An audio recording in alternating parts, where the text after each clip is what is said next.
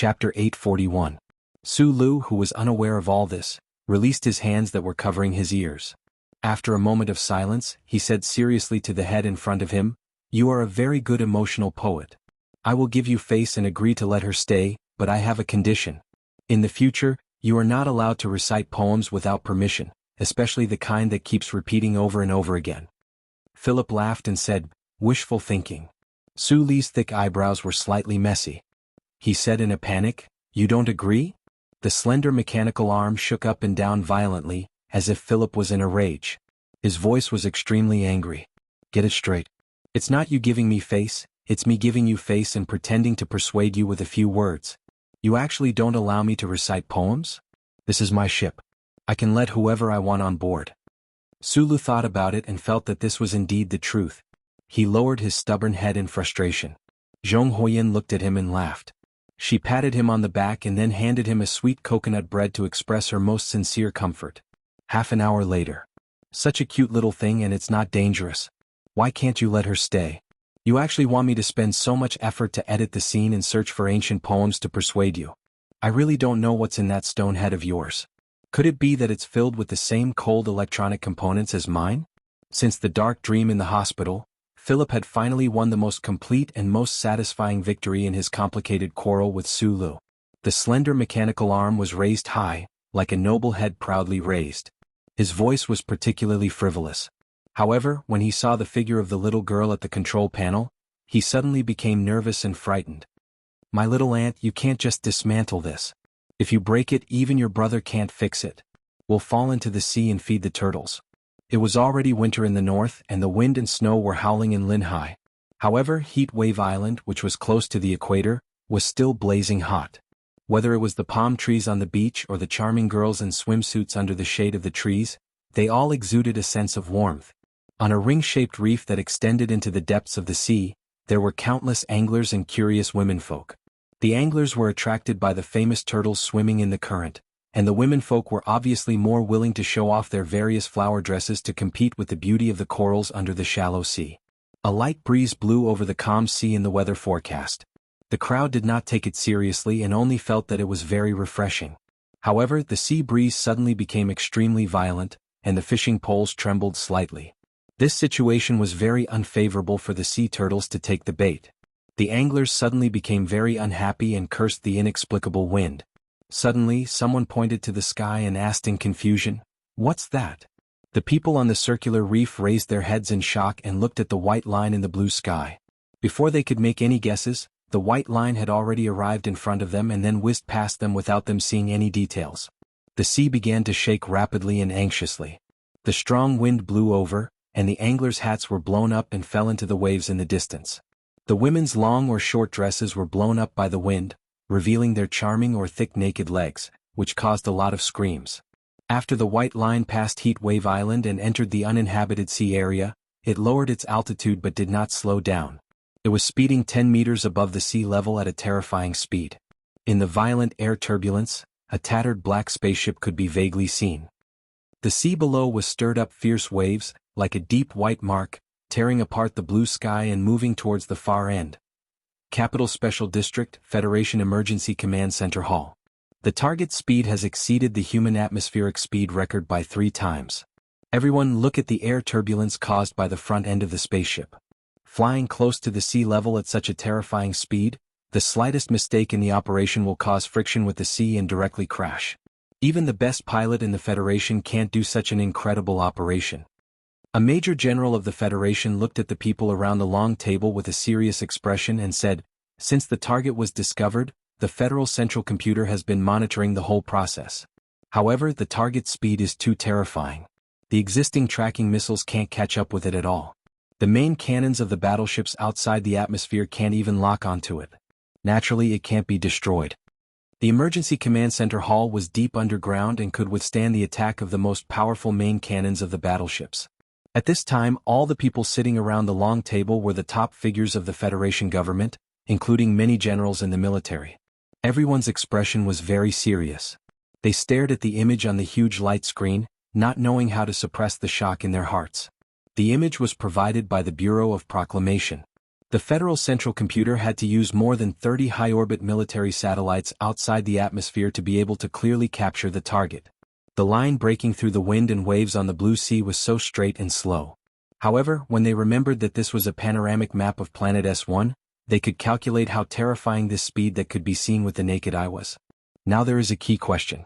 Where did this spaceship come from? Why did it save Sulu? Is this a spaceship of the Empire? The National Security Advisor said with a pale face, if this is a spaceship of the Empire coming to pick up their prince, and they can still fly on the surface of planet S1 in such a showy and humiliating manner, I think there is no need to continue this war. We should just surrender. This is not a spaceship of the Empire. After Lee Jae-do said this, he did not give any further explanation. Because of this strange spaceship, the Federation's security level was raised to level 2, which was equivalent to the Empire's troops invading the core region. However, several hours later, the entire Federation could only watch as the spaceship ran wildly along the sea, helpless. The government had already fallen into extreme chaos, and the federal military was almost crazy from the unprecedented humiliation. The Major General wiped away the sweat on his face and continued in a hoarse voice. According to the analysis results from the air particle detector, the target spaceship uses a crystal engine, and the energy conversion rate is quite high. Therefore, the troops have already given up on the battle plan of waiting for the enemy to run out of energy. After the central computer's scan, it has been confirmed that the actual space of the target spaceship is much smaller than its external shape. However, even if only 1% of the space of the target spaceship is used to store crystal ores, then it can continue to travel at this speed for 2 months in the atmosphere. If the target spaceship leaves the atmosphere, then this time will be extended to a year. An official from the Bureau of Proclamation added, and then looked at the Federation generals across the long table and said in a deep voice, in the Ivy Garden, the Bureau of Proclamation has already monitored the acceleration of the target spaceship. If the military had been able to capture the fighter at that time, they could have destroyed it instead of waiting until now. The target spaceship has already accelerated. The Federation generals' epaulets flashed with golden stars, but their expressions were abnormally dark. They did not show any angry resistance to the Bureau of Proclamation's accusation. Although they knew that this was a problem caused by the Federation's bureaucratic and slow system, as soldiers, they could only watch as that broken spaceship showed off in their own country. Then, other than silence, their only response was to destroy the spaceship. The only good news now is that, according to calculations at the target spaceship's terrifying speed, the current weapon systems are unable to effectively attack. This also means that the Federation's safety is not a problem for the time being. Speed is a problem for both sides. The Federation Major General forcefully suppressed the anger in his heart and continued in a deep voice. The Federation Investigation Director frowned in confusion and asked, I don't really understand why we can't attack when the speed is fast. Even so, the target spaceship can be attacked as long as it decelerates, and then it can accelerate and leave. Isn't that fine? The Federation Major General explained in a deep voice, the target spaceship's engine can support its acceleration or deceleration, but to decelerate at such a terrifying speed in such a short period of time, even Su Li's body won't be able to withstand such a heavy load. He will die immediately. He looked at the important figures around the long table and said in a deep voice, if the target spaceship attempts to decelerate and attack, I guarantee to the Federation on behalf of the military that we will completely destroy the target before it completes its deceleration adjustment and attacks. The heavy and oppressive atmosphere in the hall was slightly relieved by these words. The sound of chair legs rubbing against the floor and the sound of tea being sipped rang out after a long period of silence. At this moment, a deep, powerful yet somewhat tired voice suddenly came from the end of the long table. If that spaceship doesn't decelerate and attacks instead, how will the military respond? Everyone looked at the end of the long table, not understanding the meaning of these words. They thought to themselves, since the military and the Bureau of Proclamation have already determined that the target spaceship won't be able to attack at this speed, why are they still worried? If it doesn't decelerate, we won't be able to destroy it, and it won't be able to activate its weapon system to attack the Federation. But if it doesn't use its weapon system to attack, and instead just crashes over like a rock toward Parliament Hill or the President's residence, then what should we do? President Pabre, who had been silent for a long time at the end of the long table, looked at everyone and said calmly, I know the personality of the man in the spaceship very well. I believe he will dare to do this. The atmosphere in the hall that had just relaxed suddenly became tense again following the president's calm words, even more so than before. All the officials and generals present knew very well what Sulu had done in the target spaceship.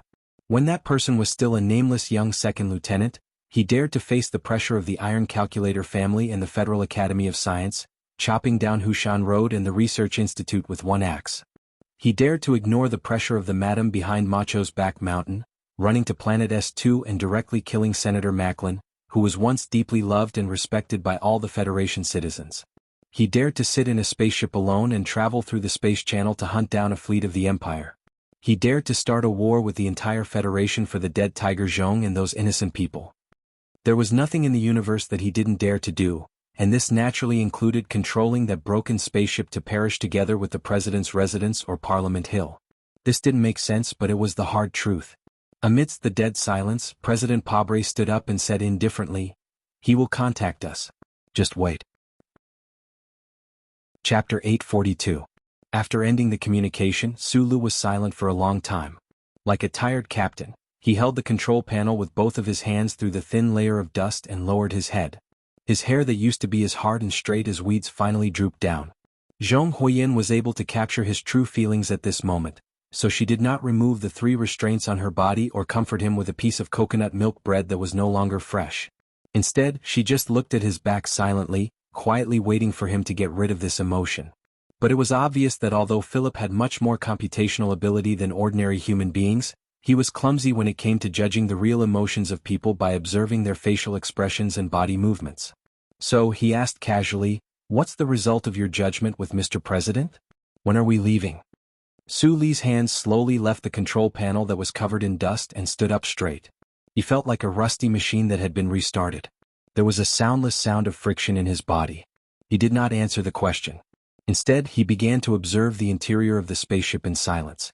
From this moment until a long time later, this spaceship would be his shelter, and his last home. Sulu was busy escaping. Only now did he have time to carefully observe the spaceship that had once rescued him from the Imperium and then crashed on the mineral planet. The 3D hologram in front of him accurately displayed all the details of this broken spaceship. The attached components that looked like metal garbage outside the spaceship, the structure of the spaceship, and the 3 systems inside the spaceship were all visible at a glance. Compared to the deformed and huge outer hull of the spaceship, the main body of the spaceship, which was wrapped in the metal garbage boxes at the core, was very small. In terms of scale, it was probably like a small table in a skyscraper in the port city. If the metal garbage boxes attached to the spaceship were made of special alloy materials, then even if the main cannon of the Federation spaceship hit them directly, it would not be able to penetrate the 700 meters of broken metal components outside the spaceship.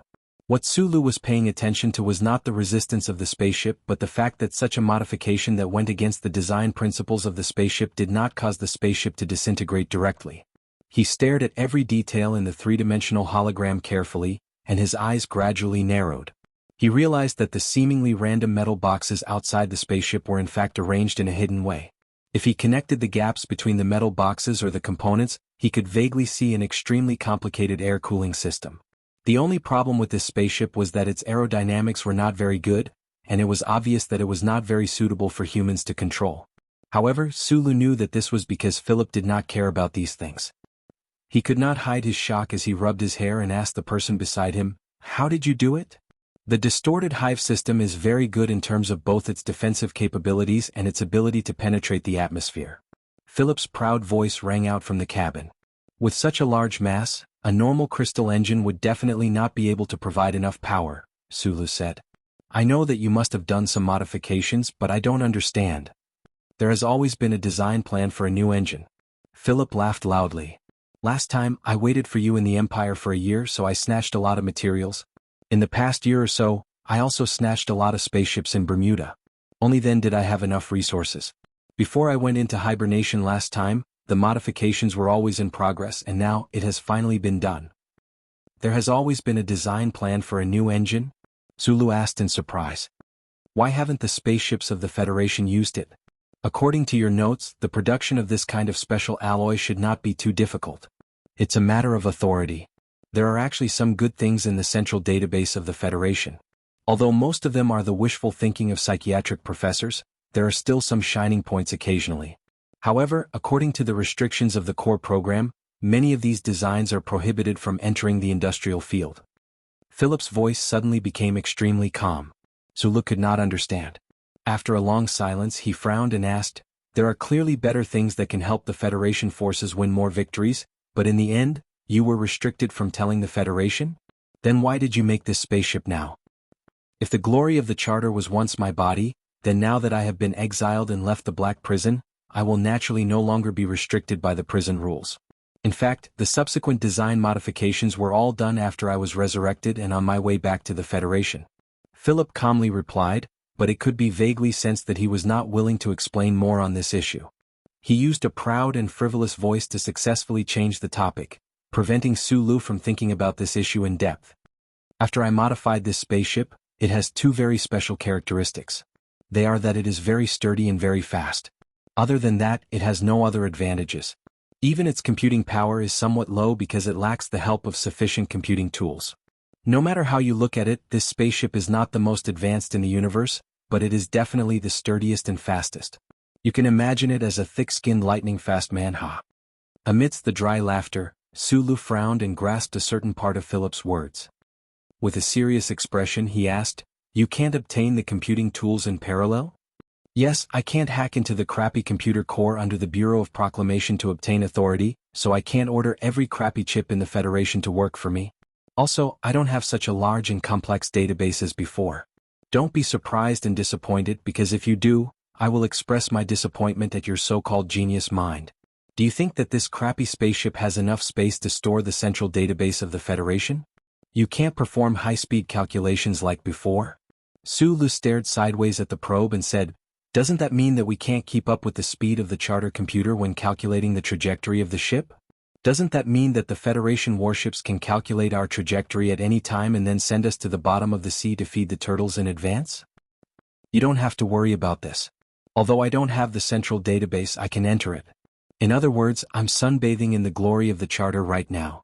When those Federation warships outside the atmosphere want to shit, I can see it immediately. Bah.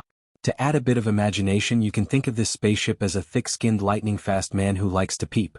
Philip said regretfully, "It's a pity that I can only perform read and write operations in the central database. Otherwise, I could at least move some important data onto the ship, such as those porn movies you like to watch the most. It's really uncomfortable to be only able to peep and not steal." Sulu subconsciously glanced at Zhong Huoyan from the corner of his eyes. After confirming that the little girl was sleepy and did not hear what the guy had said, he was relieved. He asked the probe a very important question. "Does this mean that if we leave the Federation we will no longer be able to use the central database of the Federation?" "Of course. According to my calculations, it will take at least 300,000 years to develop a quantum-to-particle communication mode that ignores the benchmark chip nodes and directly crosses the universe. But you still don't have to worry. It's like turning an online game into a standalone game. You can play more freely." Sulu could hear the sadness in Philip's tone. He patted the probe and comforted him. "I still have some of the blueprints and data you sent over in my brain. If you need them in the future, you can take them back. Those things are too little. The key problem is that you don't have a chip on the back of your neck. Even if you plant another one, I don't have enough resources. I don't dare to casually drill into your brain to play with it. So, how can I take it back? Do I have to wait for you to draw them one by one? Then I'll wait until the end of time." Hearing Philip's ridicule, Sulu waved his right hand and directly pushed the slender mechanical arm connected to the probe against the wall. In exchange, a certain guy without a body cried out in pain. At some point, Zhong Huoyan woke up. Looking at Sulu, who had returned to normal, she sweetly smiled and said, "Brother, are we leaving?" "Yes." Sulu nodded silently. "Then before we leave you have to say something, right?" An hour later. Sulu looked at the dense text on the hologram. He touched the back of his head and said in surprise, "Did I say so much just now? It doesn't feel like it's my style." "Your style? You only said 3 sentences just now. This young master is leaving. You guys be careful for this young master. Don't force this young master to come back." Inside the quiet broken spaceship, Philip's reprimanding voice echoed, "You have to be clear. These words today will definitely be recorded in the history books of humanity in the future. How can you be so irresponsible?" Sulu narrowed his eyes and glanced at the words on the hologram. He said in annoyance, "So you helped me write one? This is what Miss Zhong Huoyan and I wrote together. The meaning is still your idea. We just moistened the pen and added some additions based on what we know about your life story. What do you think of my literary talent? Don't say it's bad. As the Schiller's personal writing computer and material extraction library, my literary talent can't be bad. Su Li's straight eyebrows slightly wrinkled. He said in a low voice, "Indeed, it's similar to my idea. Then I'll have to trouble you to help me send it out." After saying this, he tapped his finger and turned off the hologram in front of him. He then pulled up the scene outside the spaceship and looked at the blue sea passing by at high speed below. He was silent for a long time. Under the indifferent monitoring of the glory of the charter, under the nervous gazes of countless big shots in the Federation, under the main cannons of dozens of light feather-class battleships, at the end of the predetermined trajectory of thousands of missiles. A huge broken black spaceship, like a ghost, no, like a thick-skinned man of lightning, sprinted across the blue sea, the green grassland, the vast snowy land, and the night sky of the land city. The black spaceship used the whistling sound of the air tearing, and the high temperature at the bow of the spaceship announced that it was not peeping. Instead, it was openly and emotionally looking down at the mountains, rivers, seas, birds, beasts, and people that it was once familiar with. It flew over Feicheng, which was not the tallest and most definitely the strangest snowy peak in the Federation. It glanced at the tomb of war god Li Pifu, left its own shadow in the quiet lake at the foot of the mountain, and fell into the eyes of the beautiful woman who was under house arrest by the lake. It flew over countless busy cargo lines in the Port City Industrial Park, glanced at the birthplace of the MXT mecha suit deep underground, and silently bid farewell to Shang Qiu, who was holding a pencil and deep in thought in the brightly lit room in the apartment building. The black spaceship turned north, quickly flew over the sky of Linhai State, and arrived at the Rose River in the snowy sky. It came to the top of the Iron Gate of Yue University, and then quietly left the female dormitory in the Plum Garden. A moment later, it flew over the Wangdu Prefectural Ming Apartments, and then entered the airspace of the Capital Special District along Route 3. It did not go to the Charter Square, did not go to the empty Parliament Hill, and did not go to the President's residence. Instead, it flew from the West Mountain compound to the back of Macho Mountain. In a hidden room in the back of Macho Mountain. The handsome and perfect Empire Master looked at the thin young man of the Federation opposite him with a smile and said seductively, "My family is from the ancestral planet, so I am not from the Empire. You don't have to have any innate resistance to me. I have a very long story to tell you about the ancestral planet and the catastrophe, and I would like to invite you to do a very meaningful job. I do have an extraordinary interest in the galaxy above my head." Tai Ziyuan smiled and raised his right index finger, pointing at the brilliant starry sky that was isolated by the cold alloy, and said indifferently, "But men have their own responsibilities, so I can't go now. After a few years, if I can take care of things properly, I welcome you to come to the Federation to find me again. Of course, as for the story of the ancestral planet and the catastrophe, I will listen very sincerely now, no matter how long it takes." Suddenly, his index finger that was pointing at the night sky trembled slightly, as if he had felt something. He suddenly looked up and was silent for a moment. Although he did not see anything, there was a relieved smile on his face.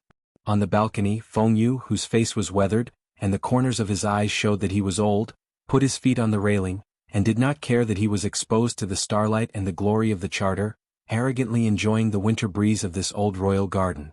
Lady Tai sat 10 meters away from him, her face as cold as the thin ice on the lake, her hands clenched tightly, as if she had no intention of talking to the professor of the past. An unsigned letter appeared on the largest civilian forum of the Federation.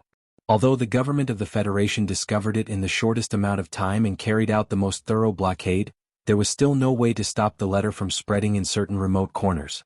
All the people of the Federation who saw the letter knew who wrote it.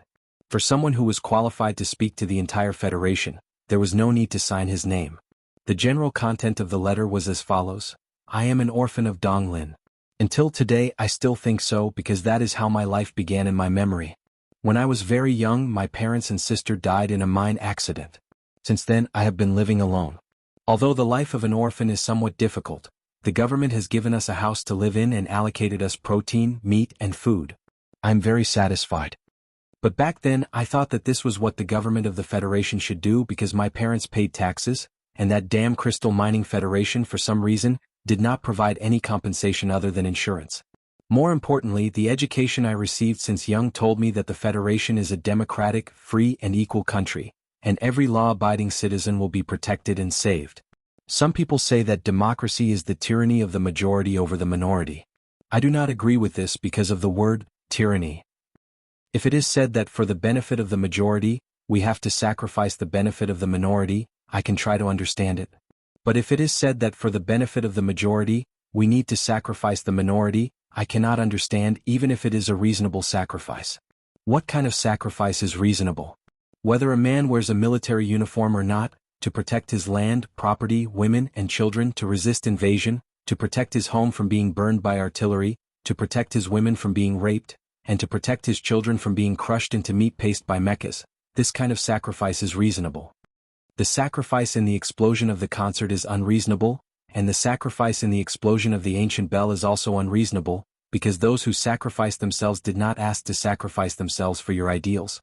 You want to pursue fairness, but it is unfair to those who died innocently. Using unfair methods to achieve fairness, is it really fair? I have never liked those big families. When I escaped from Donglin to the capital ring, I fought with them, and my friend Shi Qinghai has always been fighting with them. But at the beginning of this story, he did not even agree with the method of assassination. Why? Because he believes that this is wrong. Just like what you are doing now, using the methods of the 7 great families to deal with the 7 great families, is wrong. If you indulge in this kind of method, in the end, if you don't go crazy and destroy yourselves, you will only become the new 7 great families or the 8th ant. Next, let's talk about myself. I have been a member of the Federation for 25 years, and it seems that I will continue to live as a citizen of the Empire. I originally thought that my home was in Donglin, but now it seems that it might be planet Tianjing, but there are no memories of my childhood on that planet, so I have become a person without a home. I do not know who to fight for and why to fight. Since there is no reason to fight or sacrifice, perhaps I should leave quietly and not leave this letter to the Federation. But it is difficult for me to do so because I was born here and grew up here. My first love, my lover, my friends, my pride and sadness, my happiness and sadness, the first book I read, the first electrical appliance I fixed, the first woman I kissed, and the first comrade I fought side by side with, they are all here. This is my home and I love it very much. The Federation is my home, but I am a citizen of the Empire, so I will leave, but I will watch you with narrowed eyes in the pitch-black universe. Whether it is the government or the 7 big families, I want to see what you will turn the Federation into, and what you will turn yourself into. Do not try to hurt the people I want to protect, or else one day I will turn into a burning meteor and fall from the sky, smashing all of your palaces and power into pieces. Night has fallen, and the surroundings are silent. Thousands of lights are lit in the city, and the lighthouse is also lit. I stare at Donglin West Woods and the planet below, looking at my childhood and past. When I think about how I will no longer see the land of the Federation when I wake up tomorrow morning, I feel a little lost, but perhaps this is the turning point of my destiny. Farewell, Federation. It was unknown how many people saw this letter, and whether the ridicule, insults, and anger shown by the people of the Federation who saw this letter would become an unforgettable memory many years later, but to the people of the West Woods, this letter had another very important meaning, because they knew that their little princess had gone to a very distant place with the Empire Prince. This farewell letter to the entire Federation was only seen by the people of the West Woods, and at the end of that version there was a paragraph. I am Zhong Huoyin and I am leaving with my brother. He is not only very good and very powerful, but more accurately, he is the best and most powerful person in the world, so you don't have to worry, and I will be back in the future. As for Zhong Erlang, you better behave or I will ask my brother Su Lu to destroy you. When the fat man at the front line of the Empire, who was commanding several West Woods troops as a civilian, saw this paragraph, he flew into a rage and cursed 300 times in the most vicious profanities in a row. Zhou Yu, dressed in red, walked indifferently out of the investigation room of the Ministry of Justice, took the printed letter in the car, and silently read it for a long time. Bai Yulan walked out of the military prison, looked at the snowy sky and smiled slightly. She gently hugged her wife who came to greet her, and squatted down to gently stroke her bulging belly. Jian Shuer saw this letter, Shang Qiu saw this letter, Tai Ziyuan saw this letter, Li Xiaotong saw this letter, and everyone who should have seen this letter, including the President of the Federation. President Pabre slowly walked to the floor-to-ceiling window of the Oval Office, and silently looked at the dark night. His dark face seemed darker than the night, and said in a low voice, "Go quickly, no matter where you go, it's best that you don't come back." On a certain day in the late winter of the 72nd year of the constitutional calendar, it was snowing heavily in the capital special administrative region. Tourists and residents from afar were happily playing with their children in the snow.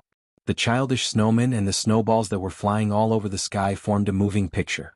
The Bureau of Proclamation building at the end of the broken road in the suburbs was also shrouded in snow. The atmosphere in the building was quite depressing and tense. All the departments were efficiently coordinating and monitoring the target, waiting for the target to leave after reaching an agreement and writing a farewell letter.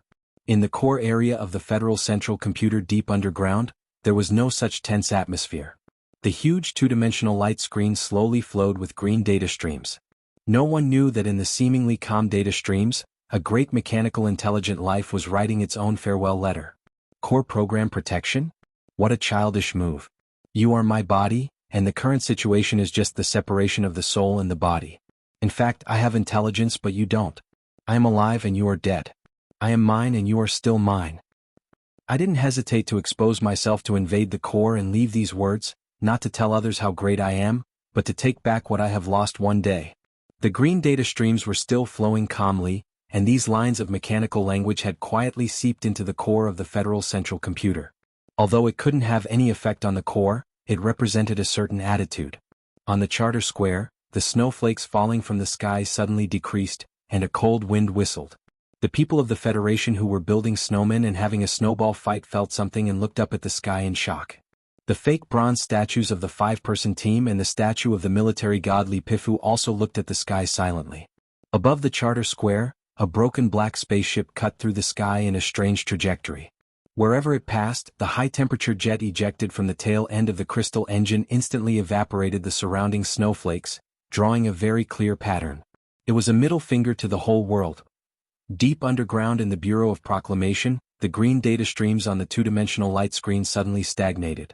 The eye that appeared for only 0.0001 seconds slowly appeared in the preface of the mechanical language. It looked up at the sky indifferently, and then disappeared in the blink of an eye, turning into 2 lines of extremely simple words. Childish. Bye-bye. This letter is wonderful, isn't it? In fact, my ancient alphabet is very good and I can write countless beautiful sonnets, but no one in the Federation is interested in these relatively simple words, so I am very lonely. Philip said proudly. I said that I don't want to hear you recite poems, and I insist that whether it is the sentimental letter or the childish arrogance and pretentiousness revealed in the final farewell posture, they are not my style. Sulu replied. Philip suddenly fell into silence and after a long time he said calmly, "This is my farewell. Don't forget this is also my hometown." Su Li's eyes passed through the edge of the old moon and looked at the beautiful blue and white planet that was getting farther and farther away. He narrowed his eyes and said, "I will be back." Zhong Huiyin, who was standing beside him, asked curiously, "Now the question is, where are we going?" "Anywhere." This is the most standard lousy answer. Chapter 844. Through the thick metal wall, one could hear the noise from the bar on the upper floor and the casino next door. Through the window, the merchants could vaguely see the forward base floating in the dark universe far away. Due to the distance, this spherical base, which was even larger than an ordinary asteroid, seemed to have turned into a blue golf ball. In order to deal with the threat of the Empire, especially the terrifying future after the other party grasped the law of the giant warp holes, the Federation government began the forward base plan decades ago. After President Pabre took office, the plan received a strong boost. The government allocated a lot of resources and money, and with the full effort of the Shell Motor Company, the base finally presented itself perfectly in front of the people. This was the space station closest to the forward operating base. It was responsible for the entertainment of the soldiers during their shifts. It had all kinds of well-equipped entertainment venues, and there was even a legal casino. On the outer corridor, many soldiers of the Federation could be seen chatting casually with glasses of wine in hand. But at this moment, in the quiet cafe, other than a few groups of officers gathered together, most of the people looked like businessmen. And when they talked, it was obvious that they had a Bermudian accent. It was an incredible scene for merchants from Bermuda to appear in the Federation military space station, which was very close to the front line, especially when not far ahead was the boundless space passage of the Night Scorpion Nebula. The appearance of these merchants here definitely had something to do with the Empire's smuggling channels. But for some reason, the Federation officers who were drinking tea in silence did not show any signs of shock. There was a saying in the Federation, "Money is everything." But the fact that the federal military tolerated the appearance of these foreigners without microchips in the military space station had little to do with this saying. The reason these Bermuda smugglers had this privilege was not only because of their connections with the big families of the Federation, but more importantly because of certain reasons, the Federation government had been tacitly allowing and even condoning this kind of smuggling all these years. Soft music floated in the quiet cafe, but the atmosphere was not very relaxed. Whether it was the Bermuda merchants waiting for the arrival of the smugglers or the silent Federation officers, their expressions were extremely solemn and depressed. The Federation officers were worried about the situation at the front line, and the merchants were worried about what kind of damage the situation at the front line would bring to their goods. The battle at the front line is getting more and more desperate. The fleets on both sides are competing with each other to clear out the enemy. In the past 3 months, the two sides have been doing business for 70 years. The result is that the Empire's detection of the warp holes is getting more and more accurate, but the loss of goods is unprecedentedly high. A curly-haired middle-aged merchant shook his head and refused the gesture of his companion to pour him a cup of coffee.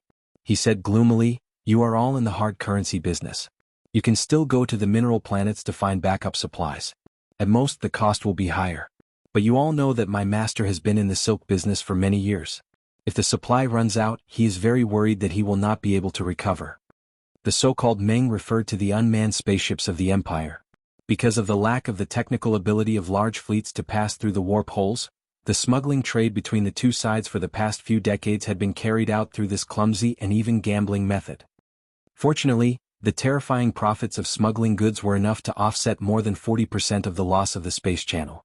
The merchants in the cafe knew each other very well. They knew which interests of Bermuda this curly-haired merchant represented. They were just small people who were pushed to the most difficult frontline work. In this Federation military space station far away from Bermuda, it was natural for them to speak more freely. Someone comforted, "Although Bermuda has never found a suitable environment for those little meat worms to live in, artificial cultivation can always be substituted. By the way, I heard that S3 has a companion star that is very suitable for planting mulberry trees. Has your master ever considered that? Raising mulberry trees in the Federation? He didn't even think about it. You also know that although our partner in the Federation has some power, if he really wanted to do such a big thing, how could HTD Bureau agree?" The curly-haired silk smuggler lit a cigarette and shook his head with a bitter smile. "Actually, it doesn't matter to me. Instead, it's the Liban star. I heard that the economy is getting worse and worse. I'm really worried that those aristocrats will destroy the mulberry trees and move back to the Tianjing star in a fit of anger. How expensive will the goods be next year and the year after?" His companion said with a gloomy expression, "The Liban star is sending us a lot of Meng and we can't get enough goods back. In addition, the royal family is promoting some kind of new lifestyle movement and is strongly suppressing the consumption of luxury goods. Those aristocrats on the Liban star will definitely leave. Not to mention next year, I dare say that the price of the next batch of goods will be doubled." People who did business were still businessmen.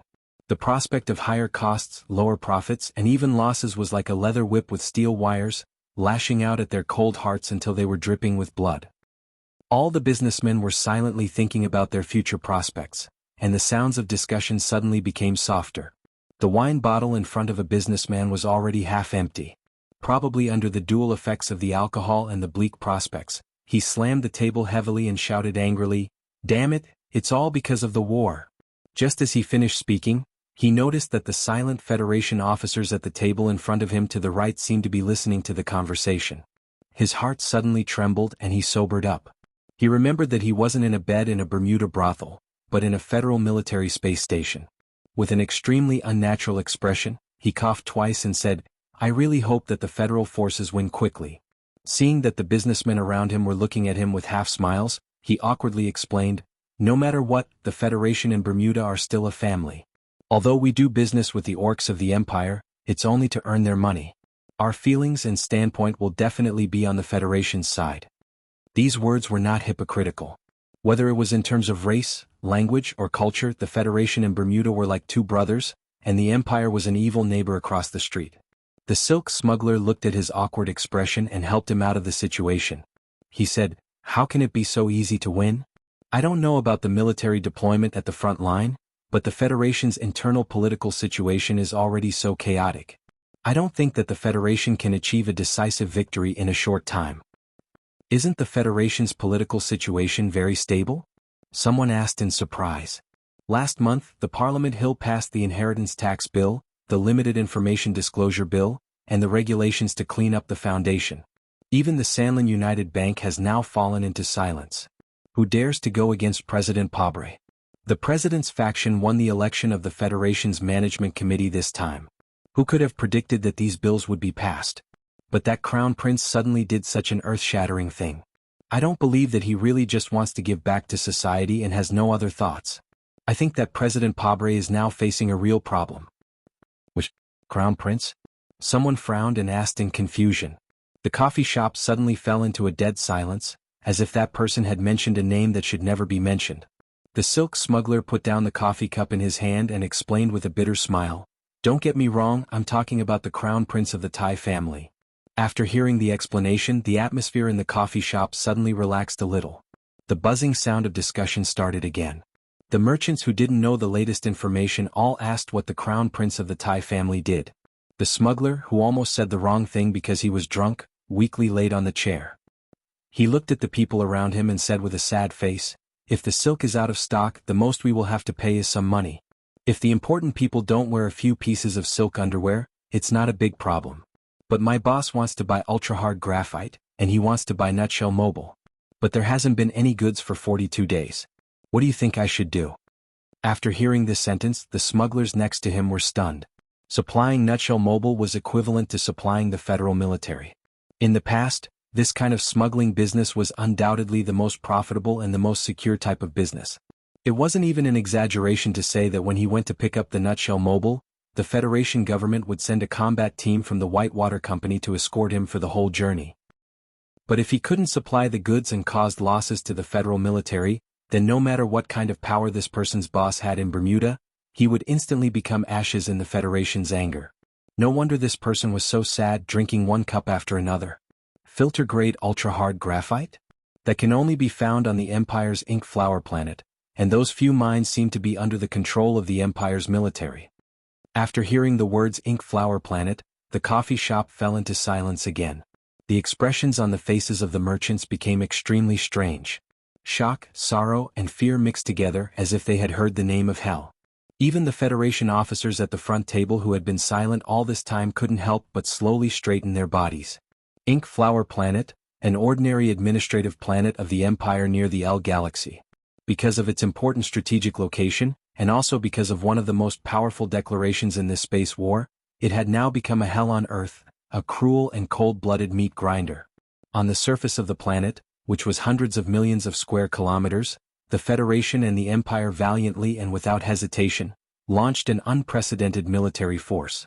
Under the cold gaze of hundreds of space battleships outside the atmosphere, millions of ground troops, hundreds of thousands of various equipment, and thousands of the latest military mechas were like two giant waves of different colors, silently and tirelessly crashing together, shattering, gathering, and then crashing together again, leaving behind countless blood-stained corpses and charred mecha remnants on the battlefield.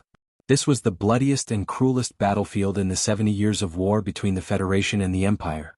There was only victory and defeat, survival and death, and there was only one way to put these words into practice, and that was to kill. The Federation needed to stabilize the jump point of the L Galaxy, and they needed to protect the crystal mining of the X Galaxy in order to obtain the final victory. The reason why the Imperial armies fought so fiercely, other than the opposite reason, was more importantly because the Empire had retreated in order to obtain strategic space.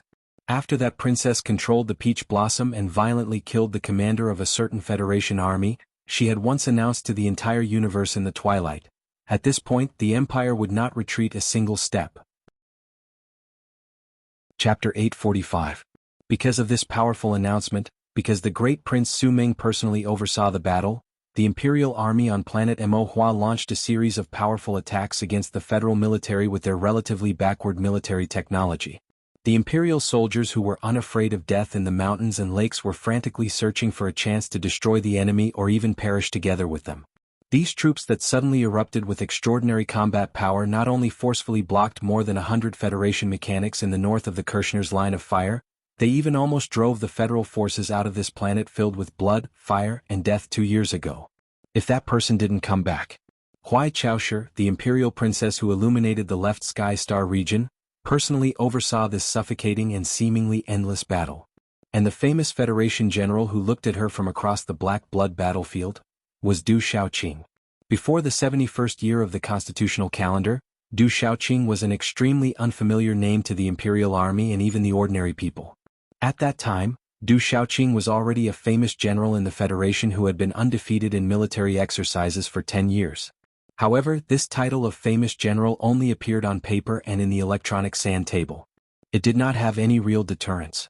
Even though he led the Iron 7th Division in the counterattack in the West Woods and fired the first shot in the encirclement and annihilation of the Imperial Expeditionary Force, and in the subsequent battles, he demonstrated his powerful commanding ability and won consecutive battles. However, because the West Woods war zone was too far away from Tianjin, he still did not arouse the Empire's real vigilance. The Imperial Army started to really value this famous Federation general in the spring of the 71st year of the constitutional calendar. That year, the Federal forces passed through the Gary Corridor and the Night Scorpion Nebula and launched an all-out attack on the left Sky Star region. The Iron 7th Division and the new 17th Division were the vanguard, and in successive battles in the Yellow Disaster Star region, the Wooden Bird Star region and the Xer Star region, the Empire's native forces suffered heavy losses. And the most terrifying and powerful unit was Du Shaoqing's Iron 7th Division. In the spring of the 72nd year of the constitutional calendar, the Iron 7th Division and other trump cards were ordered to return to the capital ring to rest and reorganize, and the Empire's frontline troops welcomed a temporary respite. However, when Du Shaoqing led the Iron 7th Division into the battlefield again, the Empire was shocked to find that they did not value this person at the beginning. It was not only because Du Shaoqing had become the commander-in-chief of the Federation's frontline enemy with the rank of lieutenant general, but it was also because in the fierce war on planet Mo, this famous general who was known for his indifference and self-discipline finally blossomed with all his brilliance in the mixed counterattack of the Empire's troops and the passionate and cold princess. Under this cold ice, countless scorching flames suddenly surged out. The command that was more precise and unpredictable than the calculations of the charter computer turned the more than 100 mechanics under Du Shaoqing's direct command into an enormous, silent, and indestructible battle machine. The mixed mecha battle, the joint coordination of the air and ground, and the bridging of the battlefield information system.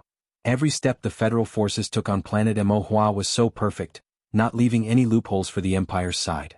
One could not help but wonder how this Federation's famous general's brain was operating to be able to support such a precise and even delicate method. After all, war was not a calculus exam. A battlefield where even the smoke and debris could change the accuracy of the main cannons was naturally not an electronic blackboard in a university classroom. If Du Shaoqing and the Federal forces under his command could only do this much, then the Empire's troops and their invincible princess would definitely not have any intention of backing down under such great pressure.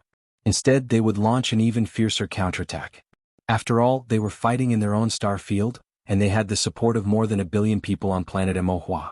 They had a relatively short supply line, and they had a lot of confidence and methods to smash this giant war machine of the Federation into pieces.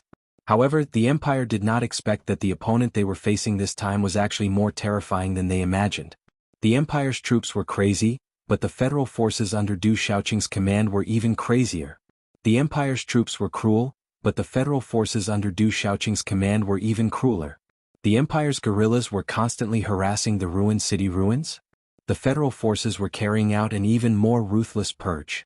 Behind the precise and perfect strategic deployment and command, Du Shaoqing, who had stepped onto the battlefield as a calm and steady autonomous robot, seemed to have turned into a cold-blooded war maniac. His methods on the battlefield were abnormally fierce and valiant, as if every Empire soldier on the battlefield was his nemesis who had killed his mother. This change began after he returned from the Federation. From that day onwards, no matter how tragic the battle was, Du Shaoqing forbade anyone from reporting the casualties of various troops to him during the duration of the battle.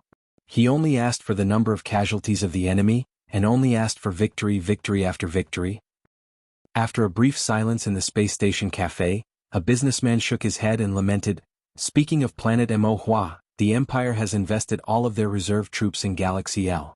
That terrifying princess personally came to the front lines 6 times in a row to supervise the battle, but she could not do anything to Commander Shaoqing.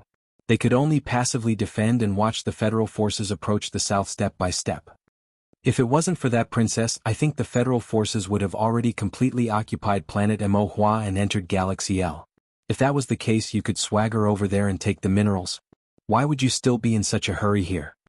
The silk smuggler smiled and said, "Just now, when we were talking about the Federation's unstable situation, I've actually been thinking, could Commander Shaoqing be so ruthless on planet Mo have something to do with this? As a staunch supporter of the president, every battle he wins on the front lines can raise Mr. President's popularity by a few percentage points." After a moment of silence, The businessmen around them all nodded in agreement. Whether it was the people of the Federation, the people of Bermuda, or even the frontline soldiers of the Federation, until this day, they were still used to calling the enemy commander-in-chief of the Federation as Commander Xiaoqing.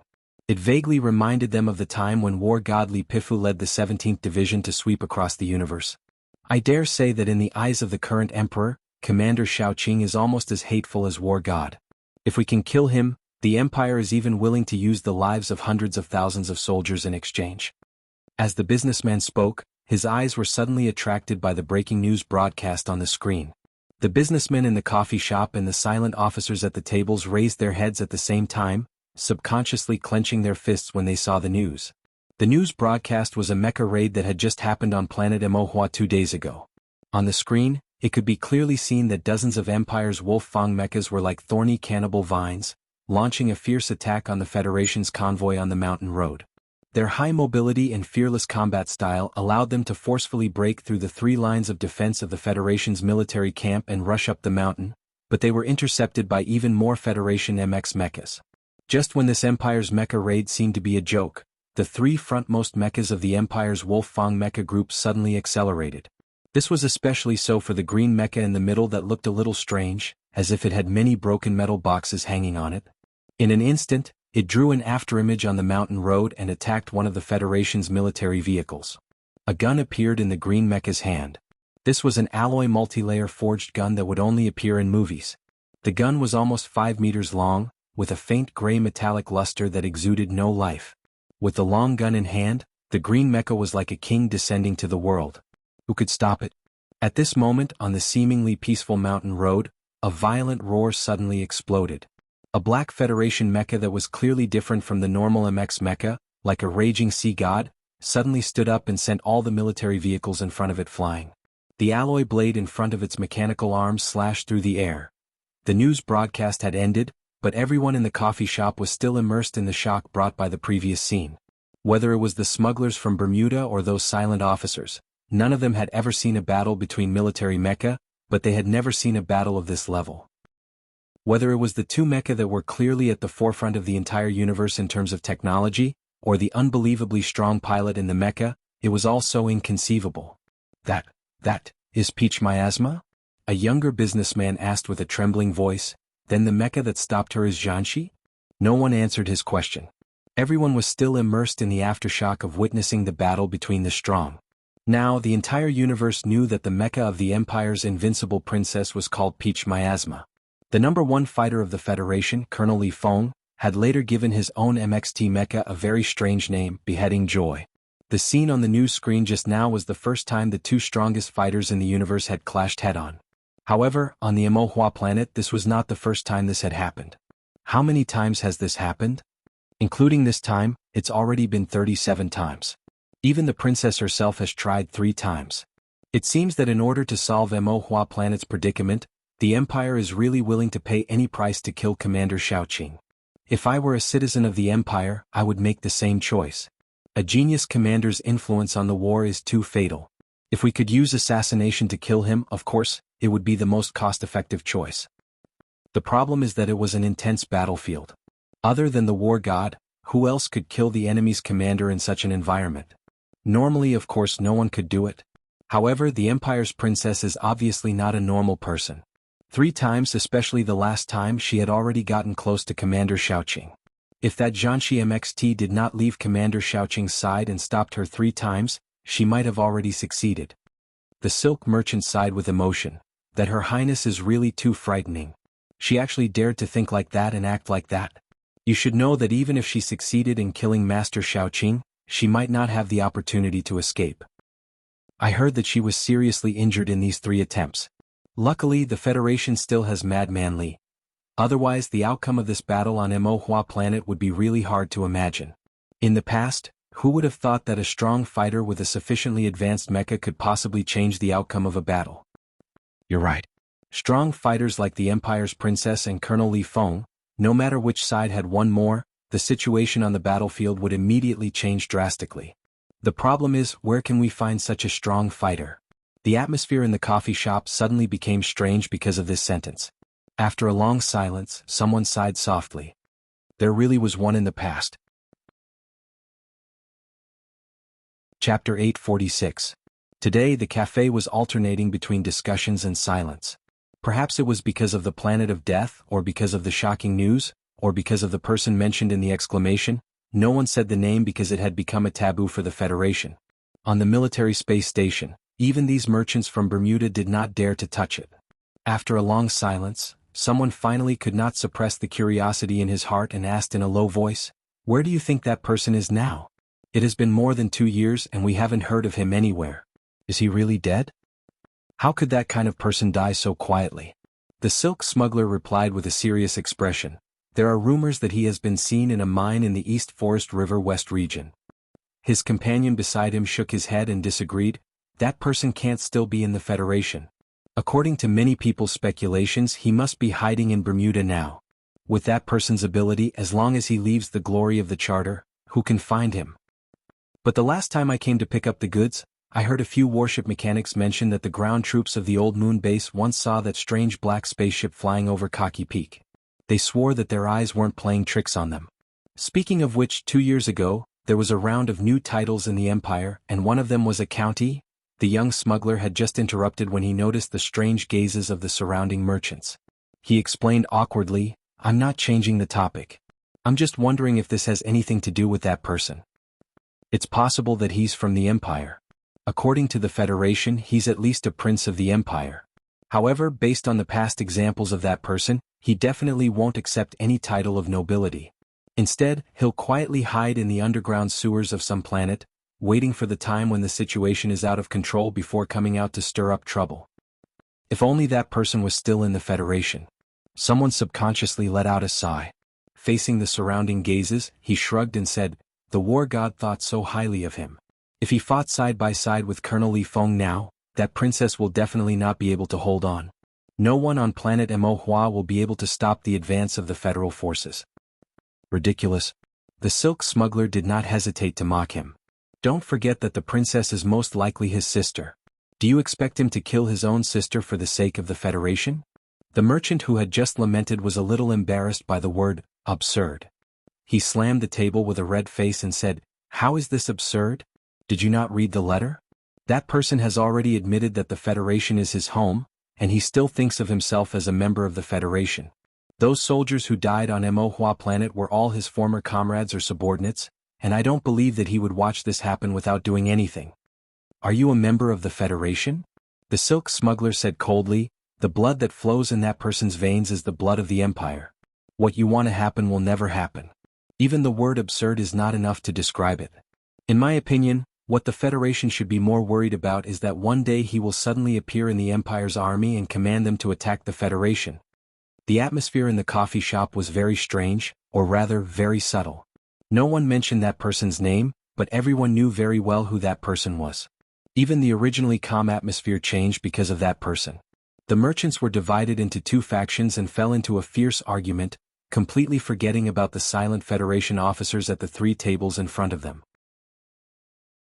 No matter how much you fools brag about him, if that person really dares to lead the Empire's army to attack the Federation, no, as long as he dares to return to the Federation, I don't think any member of the Federation will let him go, and I definitely won't mind using a bullet to end his innately evil life." A Federation officer at the table on the right stood up and turned around to look at the fiercely arguing smugglers. His expression was particularly gloomy and cold, and the words that came out of his thin lips were full of contempt. Hearing this, the expressions of the Bermuda smugglers became extremely unnatural. They humbly lowered their heads and then sat back down in their respective chairs, naturally not daring to continue the discussion on this issue. However, the coffee shop did not fall into a circular deathly silence. The sound of tables and chairs being pushed rang out from the front left, and another Federation officer stood up. Only when he stood up did everyone realize that this person was actually very tall and sturdy. His military uniform was actually somewhat deformed by his developed muscles, and coupled with his extremely short hair, he was filled with a kind of valiant and speechless feeling. This sturdy officer slowly turned around and looked at the previous Federation officer with narrowed eyes. He suddenly opened his mouth and said, "There is no life that is innately evil." The previous Federation officer who spoke with contempt and coldness was about 30 years old, but the epaulets on his shoulders indicated that he was already a major. Such a young major, if he didn't have a great background, then he had accomplished countless feats on the front lines. Only the accumulated confidence could support his evaluation. However, when he looked at the tall and sturdy officer in front of him, he couldn't maintain his cold and indifferent appearance. With a pa sound, he saluted, but the expression between his brows was great disapproval. Even if you are a lieutenant colonel, you still can't casually question my subordinate's evaluation. Another Federation lieutenant colonel at the table on the left stood up, looked at the tall and sturdy other and said coldly, "As a Federation officer, could it be that you still want to stand up for an Empire citizen?" The tall and sturdy Federation lieutenant colonel was silent for a moment, and then said, "New 17th Division, Xiong Linquan." Hearing this name, the expression of the Federation lieutenant colonel suddenly became serious. He slowly put on his military cap, raised his chin slightly and said seriously, "Iron 7th Division Murongku. New 17th Division, Iron 7th Division Xiong Linquan Murongku." These self-introduction words were like sharp swords, spewing out from the eyes of the two Federation lieutenant colonels standing opposite each other. They cut the air in the coffee shop with a dense chill, and the temperature suddenly rose several degrees. In the distance, the Bermuda smugglers looked at each other, and some of the more cautious and timid people already began to prepare to leave. Iron 7th Division's Defense Battalion Commander Murongku said calmly, "I'm here to pick up the new recruits. You know that our division has suffered too many losses." Xiong Linquan fastened the collar around his neck and said coldly, "Similarly, our division's casualty rate is not lower than yours. The heavy casualty rate should have been sad, dejected, or at least low, but in the words of these two people, there was an unquestionable sense of pride. It was not that they were numb to the loss of their comrades, but that it represented how badly their respective troops fought on planet Mohua, and how powerful they were. It was just like how the real military medal of a soldier was the scars on their body. "Lieutenant Colonel Xiong, do you have any objections to what my adjutant said just now?" Murongku stared at his face and asked, "Just now I said that I would stand up for an Empire citizen, and it seems that I was wrong. But I don't understand. Do you feel proud that an Empire citizen has appeared in the new 17th Division and your 7th Division? If that guy dares to appear on the battlefield as an Empire citizen in the future, I will be the first to shoot. Even if he has to be killed, it can only be us. And before that, I will not allow anyone to speak ill of him in front of me, especially such a ridiculous sentence. Could it be that your adjutant hasn't been weaned yet?" Because of this question that was full of sarcasm, the sound of tables and chairs being pushed away rang out loudly. The soldiers of the Federation around the table suddenly stood up and stared at each other warily.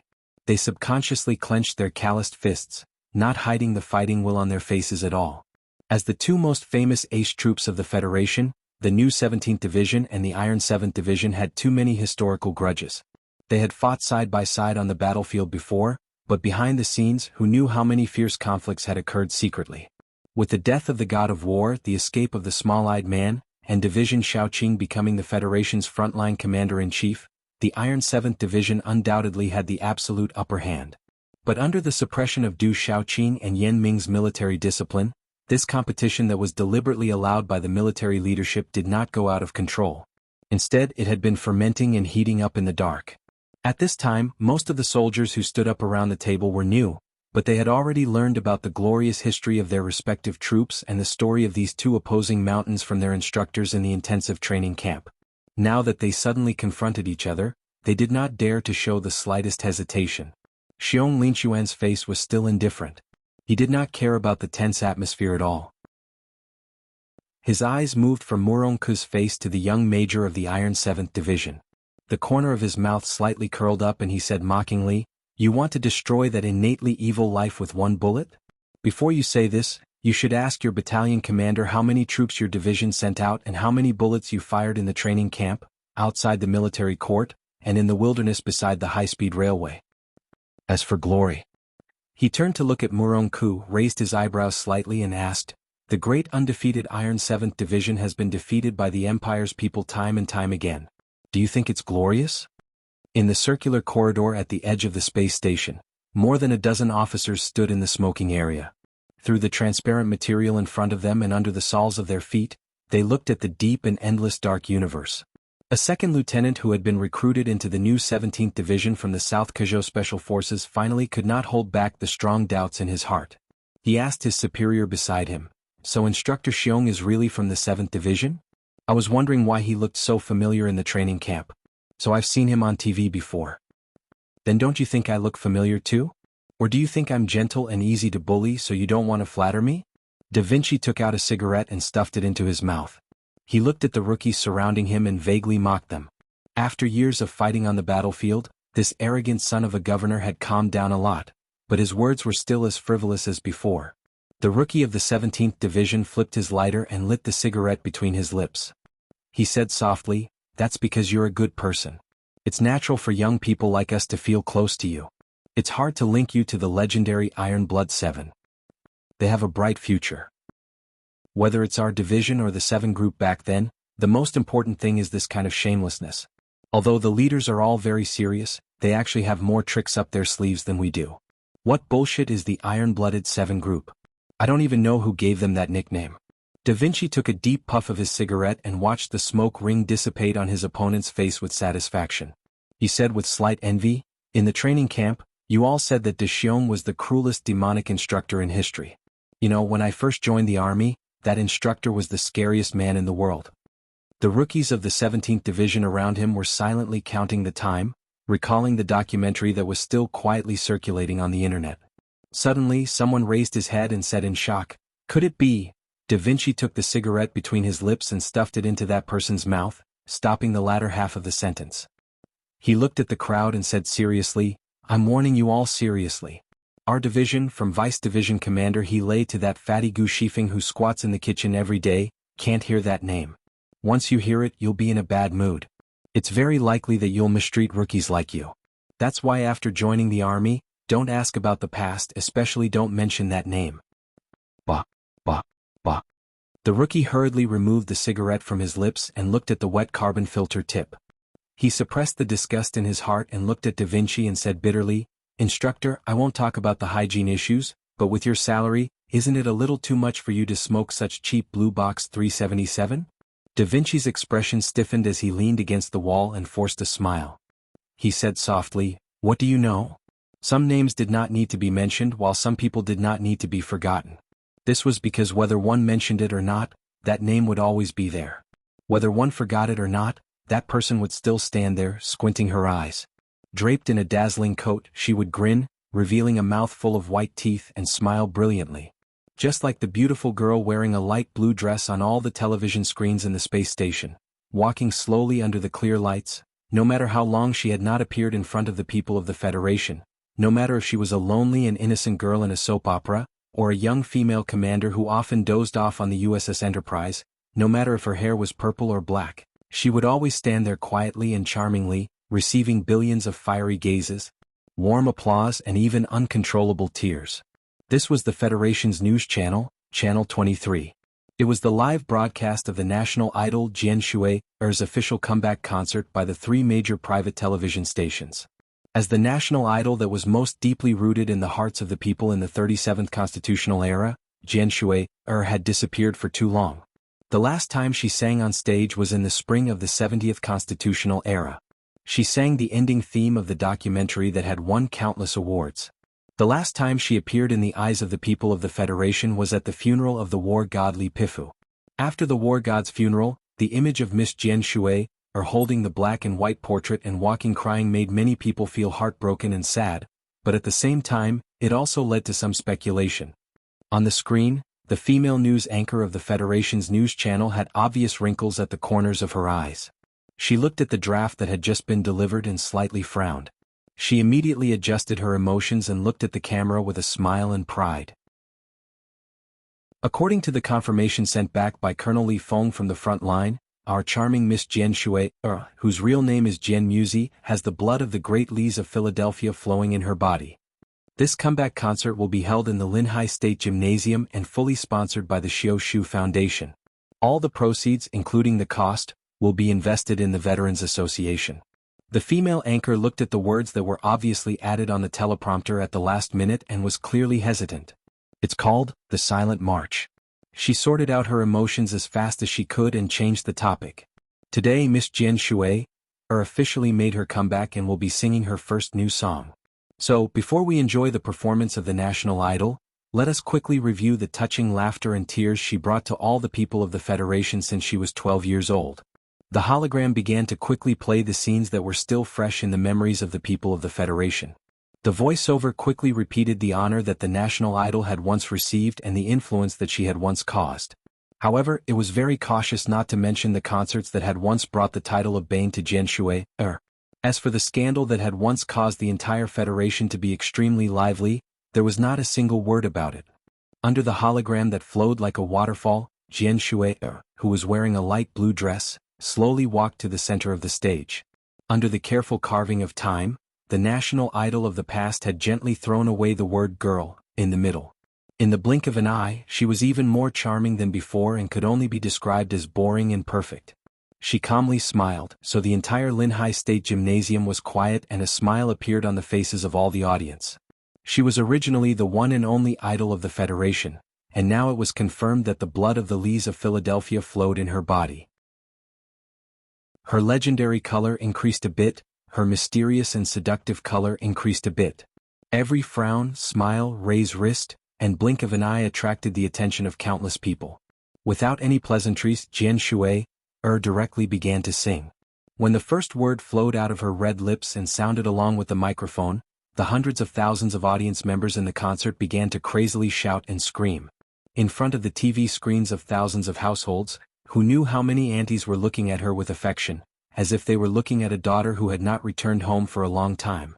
Who knew how many uncles were hugging an old pillow with her face printed on it and crying, as if they had seen their daughter finally being taken away by a miserable young man with a face full of acne. Although time was not necessarily an evil butcher's knife, it could really change a lot. The song echoed in the Federation. Before you left, the old man said goodbye to us in advance. That black coffin floated above the sea of people. Crying, I held his photo and walked alone in front of the crowd.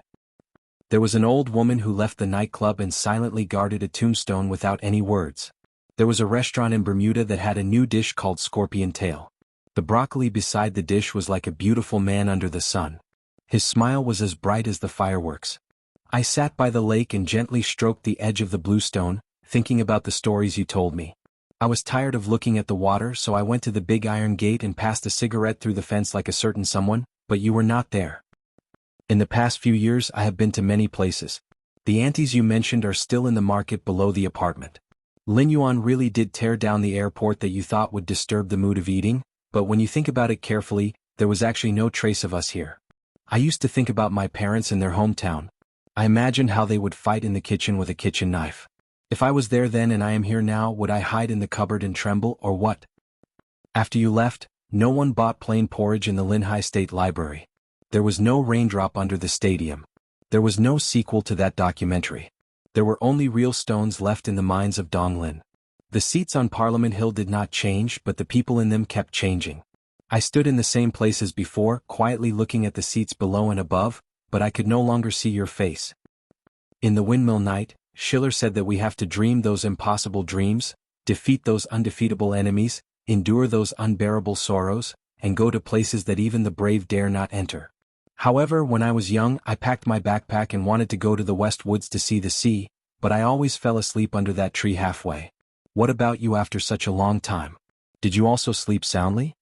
In the spring of the 75th year of the constitutional era, at Jian Shui's comeback concert, accompanied by a light screen that resembled flowing water, accompanied by a simple and crisp string accompaniment, this song named Fleeting Years appeared on the federal television light screen for the first and last time. The song's melody was simple and clear. The female voice was basically dissociated from the arrangement of the song, only using it as background music. She used a plain and simple tone to tell a certain person or everyone a story and memories related to the story. Many people at the concert and in front of the TV understood the long lyrics, or at least understood some of the hidden meanings that were not deliberately made obscure. They fell into silence and complicated emotions. The Federation's news channel urgently cut off the live broadcast of the comeback concert. No matter how high the viewership was, no matter how high the national idol's military background was, the big shots would definitely not allow the situation to continue. In the distant military space station, Xiong Linquan's angry roar suddenly rang out. Change the channel. The TV screen above people's heads changed from the news channel to channel 23, until it changed to a private TV station. Only the last scene of the concert could be seen. Jian Shuer vaguely announced that she supported the silent march of a certain district's 2 councilmen surnamed Tai.in the 75th year of the constitutional calendar. It was the 728th year of the imperial White Hibiscus dynasty's imperial calendar. The left sky starfield's unremarkable second-class administrative planet, the Liban star, was in the bright spring. From the flat field to the foot of the yellow rock, the mulberry trees swayed and rustled in the warm wind. The white fog that filled the sky of Pine Cone Ridge shyly retreated under the sun, revealing the true appearance of the scene. Different from this peaceful and beautiful scenery, on the deep and dark mulberry forest road at the foot of the mountain, a man and woman in tattered clothes were dragging a 5 or 6-year-old girl, fleeing in fear and pain. The straw sandals on the man and woman's feet had long been lost. Blood seeped out between their muddy fingernails and their speed was very slow. The wind blew the mulberry leaves and a girl in white walked out of the forest. The girl was about 14 or 15 years old. She was young and beautiful, with a faint pride and indifference between her eyebrows. She was unusually calm, and her light chestnut straight hair hung down to her waist like silk satin, without a trace of mess. She looked at the frightened family and suddenly smiled, like a spring flower that had just bloomed gently, and asked, "Runaway slaves? Do you need help?" Chapter 847. In the war between the Federation and the Empire, the most important and probably the only bargaining chip that the latter could place on the negotiation table was its huge population base and the terrifying explosive power that could be produced under the cruel and brutal rule of the imperial family. Of course, the premise of this sentence was that the warring parties were willing to sit on both sides of the negotiation table. The empire that ruled the entire left Sky Star region had a population of 90 billion, not to mention the countless private slaves and runaways that were not registered. Corresponding to the huge population, the social class segregation and the gap between the rich and the poor had reached a level that the Federation could not imagine.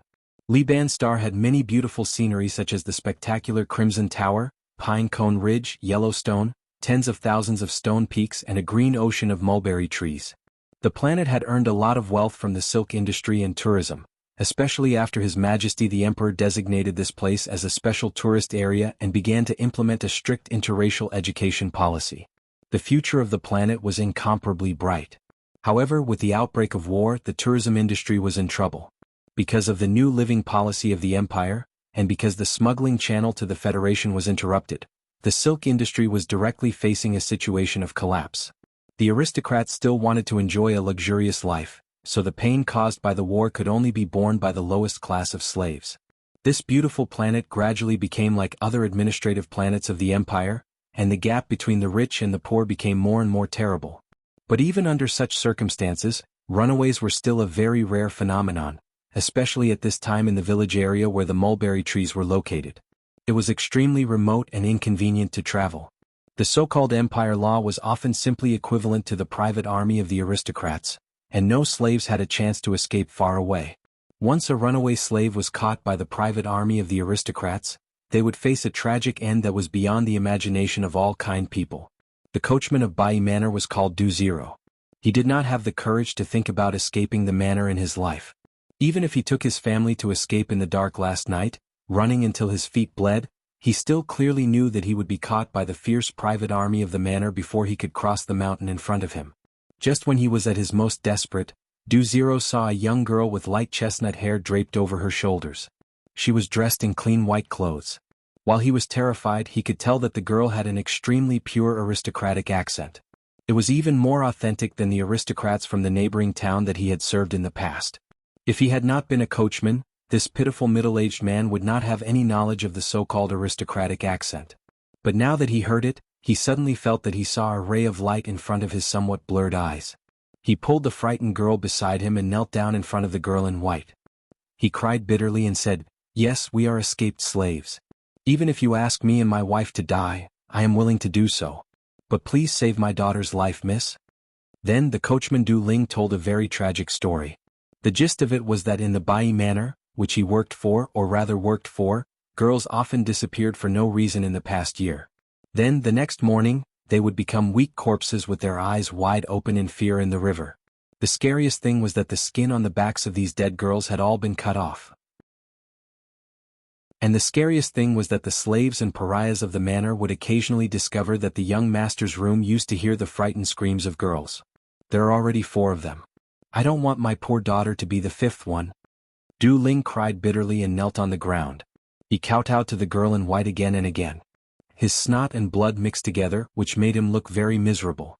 The expression of the white-clothed girl, who still had an innocent look on her face, didn't change after listening to his narration. Only her beautiful hazel eyes slightly shrank. She had heard too many similar tragic stories in the Empire, but today the coachman's narration was undoubtedly the most impactful one. She pulled her light chestnut straight hair to the back of her head, took out the white handkerchief on her wrist and tied it tightly. Her movement was neat and tidy. She said to the family of 3 kneeling in front of her, "You go to Whirlpool Town and hide, for at least 6 days. Be careful and you should be fine." After saying that, she walked along the rugged dirt road to the depths of the quiet mulberry forest. From the other end of the dirt road came the sound of wheels rolling on the road, mixed with vulgar curses. Coachman Du Ling looked at the girl's back and shouted in panic, "It's dangerous over there. Those guys can't recognize that you are a noble lady." But it was too late. The private soldiers of Bai Manor who were in charge of hunting down the escaped slaves appeared in front of them in an old diesel car. These noble private soldiers, who were known for their cruelty, were obviously prepared to torture their target all the way back. "Oh, what a beautiful girl." A bearded private soldier looked at the girl in white in front of the car and screamed excitedly. However, the girl in white did not want to let this story, which had been repeated countless times in history, repeat itself. She directly interrupted his words. Her light chestnut straight hair, which was simply tied into a ponytail, swayed in the wind of the mulberry forest. A small caliber pistol appeared in her hand out of nowhere. The gun barrel flashed, and the bullet tore through the air at high speed and accurately hit the private soldier's right shoulder. Puff puff puff puff. Muffled gunshots rang out continuously. The private soldiers of the noble manor were shot one after another. They rolled off the diesel car and painfully rolled on the wet muddy road. Because of the need for governance, the Empire's gun control was even stricter than that of the Federation. Apart from a small number of noble private soldiers who were officially included in the military establishment, it was strictly prohibited to arm themselves with guns anywhere. This group of arrogant private soldiers saw this slave chase as a relaxing and joyful job as a spring outing. Before they set off, they did not think to apply for guns at all. They also did not expect that they would meet a young girl who could shoot continuously without batting an eyelid and with unbelievable accuracy. The girl in white moved her gaze from the smoking gun barrel to the wounded private soldiers on the ground. She did not have a trace of sympathy or fear.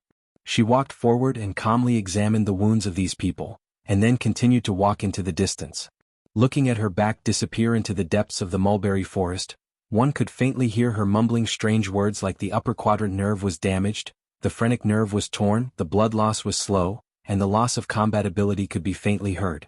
It gave one the feeling that she was reciting the answers to an exam. The family of the escaped slaves who were hiding in the mulberry trees by the roadside gradually reacted. Coachman Du Ling looked at the empty depths of the mulberry forest in disbelief. Looking at the burly men who had fainted from the pain, he could not help but rub his eyes, unable to believe what he had seen. Yellowstone belonged to Her Majesty and the noble tourists of Tianjing Planet. The mulberry field at the foot of the mountain and everyone who lived there belonged to them. This was the understanding of the noble young master of Bai Manor, Luo Kan, and countless generations of his ancestors.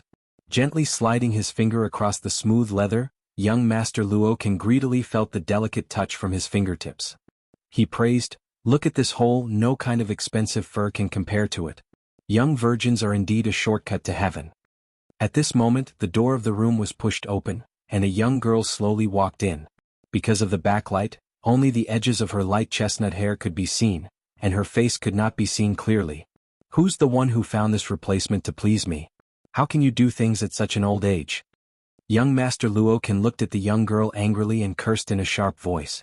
However, as the young girl's beautiful face appeared under the light, his voice paused slightly, and he sighed in satisfaction. "What a pair of mysterious eyes. You're really like a cat. Although you're a little older, you're very beautiful. I like you very much." The young girl who walked in front of him was indeed as obedient and quiet as a cat.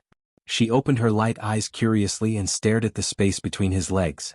Young Master Luo Kan smiled obscenely and spread his legs so that she could see more clearly. However, he did not know that when a cat looked at something seriously with this kind of gaze, it was usually a precursor to launching an attack. With a puff, the sharp knife in the young girl's hand slowly pierced into his lower abdomen. Her white little hand slightly exerted force, and the knife slightly trembled and twisted in the young master's abdomen. She drew a clumsy circle and carelessly cut off the disgusting thing, as if she was cutting garbage. The young girl seriously moved her hands. Under the dim light, the neat bangs on her forehead gently swayed. No matter how sharp the knife was, the process of slowly and clumsily cutting skin, fat, muscle, and nerves would be the most terrible and painful process in the world. Young Master Luo Kan's face was pale. He lowered his head to look at the spurting blood, and then raised his head to look at the young girl who had already jumped very far away. His lips slightly trembled as if he wanted to say something, but in the end, only the most miserable scream could be heard. He did not faint, but the pain was too much for him to faint. When the mournful howls entered his ears, he could no longer feel the so-called joy and happiness.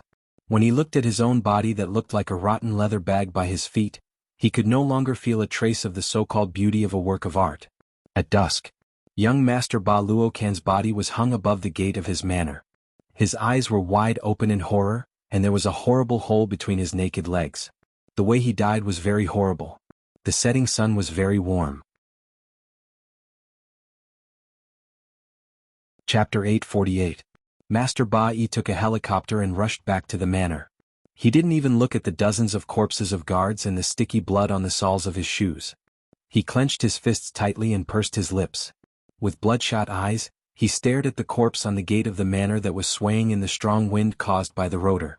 Under the starlight, the pale body that had died in an extremely wretched manner with his legs dug out was his son. In the shortest amount of time possible, this old noble had roughly understood what had happened in the past 2 days from the housekeeper. Because of his almost insane anger, his old body that had been drained by wine and women began to tremble uncontrollably. His lips were also trembling, as if he was muttering an incomparably venomous curse. The empire's slave law that was revised 40 years ago prohibited any noble from killing slaves. However, slaves were the private property of the nobles. Even if they were killed, the nobles would only have to pay compensation and a fine. At most, they would receive some light criminal punishment. Therefore, in the eyes of the nobles, whether it was the escaped slaves or the young daughters of the lowly commoners, they were no different from animals. The cruel rule would inevitably lead to fierce resistance. The rebellions of the slaves and lowly commoners rose and fell one after another. A few years ago, the courage of all the planets finally disappeared after the elite troops led by Butcher Cotton personally beheaded more than 10 million people. After that, even though Duke Carlton was assassinated and a rebellion broke out in Tianjin planet, no one dared to go against this deformed system. It was hard to imagine that such a noble young master with a noble title would end up in such a pitiful state. Find the culprit and tear her into pieces. But before that, I want all of the lowly commoners in this manor to be buried with my son. Master Ba Yi's face was extremely pale, and his eyes were bloodshot. He looked like a demon king in a fairy tale. His voice was trembling and crazy. The death of his only son had destroyed most of his rationality.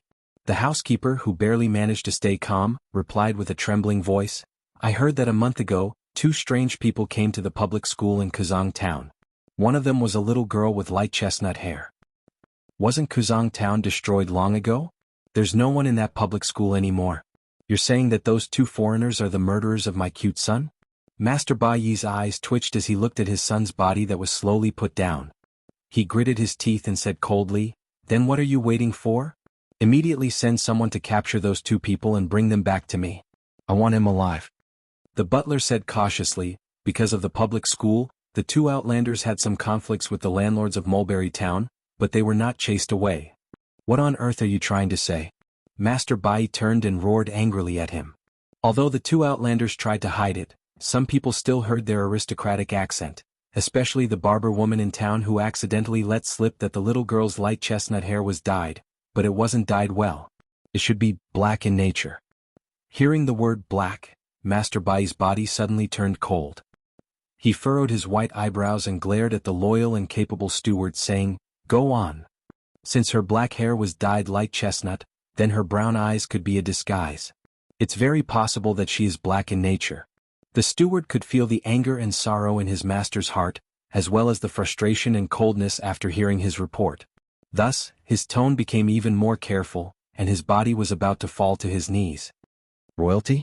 Master Bai's eyes flashed with a hint of panic and anger. he roared in a low voice. How could the noble royalty stay in a godforsaken place like Kazang Town? The rebellion of the Tianjing royalty happened a long time ago.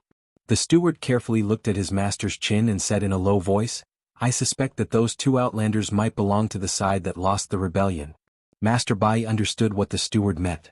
If those two outlanders who stayed in Kazang Town's public school for a month were really royalty, then even if they were remnants of the rebellion, they were still important figures that he could only look up to and never approach. If it was really them who killed his son, he could only swallow this bitter water. He couldn't even let the lowly people in this manner be buried with his son, because those eccentric black-haired royalty might think that this was some kind of provocation. But that's my son. Master Bai helplessly held his forehead and looked at the pale, cold body that had been moved to his feet. Looking at the terrifying bloody hole between his legs, he howled in anger and pain. My most beloved son loved to write poems and sculptures. Even if they were royalty, how could they bear to hurt such a delicate, sensitive and cute life? Hearing this, the steward's face twitched uncontrollably. Fortunately, his master didn't see it. He lowered his head and humbly suggested, Master, if those two outlanders are really remnants of the rebellion, we can't deal with them, but there are definitely people who are willing to destroy them. As for the lowly people in this manner, as long as those two outlanders die, your anger can burn them to ashes at any time and let the young master rest in peace. Understood. Master Bai's right hand trembled slightly. Looking at the miserable corpse at his feet, he laughed hysterically and said loudly, Intelligence Bureau. Inform the Intelligence Bureau immediately. The Mulberry Sea at the foot of Huangshiji was the most remote and backward region of Libin, and Quang Town was the most remote settlement in this region. The hard work of the lowly slaves in the mulberry fields was only enough to support a noble like Master Bai. Around Quang Town, which was endlessly bleak due to the economic decline, there were only a few landlords who couldn't even afford to buy a helicopter. The more backward a place was, the more severe the oppression was, and the harder the life of the lower-class people was. Whether it was the Federation or the Empire, Donglin or Libin, human society could not escape this rule. It was the same around Quang Town. The few landlords who had a small number of private soldiers used the whip in their hands and the laws of the Empire to harshly exploit their workers and slaves, unceremoniously shifting the consequences of the decline of the silk industry onto those poor people. On a certain day in early spring, two people who clearly came from other places walked into Quang Town's public school. Because there were no teachers and the funding for education had been withheld, this public school had been abandoned for many years, leaving only a few dilapidated rooms. However, the two foreigners somehow obtained several hundred books, and then on that beautiful spring afternoon, they announced to everyone around the town that the public school would once again begin to enroll students. From that day on, the situation around Quang Town underwent a fundamental change. The crude landlords no longer dared to casually whip their slaves and workers, or at least they didn't dare to proudly and publicly punish them. As for those child laborers who in their eyes could climb trees like monkeys for the first time, they had the courage to refuse their master's orders. Instead, they picked up their worn-out school bags and walked into the school. There were many reasons for this change. Apart from the fact that the young female teacher with chestnut-colored hair was able to completely and fluently recite His Majesty's education policy to the less educated landlords, her fluent noble accent was also the most important reason. Of course, the most important reason was the tragic experience that happened in the middle of the night that the landlords never wanted to recall. There was a quiet path in the mulberry forest, and at the end of the path was a dilapidated school. This was Quang Town's public school, which gave the ignorant young boys and girls a rare sense of hope and warmth. Countless years of strict class segregation meant that this public school, which was established in response to His Majesty's education reforms, did not have any children of nobility. What was even more troublesome was that teachers with sufficient knowledge were often of noble status. They were simply unwilling to teach these lowly commoners or even slaves. As for the few commoners who had received a complete education, because they yearned for the beautiful life of nobility or even Tianjing planet, they did not place their proud and arrogant sights on these remote and mountainous schools. A school without teachers was like a palace without an emperor, a home without a mistress. It could only decline and wither day by day. Thus, in these few years, Quang Town's public school had become a pile of ruins even earlier than this town, until the appearance of a young female teacher with chestnut-colored hair. The wind rustled through the dense branches of the mulberry forest. In the faraway mulberry field, silkworms were chewing on mulberry leaves, making rustling sounds. In the dilapidated public school classroom, the young female teacher's slightly hoarse voice rang out. When the commoners who were playing ball on the field heard her shout, they immediately ran into the classroom and sat behind their desks.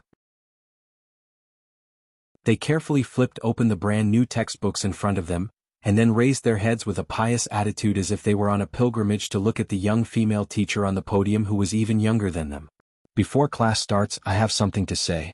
In the future, don't come running to me to ask me questions about the laws of the three-body system just because you read a science fiction novel in the library. The young female teacher was wearing very ordinary clothes today with anti-friction sleeves. She looked at the students below and shrugged cutely.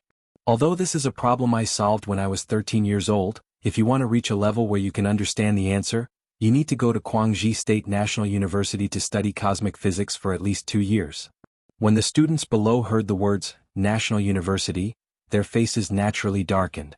Being able to sit in class like the children of nobility instead of climbing up and down the mulberry tree every day was already the best life they could imagine. Going to Guangxi State's National University to study was something they did not even dare to think about. Only with ideas can there be action. Only with action can there be a possibility of success. The young female teacher neatly tied her chestnut-colored hair to the back of her head, picked up a piece of chalk, and wrote a line of beautiful imperial characters on the blackboard. She crossed her arms and looked at it with satisfaction. Then she turned her head and said to the students, "This sentence was said by someone. Although I hate that person who is neither male nor female, I have to admit that this sentence is very correct." The students below tried very hard to distinguish the words that were still not friendly enough to them. A boy beat them to it. If humans have no ideals, then what is the difference between them and salted fish?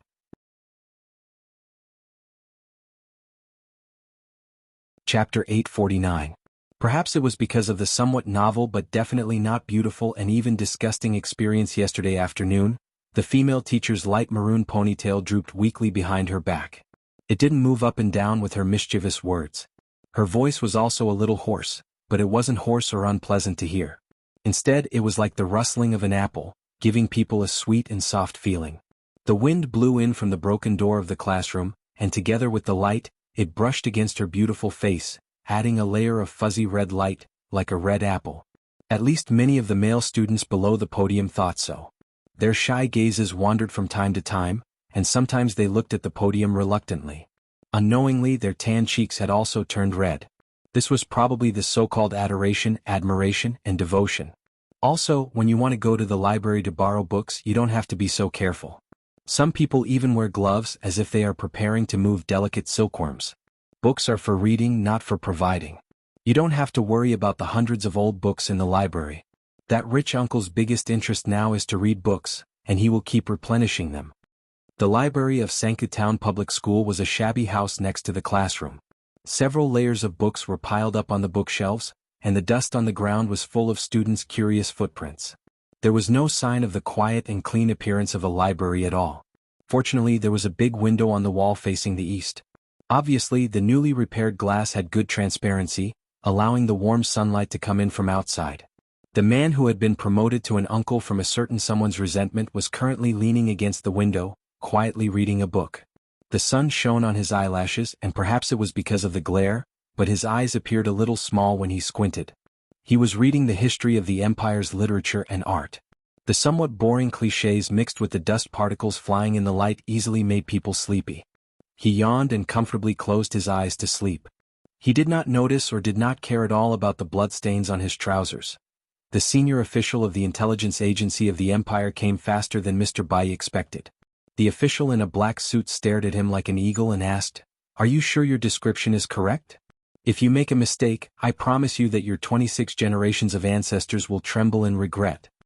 Master Bai caught a glimpse of the golden hibiscus flower symbol on the corner of the high-ranking official's sleeve from the corner of his eyes. His body trembled subconsciously and he replied humbly and respectfully, "My lord, the portrait is definitely correct. My butler went to town to see it personally." Even though he was the nobleman with the most authority in this mulberry sea, this was the first time in his life that he had seen such a noble figure. Naturally, he was filled with boundless fear and reverence. Using a great deal of strength, he barely managed to control his voice from seriously distorting when he spoke. The high official of the Intelligence Bureau took off his leather gloves and slowly swiped his finger across the electronic light screen. The portrait of the small-eyed man and the girl on the light screen immediately changed. The light chestnut hair and brown eyes turned pure black. He examined the two portraits seriously for a long time. After confirming that the cold aura on his body suddenly disappeared, he nodded in satisfaction and said to Master Bai beside him in a deep voice, "You have done a good job. The Bureau will reward you." As the most loyal subject of His Majesty, I don't need any reward. I only hope that my lord can capture and kill these two evil traitors. In this way my poor child can be comforted in the afterlife. Master Bai was sentimental for a moment. He wiped the corners of his eyes and asked with irrepressible hatred, "My lord, are they really the remnants of the rebellion?" Hearing his previous words, the expression on the face of the official of the Intelligence Bureau became a bit strange. He looked at the man with a cold smile and said, "Is this something that you are qualified to know?" The people who received the information and rushed to the manor as quickly as possible were an entire elite action team of the Intelligence Bureau. As a special department personally led by His Highness, the action team of the Intelligence Bureau had unimaginable terrifying power. In less than half an hour, more than 30 secret agents had investigated the manor and even restored the scene of the cruel tragedy with great precision. The indifferent officers of the Intelligence Bureau did not pay any attention to the humble fawning of the lesser nobles around them. Through the secret channel, they sent the information and the precise location of the target to the solitary planet. The information traveled in the dark space, and there was no telling where it would end up. Looking at the military helicopters equipped with advanced weapons disappearing in the sky, Master Bai showed a cold smile on his face. He turned around and looked at the lower nobles and said in a cold voice, "Those lowly people think that they have the protection of the remnants of the royal family, so they dare to go against us. When the two remnants of the royal family are executed, I want to see them bleed and cry at my feet." "So we are waiting for the news here now?" someone asked respectfully in a low voice. Master Bai was steady, shrewd, and conservative. Naturally, he would not take the initiative to launch a cold-blooded revenge on the lowly people before the result of Mulberry Town came out. He slowly stroked his dark brown hair and said with a cold smile, "I want to go to that run-down town. I want to see the two remnants of the royal family torn to pieces by the Intelligence Bureau with my own eyes. Only in this way can I dispel the resentment in my heart." When Master Bai walked out of the helicopter with his head down and walked to the school at the end of the Mulberry Path under the protection of the guards, the elite action team of the Imperial Intelligence Bureau had already completed the siege of the rundown buildings. The black-clothed secret agents with serious expressions were blocked outside the classroom by dozens of angry lowly students. The situation was tense. The black-clothed secret agents of the Intelligence Bureau were holding cold metal guns in their hands. The black barrels of the guns could shoot out deadly bullets at any time. The students in front of them only had a few shovels in their hands, while the rest had chairs in their hands. The difference in strength between the two sides was so great that it could not even be described as a comparison. However, these poor students, who were at most 16 or 17 years old, still bravely stood in front of the secret agents. The students' faces were red. It was not because of the admiration in the classroom, but because of fear and anger. They roared desperately and valiantly, "No one can hurt our teacher." The Intelligence Bureau official standing at the front looked at the scene in front of him. Thinking of the silence in the classroom, he became more and more nervous. His face became more and more gloomy. He ordered coldly, "Charge in." The content of this order was a little strange. Charging in instead of shooting was not in line with the rumor that the Intelligence Bureau killed people without batting an eyelid. The expressions of the 30 or so secret agents in black did not change. They put away their guns and pushed the students in front of them away in an extremely rude and unreasonable manner. They forced their way into the classroom. Under the shadow of the mulberry tree outside the broken wall of the public school, Master Bai and the small nobles looked at this scene with smug and cold smiles on their faces.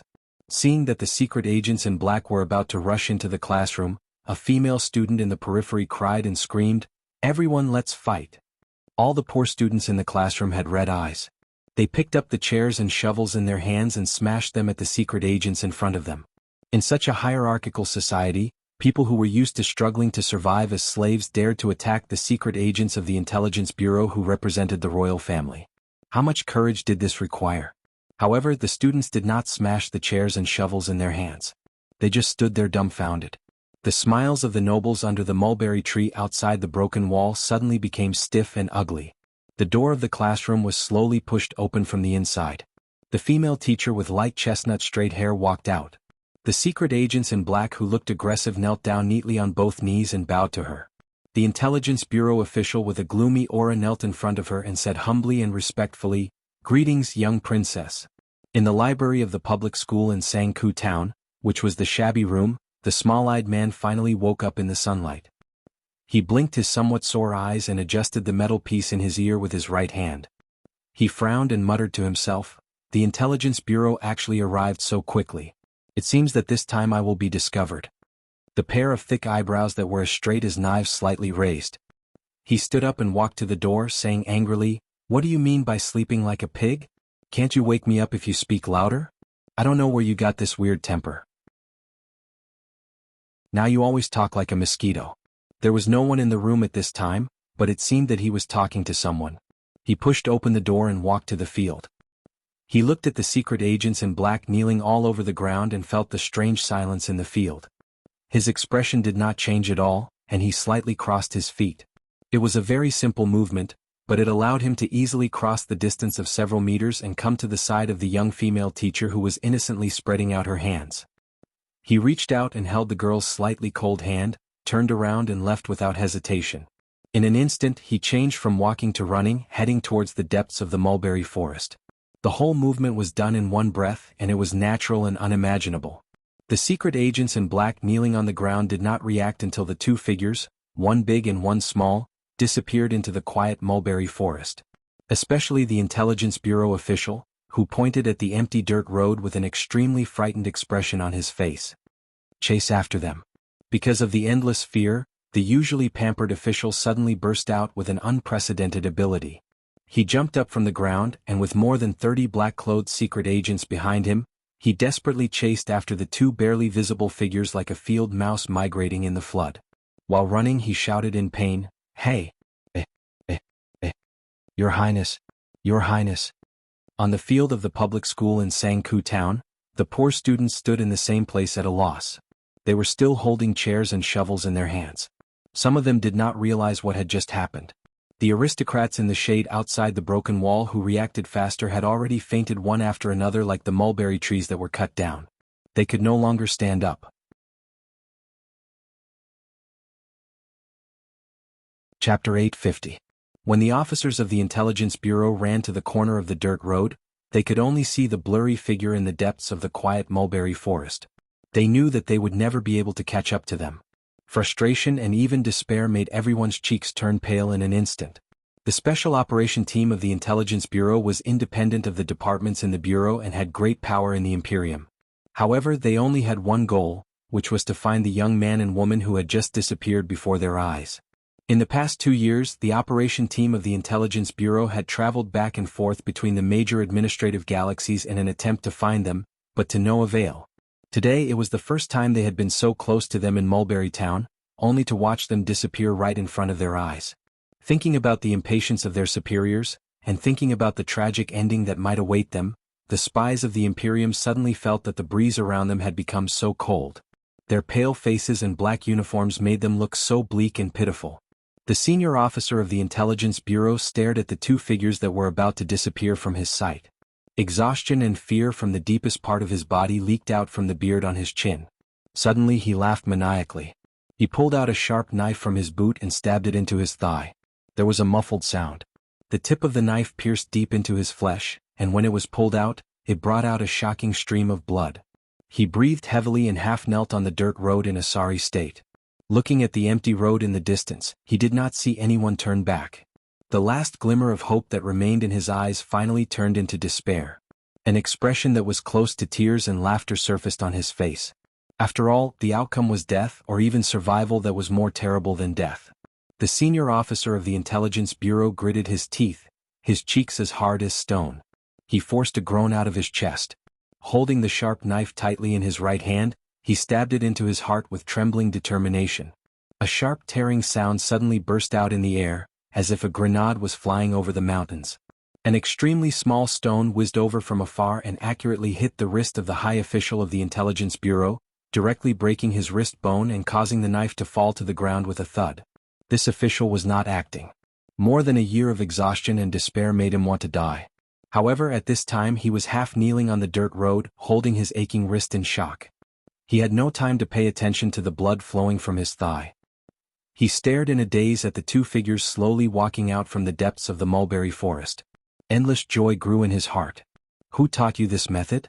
The officer of the Intelligence Bureau did not dare to look at the man who had walked up to him. Together with the 30 or so agents in black behind him, they all knelt down and spread their palms on the ground. They said humbly, "If you don't come, we will all die." The mulberry forest was as endless as the sea.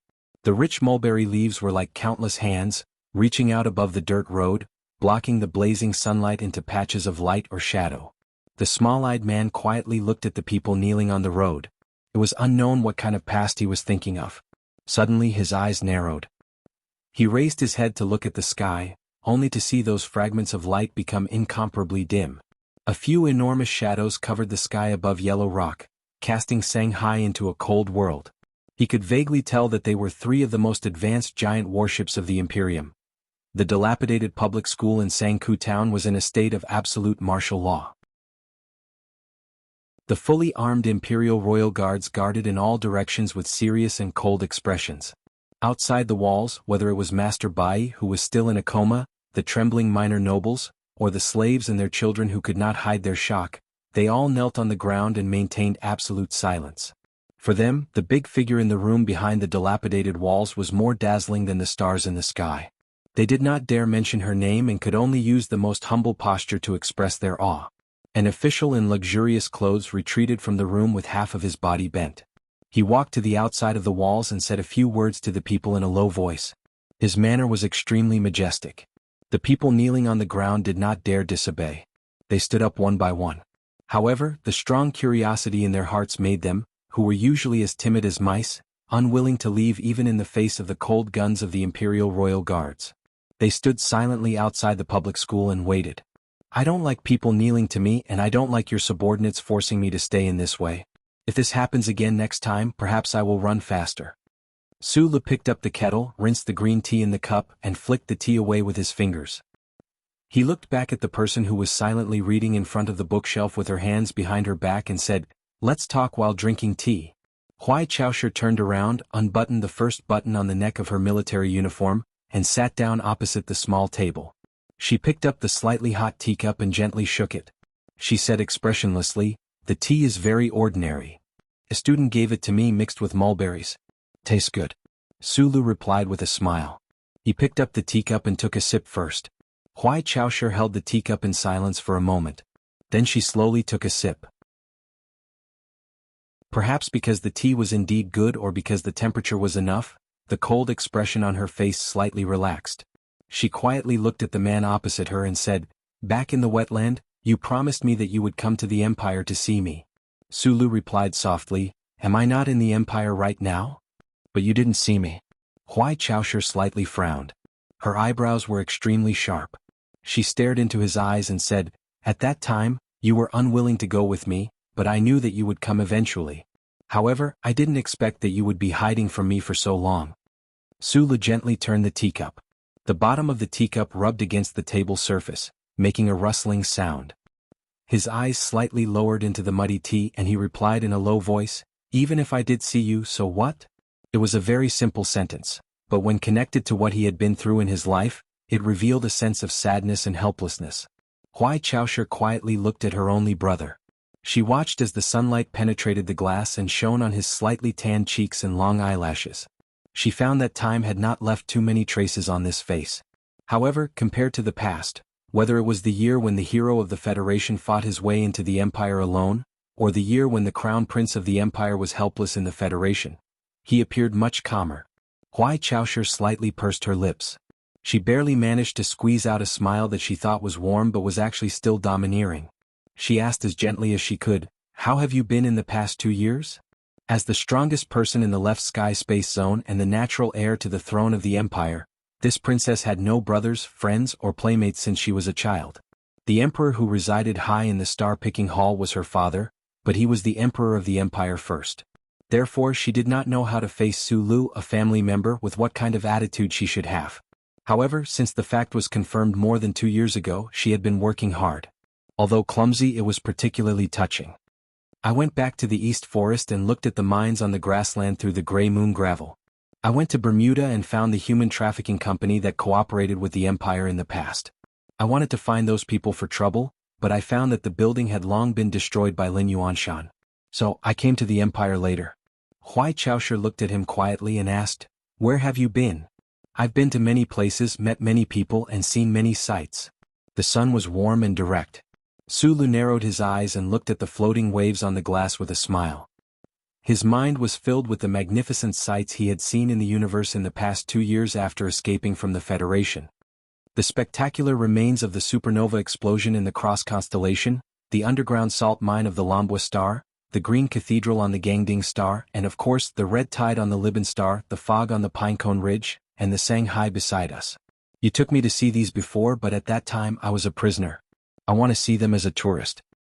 He turned his head to look at Huai Chaoshi and said, "Since I am a citizen of the Empire in terms of blood, I think I need to know more about the history and environment of the Empire. Right, I also went to the ancestral shrine of the Huai family in Baiyan to take a few pictures."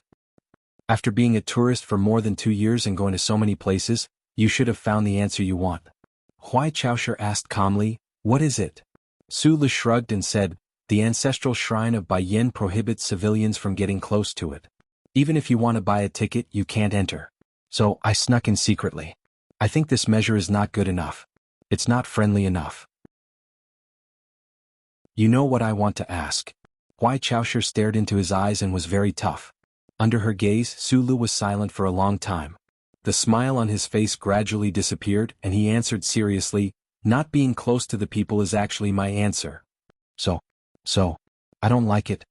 Sulu looked back at her eyes and saw that the light in her eyes gradually turned cold. His fingers that were playing with the teacup gradually stopped, and he said, "I don't like civilians not being able to enter the restaurant of the nobles. I don't like that nobles can kill slaves at will without worrying about punishment. I don't like those patients who keep kowtowing in front of the palace and asking for God's blessing. I don't like that some people eat meat and some people eat grass. Sometimes, the people who eat meat will eat the meat of the people who eat grass when they are interested. What I don't like the most is that there are people kneeling everywhere in the Empire." Huai Chaoshi listened carefully to his words. After a moment of silence, she asked, "Is there any essential difference between this and the Federation? In the Federation, at least on the surface, most people don't need to kneel. Maybe you think this is just a beautiful and hypocritical coat, but the coat can always keep out the cold. The oppressed people don't need to stand naked in the cold winter wind." Sulu continued, "Quantitative changes can always lead to qualitative changes. Wearing more layers of clothes can sometimes block the scythe of the reapers. Maybe you think this difference is not essential, but I think the opposite." Huai Chaoshi held the cup of tea that was getting cold and drank it tastelessly. She suddenly said, "There is never anything that is immutable in this universe, including the system. It's just that there is a lack of people who can change the system."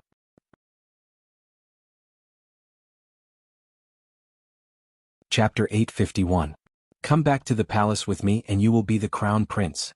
In the future you will be the emperor of the empire. You are still young and have a lot of time to change the system that you hate. Is it harder to change the unfairness in your eyes as a tourist who looks at the suffering with cold eyes or as an emperor who possesses supreme power?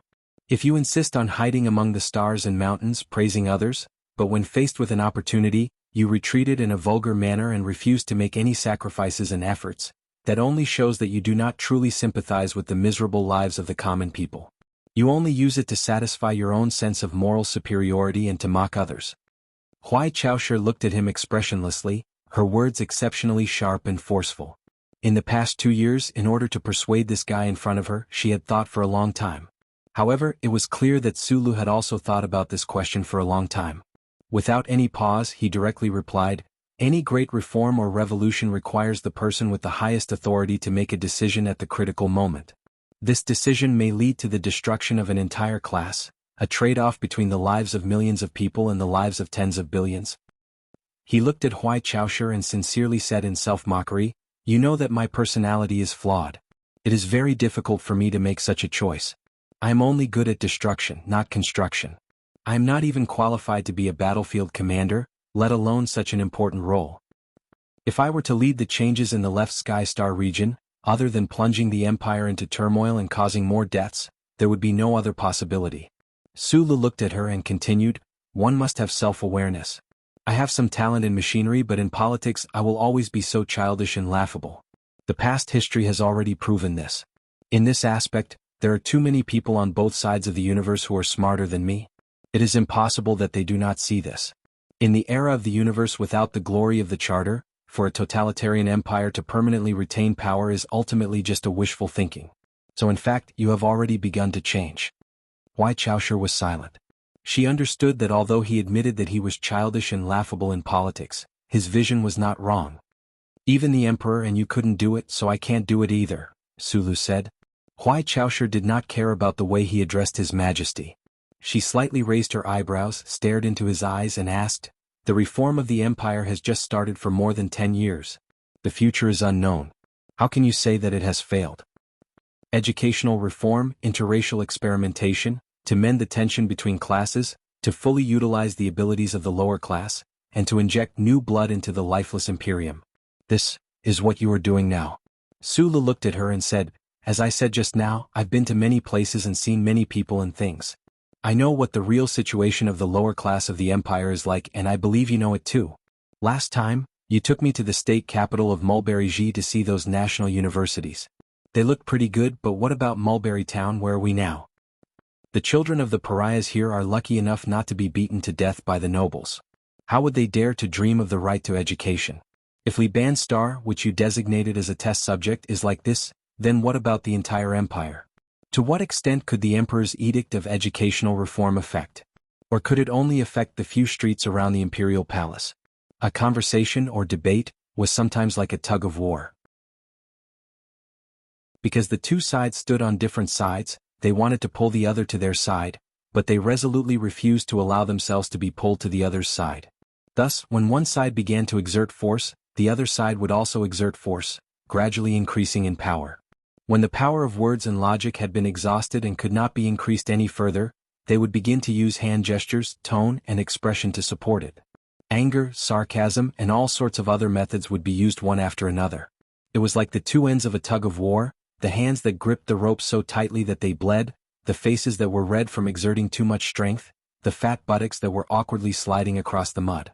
It was not a pretty sight. The shabby library was only 7 or 8 square meters in size. The books on the third floor of the bookshelves were not dusty, but they were somewhat wrinkled from being flipped through. The two people arguing by the window simultaneously realized that this sort of argument was meaningless. Silence returned to the room filled with sunlight. After a long period of silence, Huai Chaoshi slightly raised her chin, looked at Sulu and said, "You're thinking. This means that it's not that you haven't considered the possibility of returning to the palace. I'm just a tourist. It's just that I've been traveling around the Zhuqiang galaxy for 2 years. After seeing things, I naturally have some feelings." "This doesn't mean anything," Sulu replied. "Just a tourist?" A light suddenly flashed through Huai Chaoshi's slightly narrowed eyes. She slowly said in a low voice, "On July 1st, 726 of the imperial calendar, an official of the Cross Constellation Travel Club died tragically in his residence. On November 15th, 726 of the imperial calendar, the bodies of 2 nobles were found in the salt mine of Lambwa Star. The guns in their hands did not have time to fire a single bullet before their throats were cut by a sharp weapon.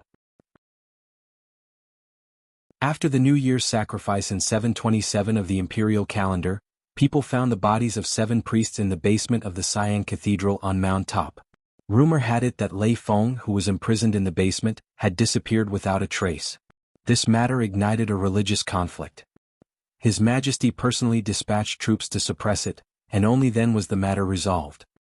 On April 4th, 727 of the imperial calendar, Huai Chaoshi quietly looked at him.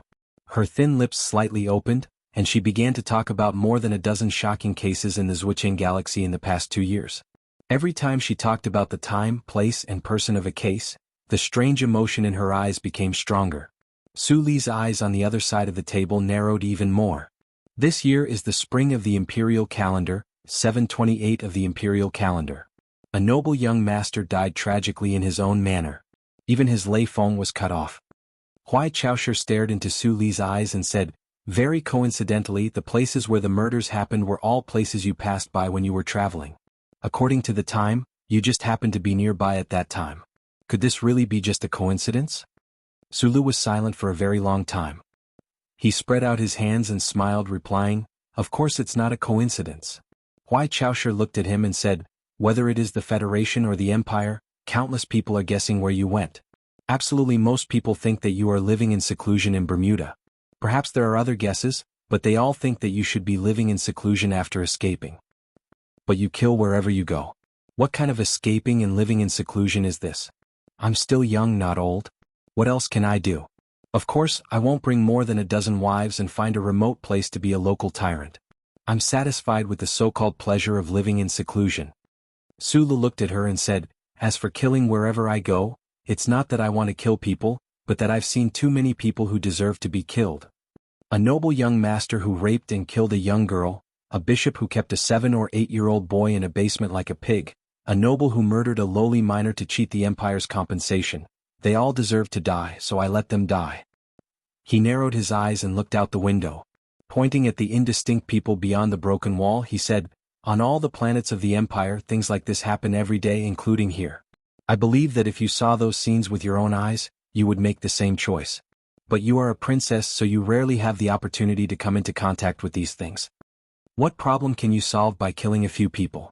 To solve the fundamental problem, you need to have the power to kill hundreds or thousands of people. If you still insist on not going back with me. Hui Chaoshi narrowed her eyes and stared at him, forcibly suppressing the anger in her heart.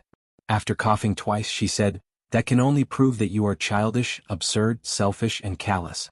That when you raise your head and see the starry sky, you revel in your sense of moral superiority. This method is too easy. So easy that it makes one sick. Sulu lowered his head and looked at the teacup. Suddenly he opened his mouth and said, back when we were in Master Fan's manor, I told you that I was a very selfish person. I hope you can forgive me for this.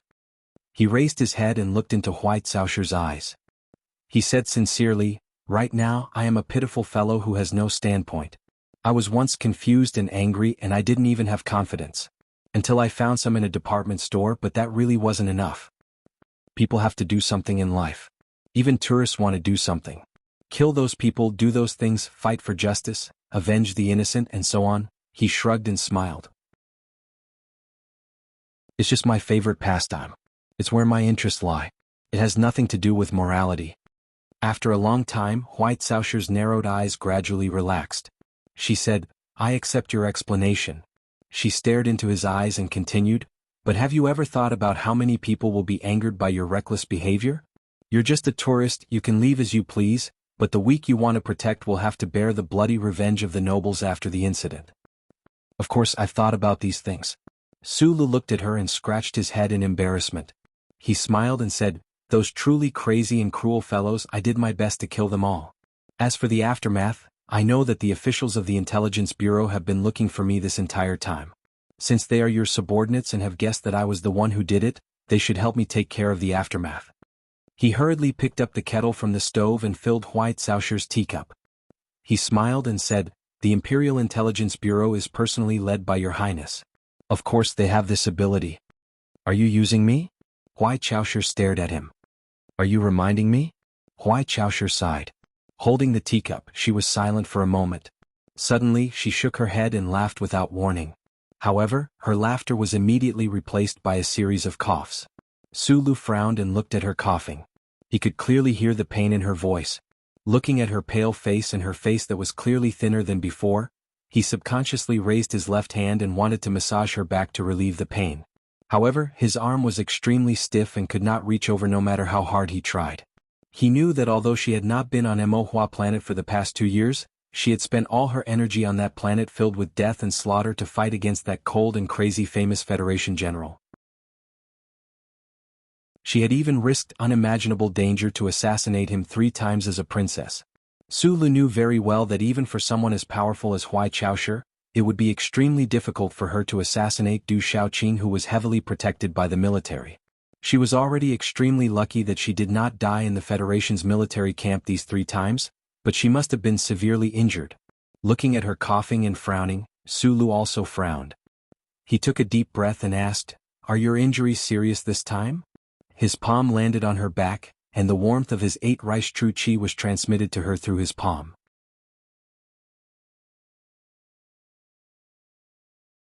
Chapter 852.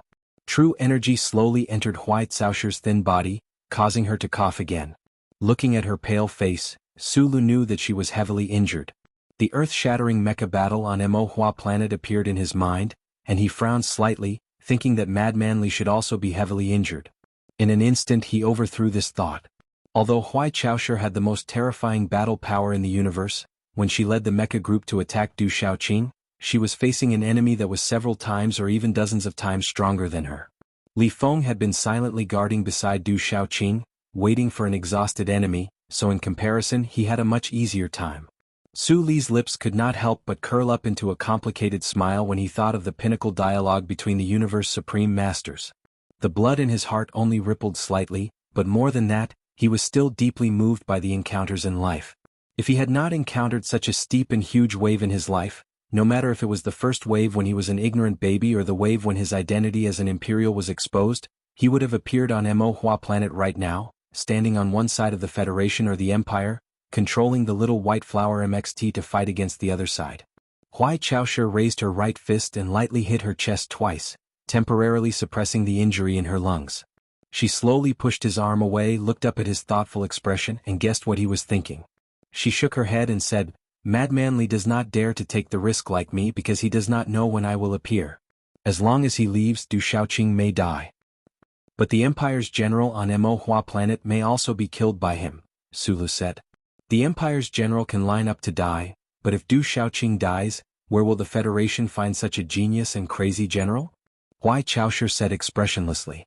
Her calm tone did not hide her fear and even admiration for Du Shaoqing. Sulu sat back in his chair and picked up the teacup, wanting to drink.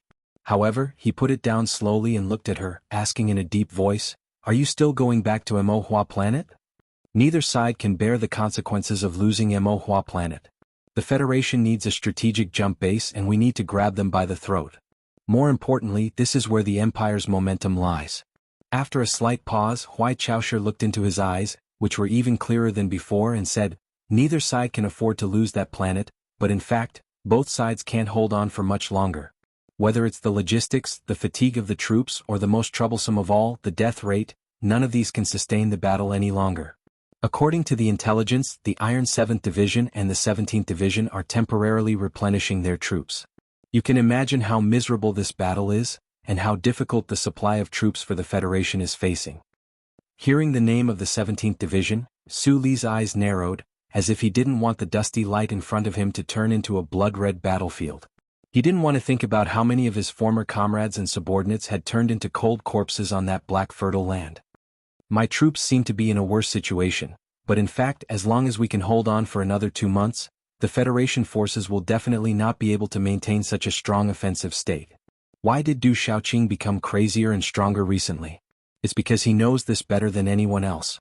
I don't know the situation in the war zone very well," Sulu replied purely subconsciously. He did not expect Huai Chaoshi to take out the electronic battlefield command map without hesitation. She opened the top-secret military deployment map and data analysis linear chart and pointed at a certain area in the war zone that was dyed red. "My Maple Leaf Alliance is defending the Starry Gorge at all costs. Behind them is a continuous stretch of developed graphite mines. The Federation forces in charge of attacking this area are 9 integrated Westwoods mechanics. According to some unreliable information, the commander of these Westwoods troops is a certain acquaintance of yours. If Du Shaoqing uses his right wing to help him suppress our side, I will not hesitate to give the order to blow up all the graphite mines. This is the Kyle crater in the southern half of the planet. It is the best natural landing spot for a large fleet. I have destroyed 60% of the Federation's current air-to-air transport cabins. They need this landing spot, but I have placed 3 mecha teams here. If Du Shaoqing decides to fight with his life on the line, I will send the last reserve of the Royal Mecha Battalion to receive him. This is the Azure Sea. In history, the libraries of human society had always been the birthplace of countless major events. There had been countless powerful figures who had left behind their lonely shadows before they had made their mark in the library. Today, such a story had also happened in the library of Sangku Town Public School, which was made up of a dilapidated hut and hundreds of books. The sun shone through the glass window and shone on the 2 people sitting at the tea table. Huai Chaoshi frowned slightly and spoke clearly and steadily. Su Li's thick eyebrows were tightly knitted together. He listened with a serious expression and did not say a word. No one knew that they were discussing an important battle that would decide the balance of the war between the Federation and the Empire. Huai Chaoshi finished her precise analysis of the battle. She picked up the cold tea expressionlessly and finished it in one gulp. She moistened her throat and made the final conclusion. The Federation is an evil guest from afar, but we are fighting in our own home.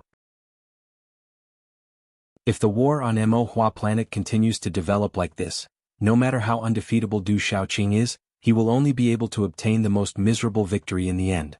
The Federation has prepared too many resources for this battle. Most importantly, most of the veterans who can fight will not be able to survive. Sulu was silent for a long time.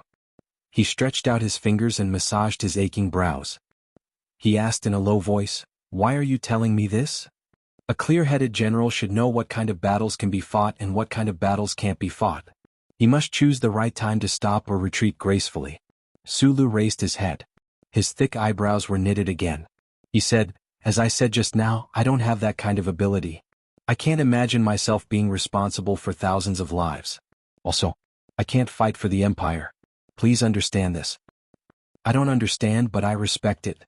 Therefore, I am telling you this not because I want you to go to a Mo Hua planet to lead my troops. Even if you are willing, I will not be at ease putting the lives of 2 million brave soldiers in your hands." Huai Chaoshi said coldly, "But at least you have one advantage. The memory of an engineer has always been good. You should be able to remember everything I said just now without missing a single word. Then, I hope that if you have the chance to meet your former subordinates in the future, you can tell Du Shaoqing my opinion." Hearing these words and understanding the true intentions of the Empire, Su Li's knitted eyebrows loosened bit by bit.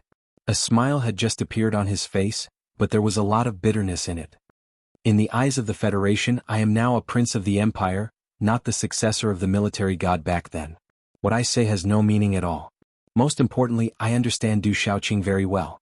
For him, the honor of a soldier is very important, and discipline is even more important. As long as the Federation government wants the war to continue, then even if he is left with only one person he will continue to fight." Huai Chaoshi narrowed her eyes. Some superficial information was not enough for her to understand Du Shaoqing deeply. This famous Federation general was like a thorn in the throat of the Empire's emperor. Sulu, who had a lot of contact with Du Shaoqing, should not be wrong in his judgment. Will the Federation government take the initiative to stop the war? Impossible.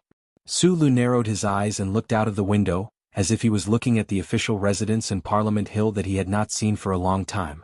A faint mocking smile appeared on his lips. As long as the war continues, Pabre's public support will not fall, and the army will expand. He does not even need continuous victories at the front lines. Even if it is a bitter defeat, it can be turned into his own political capital under his pen and those thick lips of his, helping him pass bill after bill on Parliament Hill, tightening the noose around the necks of the 7 great families even more. He turned his head to look at Huai Chaoshi and said softly, "The enemy you are facing is not Du Shaoqing but Pabre. He is fighting a war with the Empire outside of the Empire's borders, but in fact, it is to fight a war within the Empire's borders. Don't think that he is just a propagandist who deceives the people with his speeches. It is already very impressive that he can make such a brilliant figure like Du Shaoqing to be dead set on him." "I understand that." Huai Chaoshi looked at him quietly and suddenly smiled. "But now, there are some new changes in the situation within the Federation. It seems that Mr. President has run into real trouble for the first time, or rather, a real heavyweight enemy. The war outside of the Empire's borders can no longer support his high-pressure rule. I suspect that he needs the troops that are truly loyal to him to return to the capital ring as some kind of symbol or pressure. The Federation is not stable internally, and Du Shaoqing is very likely to be transferred back to the capital ring." Huai Chaoshi raised her chin slightly and said, "Under such circumstances, it is very likely that the war on Mo Hua will slow down. The Federation government under the leadership of Pabre showed its steel-like tough side to the 7 families for the first time in the 72nd year of the constitutional calendar, announcing to the entire Federation the ultimate governing program. Sulu had experienced that turbulent period, so he naturally understood why the Federation government moved the Iron 7th Division back to S1 from the front lines. However, he could not imagine what kind of major event had happened within the Federation that would force President Pabre to take the risk of the front lines collapsing to transfer back the troops that were loyal to him. He looked at Huai Chaoshi in shock and asked, "What happened?" Huai Chaoshi looked at him calmly and said, "A good friend of yours started a movement called the Silent March half a month ago." Taiziyuan? Su Lu regained his composure and said his friend's name. What is he planning to do? According to his declaration, the Silent March is a civil rights movement that the Federation has never seen before. What is most unbelievable is that he claims to have obtained the support of the three major Federation unions and the Veteran Association. Huai Chaoshur was silent for a moment and said, "To defeat Pabre in his strongest field, the method your friend chose is brave and powerful. Although he is a member of the Federation, I still admire him."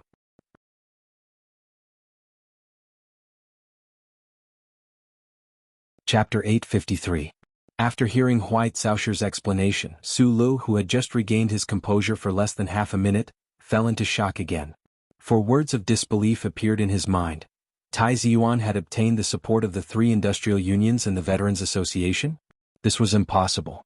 The reason why Pabre could grow from a miner's son with no background to today's powerful president of the Federation was not only because of the group of geniuses from the Trinity Association in the tavern, but also because before he entered the political arena, he had already obtained the full support of the three industrial unions and the Veterans Association. He had an extremely wide base of public opinion among the people at the bottom of the Federation. Su Lu had left the Federation for less than 3 years. He could not imagine how Taiziyuan could have Pabre's most staunch supporter in his hands. The more troublesome problem was that Taiziyuan was the crown prince of the back mountain of Macho. His life experience and identity were destined to be far apart from those poor workers and angry veterans. They were even naturally irreconcilable. I know my friend. Since he claims to have the support of the three industrial unions and the Veterans Association, then it must be true. Although I don't understand how he did it. After thinking silently for a moment, Su Lu raised his head to look at Huai Chaoshur and asked his concern. But as long as the government tells the people who he is, this support will collapse in an instant. Huai Chaoshur looked at him calmly and said, "In fact, Taiziyuan has already admitted who he is. As for the people, the method he used to appease or by the people, even His Majesty felt that it was unprecedented in history." Su Lu looked at her in confusion. He could not imagine what kind of big move Taiziyuan had made to be able to achieve successive victories in the field that Pabre was best at, even alarming the Emperor of the Empire. On the southern plains of the S2 capital ring of the Federation, there was a small town called Woodstock. Because it was far away from Green Dragon Mountain, this small town had not experienced too many baptisms of war and death. The buildings still maintained a clean and old appearance. With the increasing number of retired workers and unemployed youths, the size of the small town grew larger and larger. The people who were bored and relied on social welfare to get by released their energy to operate heavy machinery in other places. For example, the sound of metal barrels that were like bombs, or the hoarse sound of cheap instruments that were like shouts. Gradually, this small town became the gathering place of the S2 underground music scene. It was summer and the town was filled with ear-piercing music and screams. The 170,000 young people who participated in the Woodstock Music Festival were wearing simple or revealing clothes. They twisted their bodies and waved their arms excitedly, surrounding the town like a spreading sea of weeds. Under the combined effect of alcohol and hormones, the revelers were almost crazy. Some people even tried to push down the electronic wall in the depths of the grassland, triggering the sound of sirens. On the somewhat simple and crude central stage, a few thin men in dark night makeup held various kinds of instruments, madly shaking their heads, shaking their waists and buttocks, forcing out sharp screams from their shriveled bodies. Along with the rhythm of the drums and the heavy instruments, wave after wave attacked the eardrums of more than 100,000 people, evoking endless pain and the pleasure that pain brought. Fuck your mother. Pabre. Fuck your mother. Lijedu. Fuck your mother. Fuck my mother. This was the Federation's most famous underground band, Second-Hand Guns. It had always been a selling point of violence and death. Because of its poor consciousness, this underground band had always been excluded by the Federation and the mainstream media. However, relying on the transmission of the internet and rumors, it still received the support and even crazy infatuation of countless rebellious youths. This time, the Woodstock Music Festival invited them to perform, which naturally made the already crazy scene even crazier. The band's lead singer shouted the most violent words in a hoarse voice. The drummer held the drum like a soldier holding a gun and did not let go. The front and back of the stage fell into a deathly silence. Suddenly, the enchanting male lead singer's eyes widened like a dead fish. He jumped up high and then fell down heavily. Because of the drugs, his skinny body did not stir up the slightest bit of dust. His pointed leather boots squeaked like a mouse. He was like a little boy begging for money as he handed out his painting tube to the sea of people.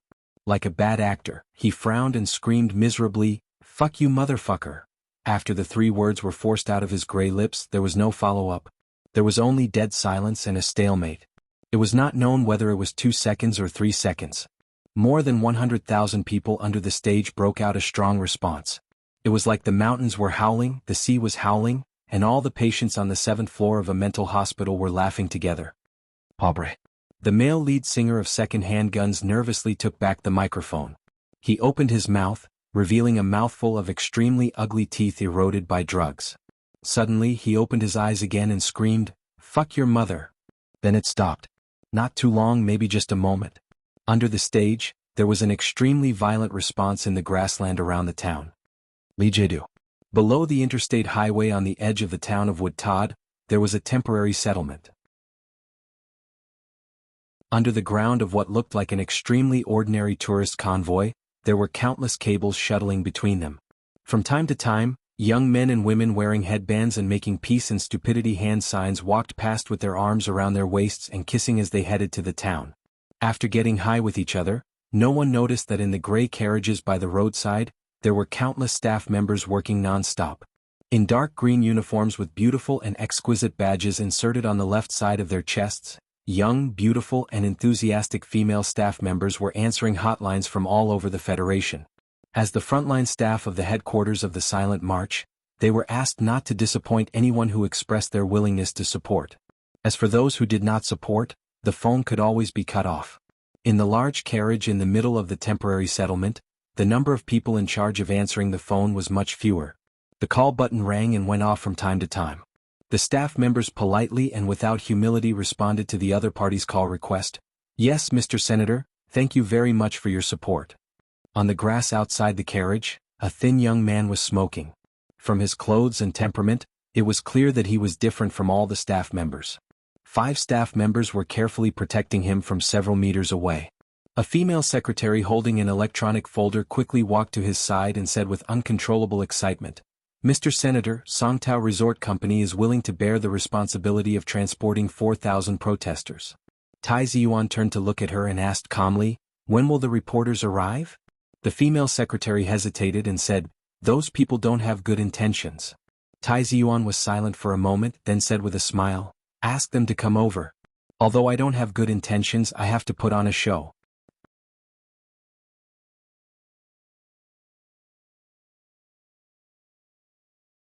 Chapter 854. A wildfire was burning beside the town, and the revelry of the crowd was still going on. The air was filled with the strange smell of alcohol and massed flowers. On the east side of the temporary camp, Tai Ziyuan and his assistant were surrounded by more than a dozen reporters from the major media of the Federation. The first question he faced was extremely direct. "Mr. Senator, what is your purpose?" Tai Ziyuan's expression was calm, and his answer was even more direct. "My purpose is very simple. I want to tell the whole Federation that President Pobre and his government have been abandoned. But don't forget that the president and the government were elected by the voters. We want to tell the voters who voted in the election through this silent march that you are wrong. Do we have to wait for 2.5 years to correct this terrible mistake? Regarding your accusation against Mr. President and the relevant departments of the government, there is no convincing evidence. Collecting and confirming evidence should be the work of the Ministry of Justice or the prosecutor's office."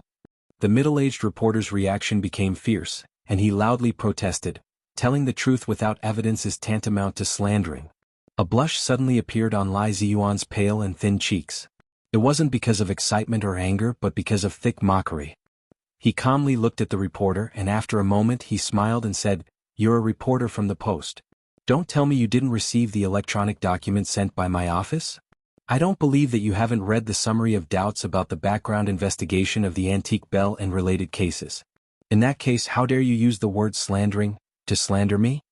Without waiting for the reporter to respond, he looked at the reporters around him with a blank face, raised his right hand to stop the reporter from asking and said in a deep voice, "If you want evidence, go back to your own newspaper or the chief editor's office.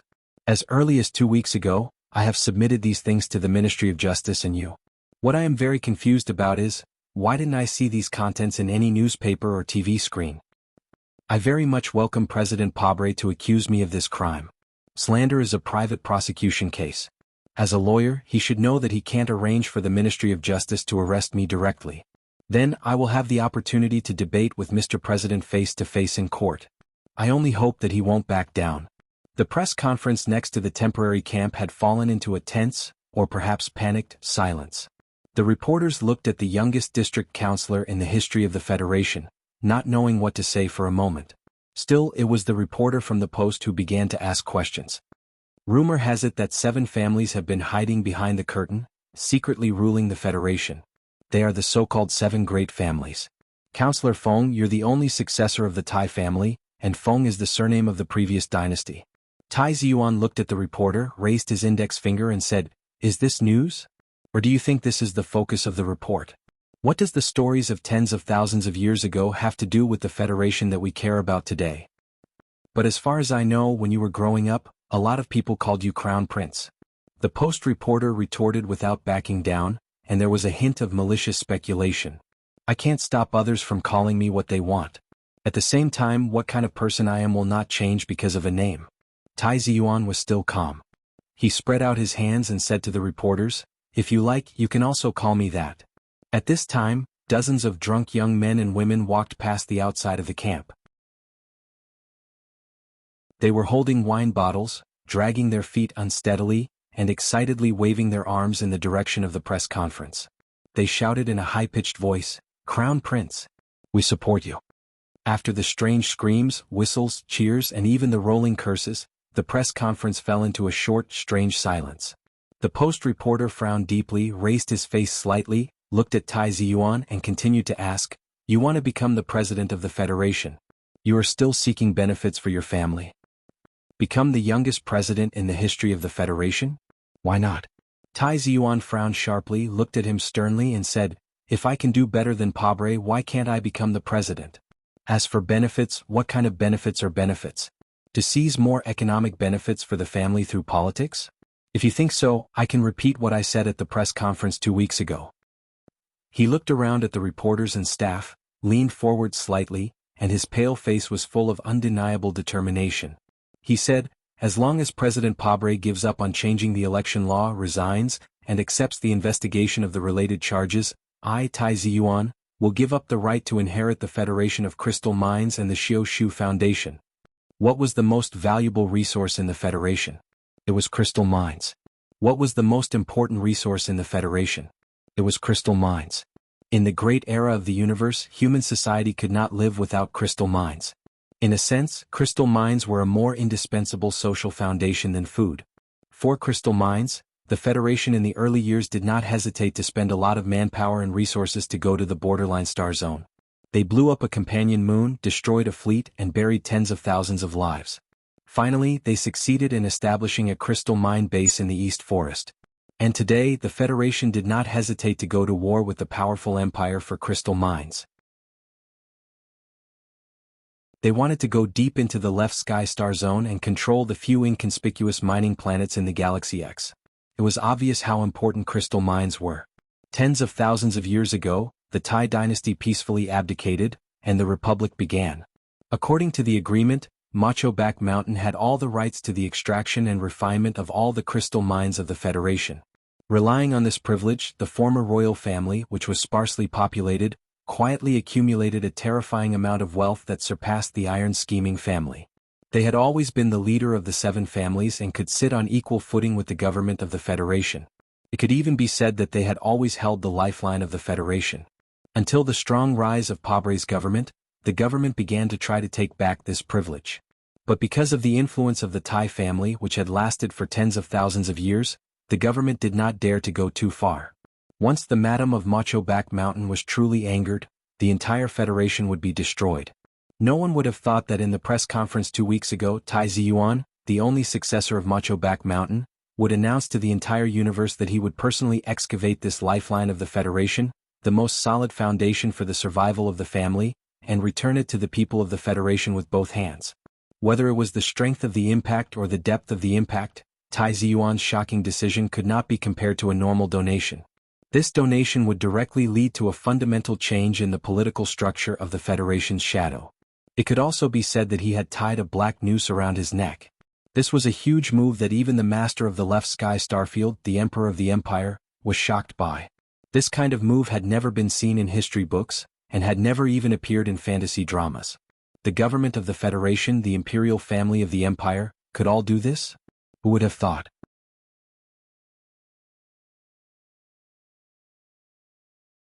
Chapter 855. In that sensational press conference that would definitely leave a stirring memory in history, the young Senator Shi Ziyuan clearly explained his thoughts with a calmness and indifference that was completely inconsistent with his age and the events that transpired. The Federation of Crystal Mines and the Xiaoshu Foundation would be owned by all the citizens of the Federation based on the shell business model. They would be jointly managed by the Parliament, the government, and the relevant funds. He would also distribute the dividends of the first 500 years of the Federation of Crystal Mines. According to simple mathematical calculations, every citizen of the Federation would receive more than 500,000 in exchangeable notes. It was truly an unbelievable number. Of course, in order to ensure that the financial system and the economic structure of the Federation would not be severely impacted, the profit redistribution plan would be carefully arranged by the top accountants of the Sanlin Union Bank and the mathematicians of the Capital University.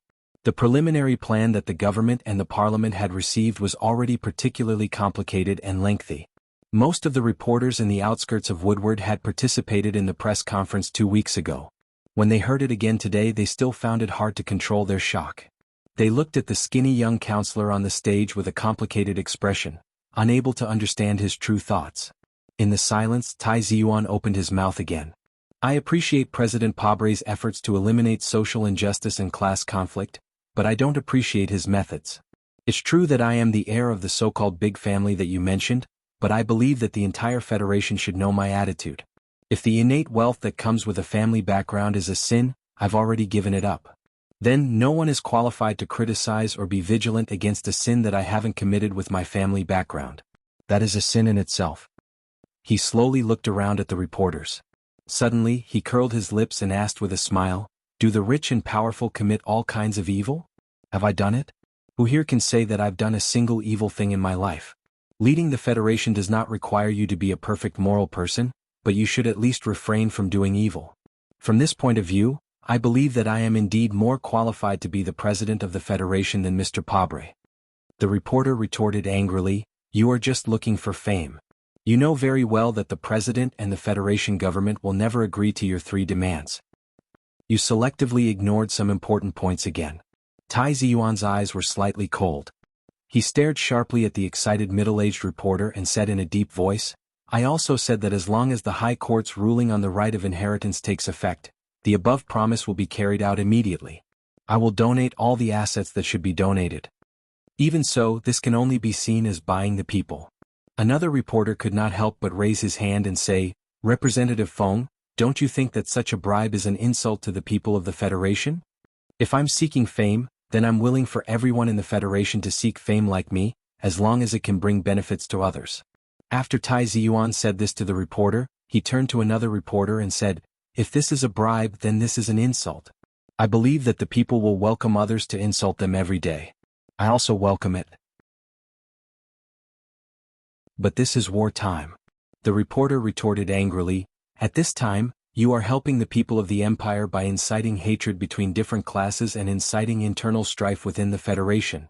The reporter followed this topic and said mockingly, if this was still during the reign of the Empire, Mr. Representative, you would definitely be hanged for treason. Treason? Hearing this comment, Tai Ziyuan, who had been calm enough all this time, narrowed his eyes.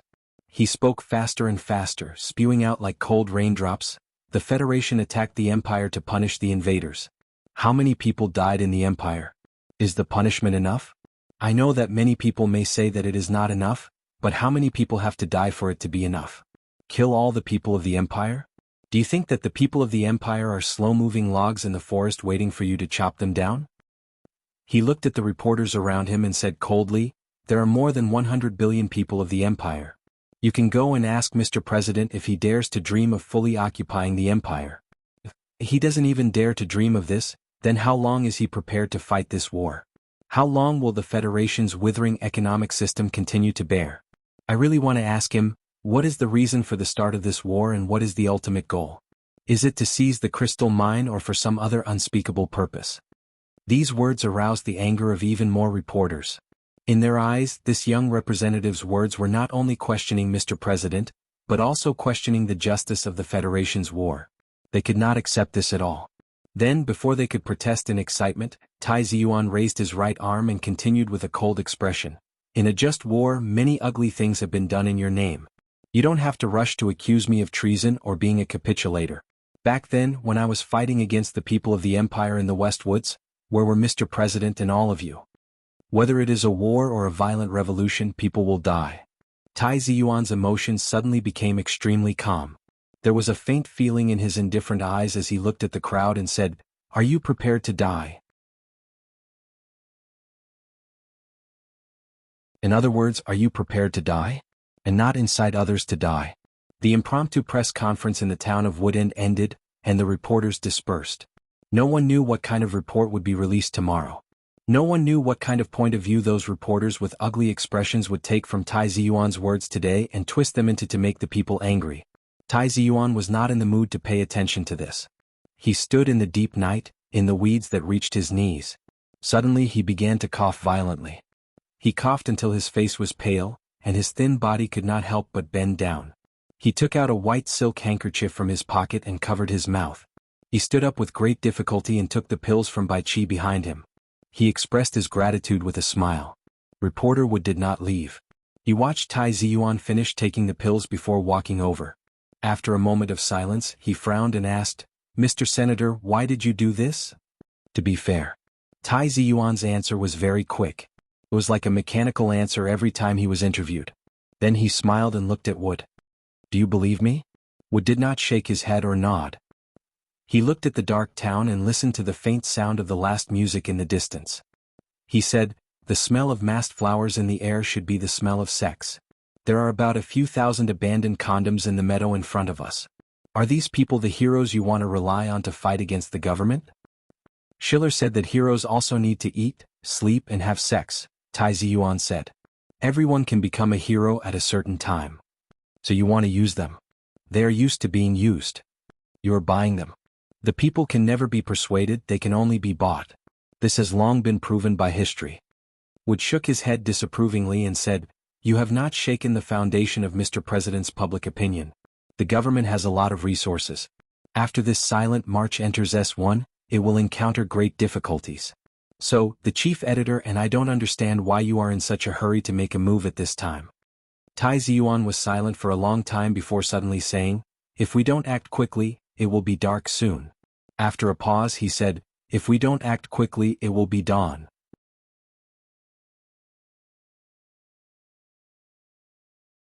Chapter 856. Just now, you said that a raging revolution is not desirable. Then have you ever thought that the silent march will definitely become intense because of anger and blood in the end? Just like the youth army protests in Medellin years ago, this kind of collective unconscious public carnival is completely uncontrollable. It will inevitably lead to social unrest and the dark picture of blood and death. Reporter Wood looked at Tai Ziyuan and said with a serious expression, "What is even more frightening is that even if we pay such a huge price, the future that the Federation will usher in may not be better."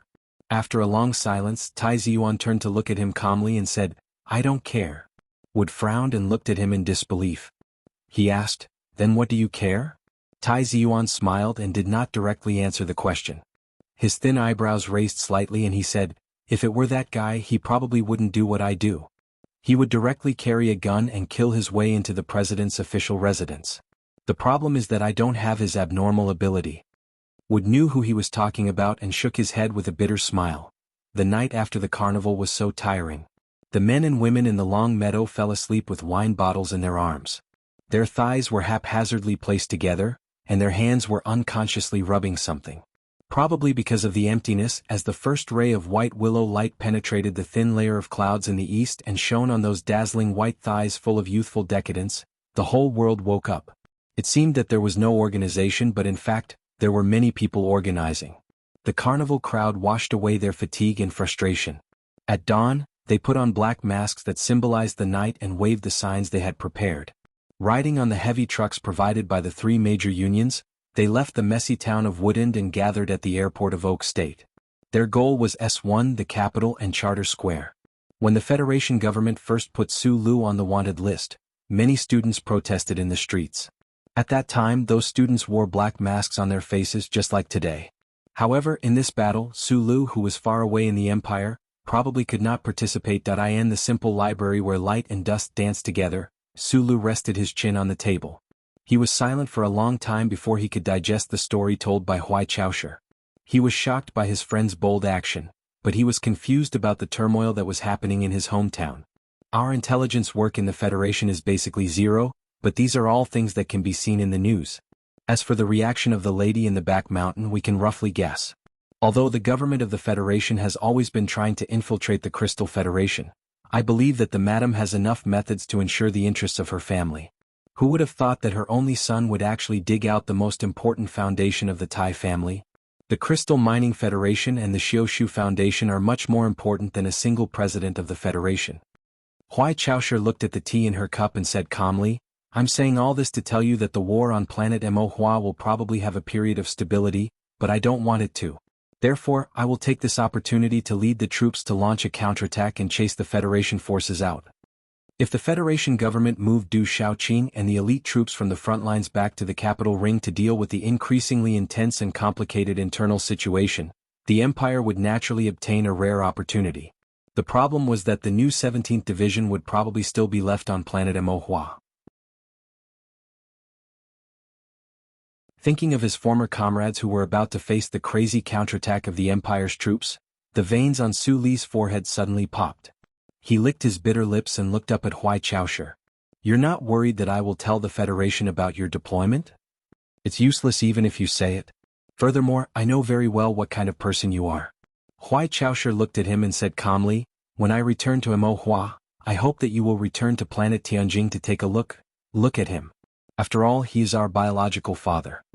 Su Lu was silent for a moment before saying, back then, when he whipped me in the palace, he did not recognize me. Since that's the case, it's better not to acknowledge him. To be honest, I can now accept that you are my biological sister, but I still find it hard to imagine that the master of the left Sky Star region, the supreme emperor of the empire, would be my father. In my heart, my father has already died in the Donglin mine disaster. His name is Su Shukai.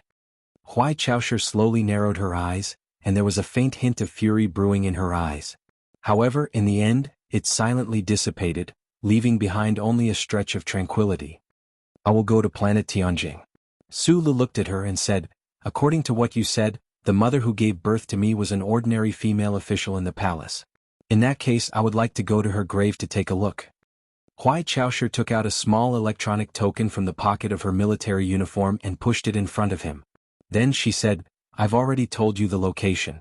If you run into any trouble on planet Tianjing, just take this electronic token and reveal your identity. Su Lu frowned in confusion. He used his fingertips to pick up the small electronic token and asked, what is this? Huai Chaoshi did not directly answer his question. Instead, she said, the reason why the Military Intelligence Bureau can keep track of your whereabouts is very simple. It's just like the reason why you were discovered after you left Donglin all those years ago. When you see something unfair, you can't help but want to stand up for it, even at the expense of exposing your tracks. A person like you is completely unsuited to escape. Since you say that this has nothing to do with justice and that fighting for justice is purely your favorite hobby, then it will be more convenient to have an official title. After a slight pause, she continued, all the departments in the Military Intelligence Bureau have received the relevant documents. You have been appointed as a special patrol and have the same level of authority as me. In the future, when you want to engage in such leisure activities, please don't hesitate. Although you don't need the help of those officials, they are better at things like destroying corpses, destroying evidence and framing others. Su Lu quietly looked at the electronic token at his fingertips, not knowing what to say. Such an important appointment would definitely have received the tacit approval of the emperor in Jiaxing Hall. However, the greater the enthusiasm and expectations of the empire's royal family, the greater the pressure he felt. This invisible pressure caused him to straddle the two sides of Jelly Corridor, not knowing where to go. He did not even dare to have any contact with either side, as that would be extremely unfair to the other side. Therefore, he could only remain silent. Killing people is a small matter. Your behavior pattern is what you think is interesting.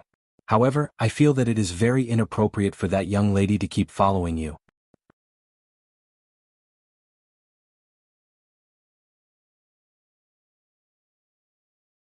Chapter 857. As he grew older, Sulu was as cheerful and optimistic as he had been in his youth, but he spoke less and less. He was no longer as eloquent and crafty as he had been yesterday. It was probably due to some kind of genetic instinct. His sister, Hui Chaoshi, was naturally not a person who was good at chatting. Usually she would only talk about things as they were, simply and directly and even crudely put forward her arguments. So when she suddenly threw out this question in the latter part of the conversation, Sulu was stunned for a long time before he reacted. He scratched his head and answered, "This girl will lead the people of the West Woods in the future, at least on a spiritual level, so she must learn to be strong. This is what I think is the right way to educate her. As for those questions, I'm not worried. Very few people know that I started killing people when I was 12. I grew up in the cruelest environment in the Federation and saw too many dirty and dark killings. I think that only by seeing too many of these can one understand the value of certain things." Hui Chaoshi frowned slightly. Looking at the warm sunlight on his face, she didn't know if it was because she felt sorry for her younger brother's tragic childhood in Donglin or because she thought of something else. After a short pause, she shook her head and said, "People like you are rare. After seeing too many dark scenes, it doesn't necessarily make people yearn for the sun. It's like a pool of unbearably smelly mud. White lotus may grow, but more often maggots and rotting creatures are cultivated." Sulu thought that this was a very good analogy. He didn't know how to refute it, so he smiled and drank the cold tea in his cup. His mood was still calm. That little girl was his child, and only he could be sure how to accompany her as she grew up. Next to the shabby library was a shabby classroom. Most of the chairs in the room had been taken by the students as weapons against the Imperial Military Intelligence Agency, so it seemed a little empty. Zhong Huoyin, who had grown into a beautiful girl, leaned against the window. Using the clear light coming in from outside, she looked at a small mirror and carefully trimmed the hair in front of her forehead. The scissors were extremely sharp and cold. Her hair, which had been coarsely dyed light brown by the town's female hairdresser, was cut off by the sharp blade. Staring at the sharp scissors, the girl's eyes did not blink. She was unusually calm, allowing the fine strands of hair to slowly fall to the ground. In front of her, there was an old man with white powder on his face. He looked kind and amiable. He was saying something in a low voice. The kindness in his eyes was strange. His attitude was very humble, but occasionally, there would be a trace of arrogance in his eyes that only a real big shot could have. This old man was the deputy director of the Imperial Palace. No matter where he appeared, he would be greeted with infinite respect. Even the powerful governor of the empire had to habitually flatter him. However, no matter how humble his attitude was and how soft his voice was, Zhong Huoyin did not respond. She just calmly tidied her hair and did not even look at him. "Could it be that you don't like the identity of the little princess? No matter where you appear, you will have the supreme glory of being one of the top 3 people in the empire. No one will dare to oppose you and no one will dare to go against your will." In the eyes of the old deputy general manager, Zhong Huoyin was just an ignorant young girl. He suppressed the unhappiness in his heart and persuaded with a smile, "Young commandery princess, you should persuade His Highness to return to the palace. Only in this way you don't have to run around like you are now. You can enjoy the beautiful life that I just mentioned." Hearing this, Zhong Huoyin finally reacted. She gently put down the sharp scissors in her hand and calmly looked at the director of the Imperial Palace. She said, "Since the day I was born, I have always been called the little princess. Do you think I care about the title of princess?" The deputy director smiled awkwardly and said, "How can a corner of the West Woods be compared to the vast empire?" Zhong Huoyin narrowed her eyes and smiled innocently like a little white rabbit on the 2 moons. She shrugged and suddenly said in a cold tone, "When has your empire ever defeated our West Woods?" The most luxurious restaurant on the top floor of Mulberry Ji state government had been booked. Now that the rebellion in the empire had been quelled, the nobles who booked the restaurant no longer had to worry about the bullets coming from afar. In the light music, the sound of silver forks rubbing against porcelain plates echoed. Zhong Huoyin opened her clear and bright eyes and looked curiously at the woman beside her brother. Although that woman was her brother's sister, she was not going to call her sister. Although she had never seen her before, she knew very well what kind of power this extraordinarily ordinary woman, who wore the Empire's military uniform and did not look like a woman, had in this universe. "How does it feel to be the strongest woman?"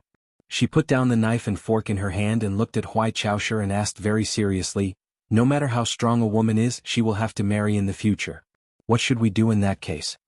This was a very abrupt and even somewhat impolite question, but Huai Chaosher did not express any displeasure. Instead, she sank into a long silence as if seriously considering the answer. Sulu was not used to this kind of atmosphere.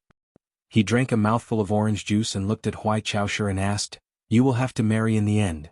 Because of his words, Huai Chaosher easily found the answer. She looked at him expressionlessly and said, "If you are willing to return to the palace, I will naturally marry. But if you don't return to the palace, I will inherit the throne." "How will I marry? Who dares to marry a female emperor? Oh, my creator." Zhong Huoyan's fingers lifted the hair in front of her forehead and sighed helplessly. "Your Royal Highness, can you not always put pressure on Brother Sulu?" Huai Chaosher looked at her and asked, "What about you? What kind of person do you want to be in the future?" "In the future, I will have to return to the West Woods." Zhong Huoyan glanced at Sulu and turned her head with a smile. "I want to integrate the power of the West Woods and complete my revenge on the Federation government. I want to kill Pabre and Li Jedu. Then, depending on my mood, maybe I will think of a way to make the West Woods independent." A 15-year-old girl, calmly speaking of her life's ideals amidst the gentle music. Such a strange and terrifying life ideal was a very strange scene. But whether it was Sulu or Huai Chaosher, they did not think that this was a child's nonsense. Because she was the little princess of the West Woods, there were still countless people of the West Woods who were loyal to her. In addition to Su Li's relationship with many more people, these ideals were not necessarily far away. After a long silence, Huai Chaosher gently wiped the corner of her mouth and looked at Sulu with a faint smile. "This is the result of your education." This was the first time Sulu had heard the little watermelon's inner thoughts. He roughly understood that this was her true desire after seeing Huai Chaosher, the most powerful woman in the universe. For a moment he was speechless.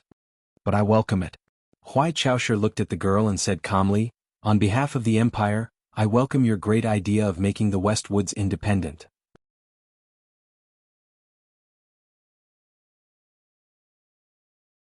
Chapter 858. You wouldn't know if you didn't hear it. The world was really wonderful. Once you heard it, you would discover that some layers of the world had suddenly collapsed and shattered into grotesque fragments that couldn't be reformed in a short period of time. Sula couldn't react to Huai Chaosher's rather meaningful welcome speech for the future. He only suddenly remembered how Mr. Tian complained to him in the West Woods that he couldn't be a good father. Then he understood that he was indeed not cut out to be a father. He watched as this 5-year-old girl who hugged a doll and wore pajamas turned into a 15-year-old girl who wandered among the stars. He had never sensed what she was thinking in her heart, and he had never sensed that there was actually such a majestic burning ambition in her body that was gradually becoming youthful and beautiful. Holding half a cup of orange juice tightly, Sulu looked at Zhong Huoyan's face. He didn't know if it was an illusion, but he seemed to see the tiger that had once dominated a corner of the universe, whose supreme domineering aura was contained in its thin body. This father and daughter pair didn't look alike, and neither did their temperaments. However, the boldness and temperament in their bones that dared to destroy the world with a wave of their hands seemed to have been carved from the same mold. Like those uncles in the Federation who hugged a human-shaped pillow and cried when they saw Jian Shue'er return, they found that the little girl beside them had suddenly grown up overnight and was about to have her own independent life. She would leave her own wings and stubbornly leave home to come into contact with her own world. She might meet some extremely good or extremely bad little boys. Su Li's mood suddenly became gloomy, and he even felt a little depressed. He basically spent the second half of this luxurious lunch in Mulberry Ji state capital in this mood. He appeared to be more silent than usual. He completely didn't notice that Zhong Huoyan opened her big innocent eyes and was continuously expressing her worship and respect to the princess of the empire. Naturally, he also didn't hear Huai Chaosher very generously talk about her childhood and her struggles related to power. After Huai Chaosher finished recuperating, she had to return to Mo Hua planet to preside over the next stage of the military operation. She didn't ask where Sulu was going. She just narrowed her cold eyes and forced Sulu to leave the most reliable contact information. Then they parted ways. A light black spaceship took off at high speed in the vast sea of mulberry trees of planet Lispan. Half a minute later, the anti-air defense system of planet Lispan caught a trace of the spaceship, but before they could set up the missile launch, they received a strict order from the upper echelons of the military forbidding them to continue tracking. The black spaceship without any markings broke through the atmosphere at an unimaginable speed. Following the gaps in the Empire's surveillance network, it disappeared into space in the blink of an eye. In fact, it had already quietly arrived at the shadow of the Liban Galaxy's sailor planet under the cover of the meteorite belt. Behind the shadow of the planet, there was a thicker and deeper shadow. Only when one was close enough, with the naked eye or the most advanced equipment, could they see the thick shadow. It turned out to be an incomparably huge broken spaceship. The exterior of the spaceship was painted in an uneven shade of black. All kinds of cabin components were piled up outside in a mess like a huge space garbage dump. After countless self-modifications, the Federation's tri-wing spaceship was no longer the same as it used to be. There were also some subtle changes to its appearance when it was rushing wildly in the sky of the S1 ocean. Those hollow cabins were densely facing the external environment like a beehive, which could perfectly absorb all kinds of detection waves. As for its appearance, it was still as clumsy and rough as before, exuding a sense of horror. It could only be said that the non-human designer was too preoccupied with overthrowing human aviation design to satisfy his vanity and completely forgot what beauty was. When the cabin door was pushed open, the dim central control room suddenly lit up with environmental lights that were absolutely the best for the human eye. Sulu still couldn't help but squint his eyes. He didn't feel very comfortable. Zhong Huoyin, who was obediently holding on to his sleeve and silently following behind, also squinted her eyes. She seemed to be uncomfortable as well. After leaving Shanghai, the two of them didn't speak and maintained absolute silence. This silence came from a very complicated reason that couldn't be explained clearly, so they had to keep quiet. However, this tri-wing spaceship was never a silent home. When they were wandering among the stars, Sulu and Little Watermelon would sometimes be angry, and sometimes throw tantrums. It was common for them to be silent for a day and a night. However, that guy definitely didn't have this problem. He always played the role of a perfect chatterbox. Wah! I've said it before. In the entire universe, except for that broken computer in the Bureau of Proclamation, no one is better at biology than me. Who am I? I'm a great unknown existence. I can make something as complicated as protein meat, so why can't I make silk? My two partners, I have good news for you. Just 3 hours ago, I've successfully developed artificial silk. According to the type of energy consumption and equivalent calculation, we only need to randomly pick a small mineral planet with oil, and we can monopolize the silk industry in the entire universe. On that day, whether it's the nobles of Sangji or the smugglers of Bermuda, they will all have to kneel at our feet, crying and begging us to give them a bowl of rice. By then, how powerful will we be? The voice in the central control room reverberated excitedly. Several hydraulic mechanical arms swayed back and forth in front of Sulu as if they were dancing. He said softly, "What does this mean?" "This means science and technology. Only science and technology are the primary productive forces." Sulu and Zhong Huoyin returned to their seats. One big and one small, like two very similar statues, propped up their chins and stared blankly at the dark universe outside the window. They didn't pay attention to that guy's madness. In fact, in the past 3 years, although he didn't have the support of the central database of the Federation, that guy still continued to come up with new tricks. As his only audience, they had long been numb. "Lulu, what's wrong with you?" The slender mechanical arm made a beautiful circle in the air and moved closer to Su Li's eyebrows. He asked curiously, "Have you been beaten silly by your sister Shirjaffa?" Sulu frowned and said, "I've told you many times, don't call me Lulu." Zhong Huoyin said sarcastically, "She thinks she'll sound cuter if she calls you that." Student Philip became angry and asked, "What's wrong with the name Lulu? When Mr. Sher went to have one-night stands with those women, he always used my name and insisted that those women call him Lulu in bed." Sulu spread out his hands and said seriously, "Is this reason good enough? Then what do you want me to call you? Master? Prince? I used to call you Colonel Sulu, but you're no longer a colonel of the Federation. You're not even Sulu. Who are you?"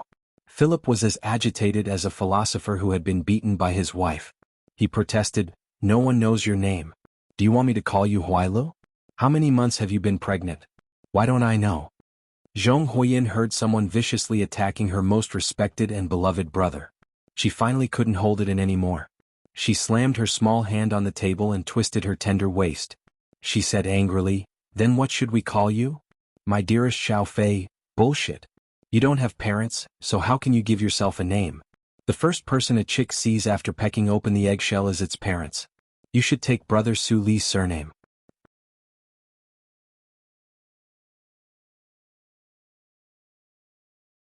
Chapter 859. A man, a girl, and a computer life that had always insisted that it did not have a gender, had been drifting among the stars in a broken spaceship for nearly 3 years.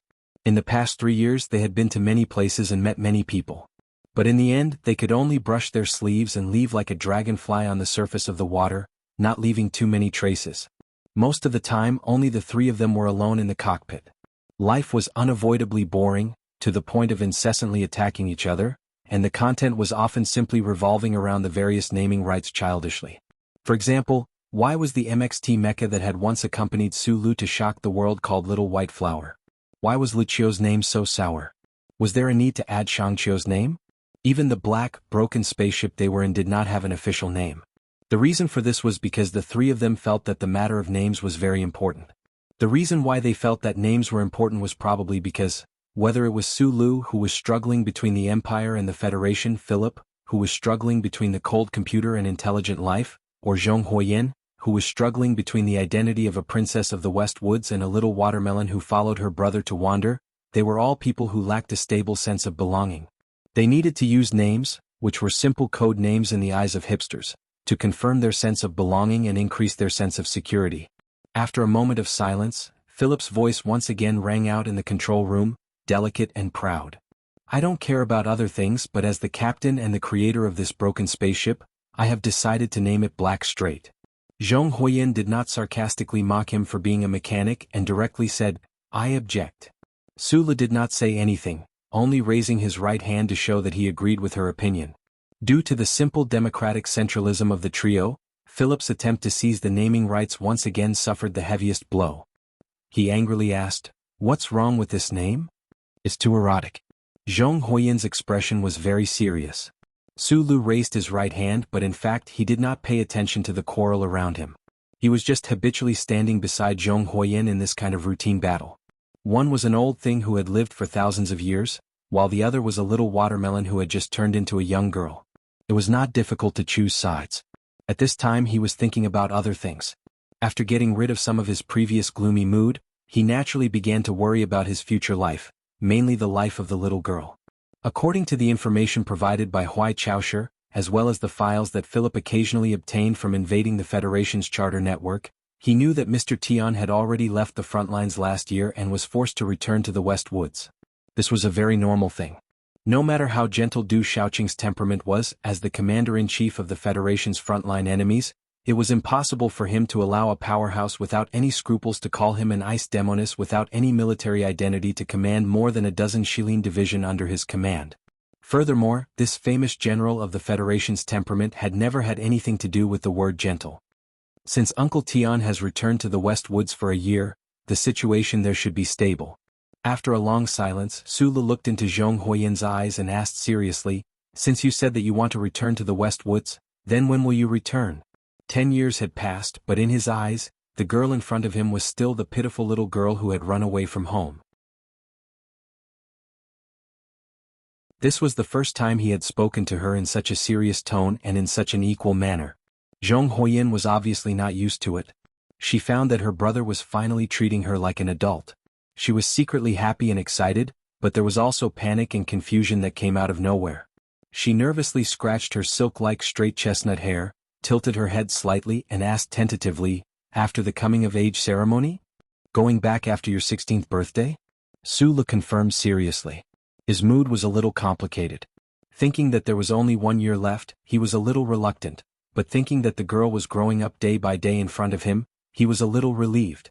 Zhong Huoyan anxiously waved her hands quickly and said anxiously, No, isn't the coming-of-age ceremony at the age of 18? There were still 2 more years to go. Su Li's mood became a lot better for no reason. He smiled and said with emotion, Time is really a butcher's knife. Zhong Huoyan's eyes narrowed into crescents. She smiled sweetly and said, It depends on whether you are a pig or a pearl. I can't be more real than a pearl. Our little princess is, of course, the most beautiful and dazzling pearl in the universe. Su Lu laughed. Zhong Huoyan saw that the annoyance between his eyebrows had disappeared, and her heart seemed to be covered with a layer of the brightest sky blue. She giggled very happily. Philip had been silently watching this scene from the side with interest. When he saw that they were happy again, he couldn't help but bitterly comment, "What a pervert." "What did you say?" Sulu asked.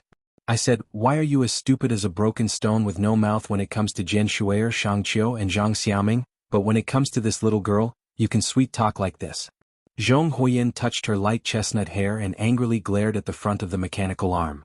But at this time her mood was too good. Her eyes were too clean and her eyebrows were too beautiful. This action, in addition to being cute, also had a rare feminine look. It was not intimidating at all. Philip was too lazy to pay attention to her. He asked Sulu, "Where are we going next?" "I have some information that a big family in the Empire has a batch of primary alloy or ready to be loaded into a smuggling spaceship. It is only 645. 32 astronomical units away from us. We have no reason not to eat these things." In the library in front of Huai Chaosher, Sulu had said that fighting for justice was his hobby. These words were somewhat shameless, but Philip had been doing shameless things all these years. Relying on the terrifying collision force of the broken spaceship's engine, he had unreasonably robbed every corner of the universe.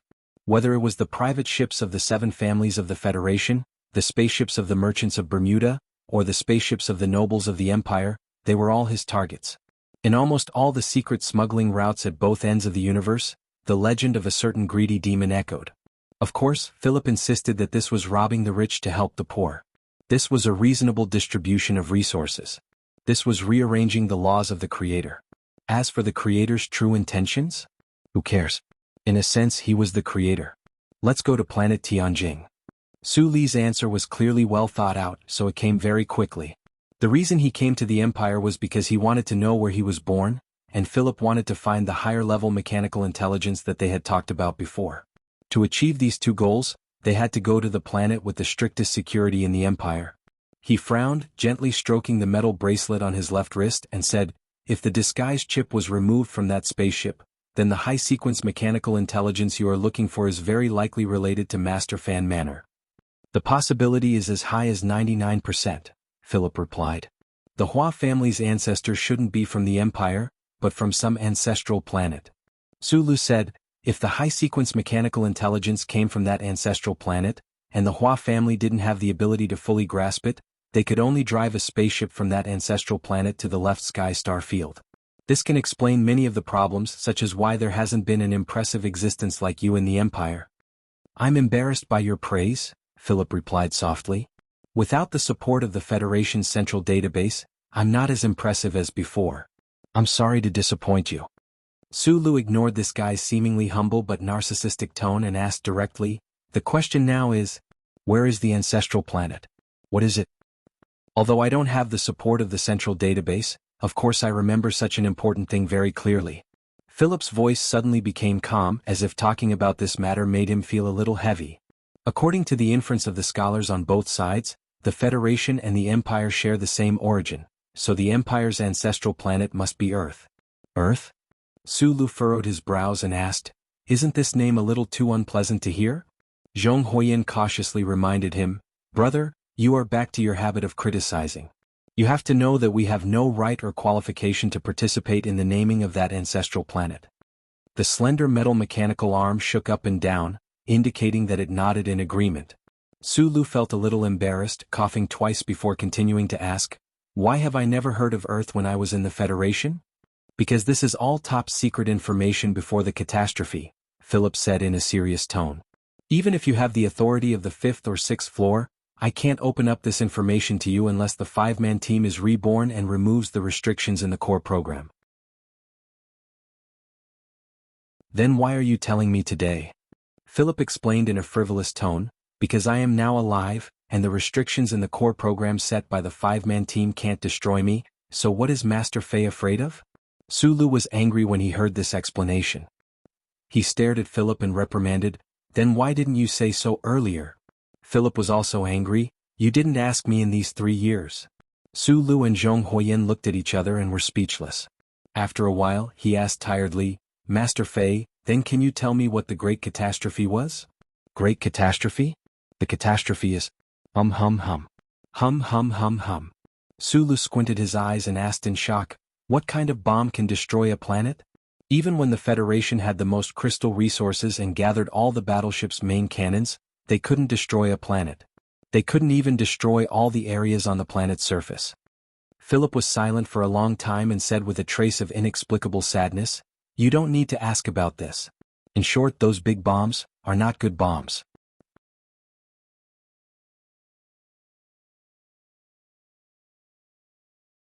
Chapter 860.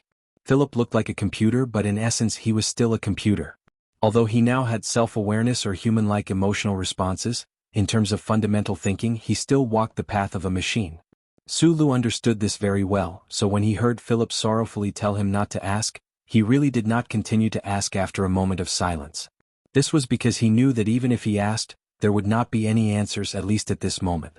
If the Hua family ancestor took a spaceship from that whatever planet to the left sky galaxy, this proves that there are still humans alive on Earth after the catastrophe. He changed the topic, successfully causing Philip to think for a long time. The slender metal mechanical arm gently swayed in the space, like the long silver beard of an old wise man shaking off in the wind. After a long time, Philip said in a low voice, "This inference is really inconceivable. If there are still humans alive on Earth, what are they like now? The more important question is, has Earth's civilization returned to its most advanced state?" Philip said in a low voice, "Whether it is the left sky galaxy or the Federation's galaxy, in fact they are all in the same big galaxy. The Milky Way above our heads is the same, but according to the data in my memory, Earth is far away in the outer galaxy, separated from the universe we are in by a vast space that is difficult to pass through." After the five-man team successfully arrived at S1, the spaceship was already close to disintegration. Most of the data was destroyed in the long years, including the precious star map. If Earth's civilization has not returned to its peak state, how could the Hua family ancestor be able to pass through the big galaxy? This was very basic knowledge of the universe and astronomy, and Sulu was not unfamiliar with it. The dark space between the big galaxies was still a forbidden zone for the Federation to this day. Thinking of this, he could not help but think of the past when he lay on the beach with Tai Ziyuan and looked up at the starry sky above them. The Crown Prince's dream in life was to pass through the black curtain above them and open up a wider space. At the time, Sulu always thought that this dream was high and empty. Although it was worthy of respect, there was no chance of it being realized. But if the Hua family ancestor really came from the black curtain of the distant ancestral planet, then would this dream still be far away? Suli's brows furrowed slightly and then slowly relaxed. Deep in his heart, he faintly felt that he had touched the key to solving the biggest problem, but this feeling was not clear.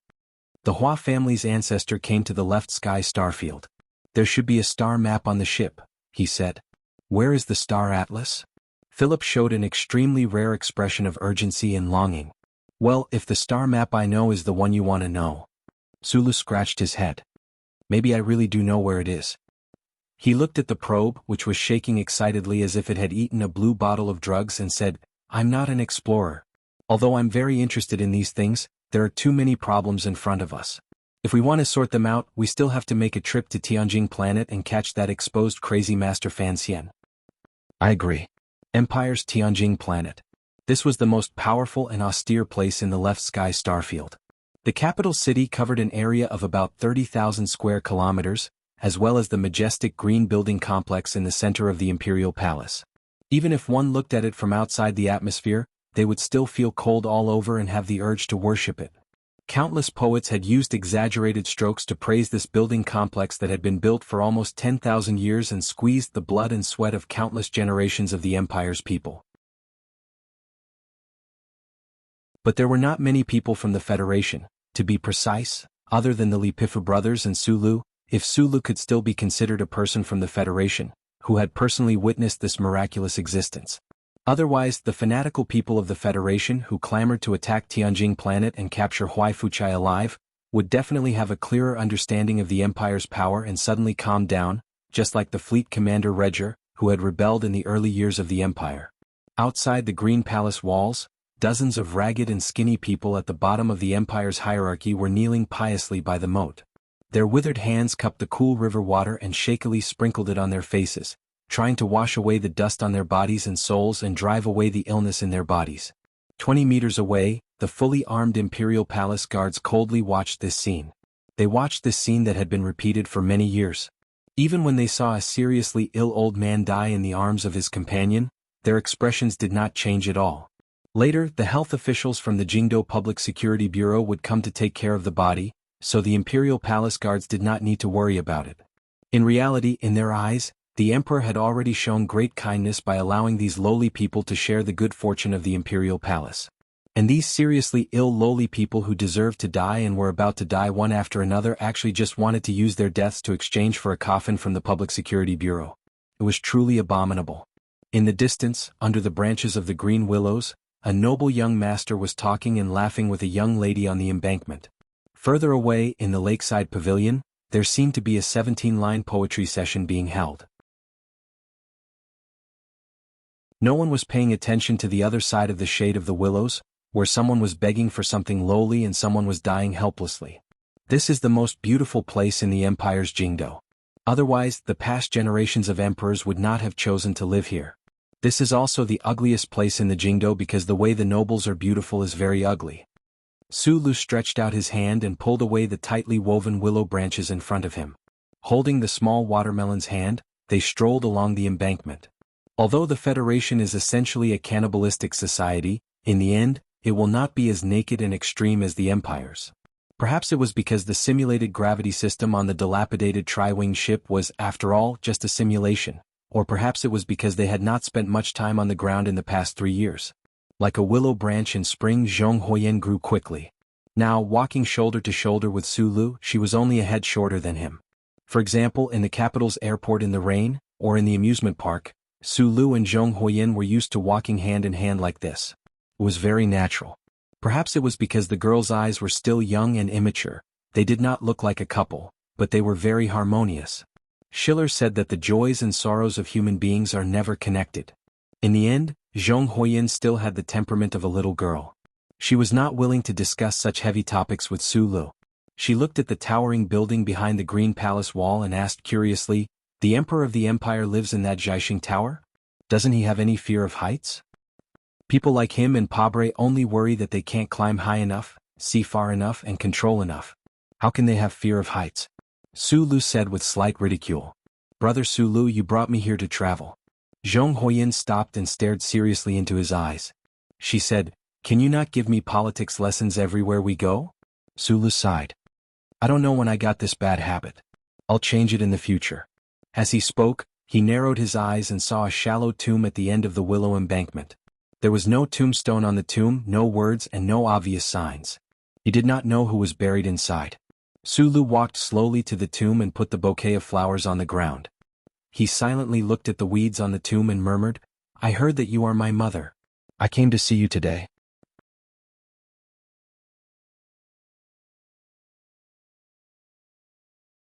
Chapter 861. He had to add the word heard in front of his mother. It had to be said that this was a kind of great helplessness and sorrow. Standing in front of the tomb with sparse weeds, Su Li's face did not show any emotion, but his heart was echoing with some kind of emotion. Before today, he had always insisted on seeing himself as a member of the ordinary and happy family in Donglin. His father was called Su Shukai, his mother was called Huang Yang, and his sister was the cutest little Xianyi. It was not until he saw this inconspicuous tomb with his own eyes and looked at an unknown concubine who had been sleeping for many years through the thick soil that he suddenly felt a sense of connection that was difficult to cut off. His childhood memories and beautiful family memories in Donglin were still there, but in addition there were gradually some other ties. Zhong Huoyan opened her eyes wide and looked at the desolate tomb curiously. After knowing the identity of the person in the tomb, the girl was somewhat inexplicable and nervous.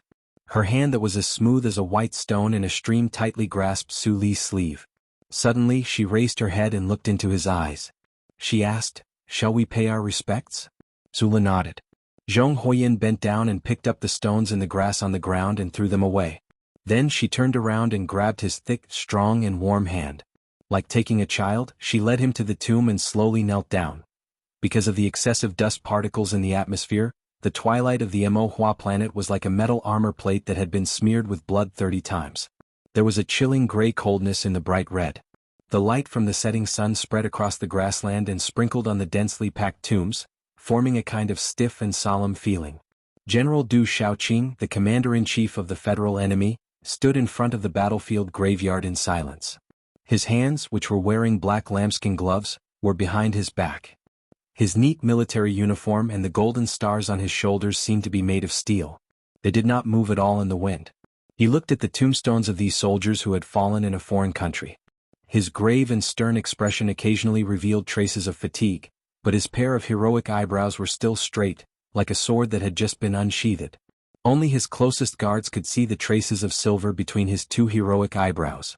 Due to the fact that both sides were not able to see each other clearly but were able to coordinate with each other from afar, the intensity of the war on the surface of planet Mo'Hua had gradually calmed down during this period of time.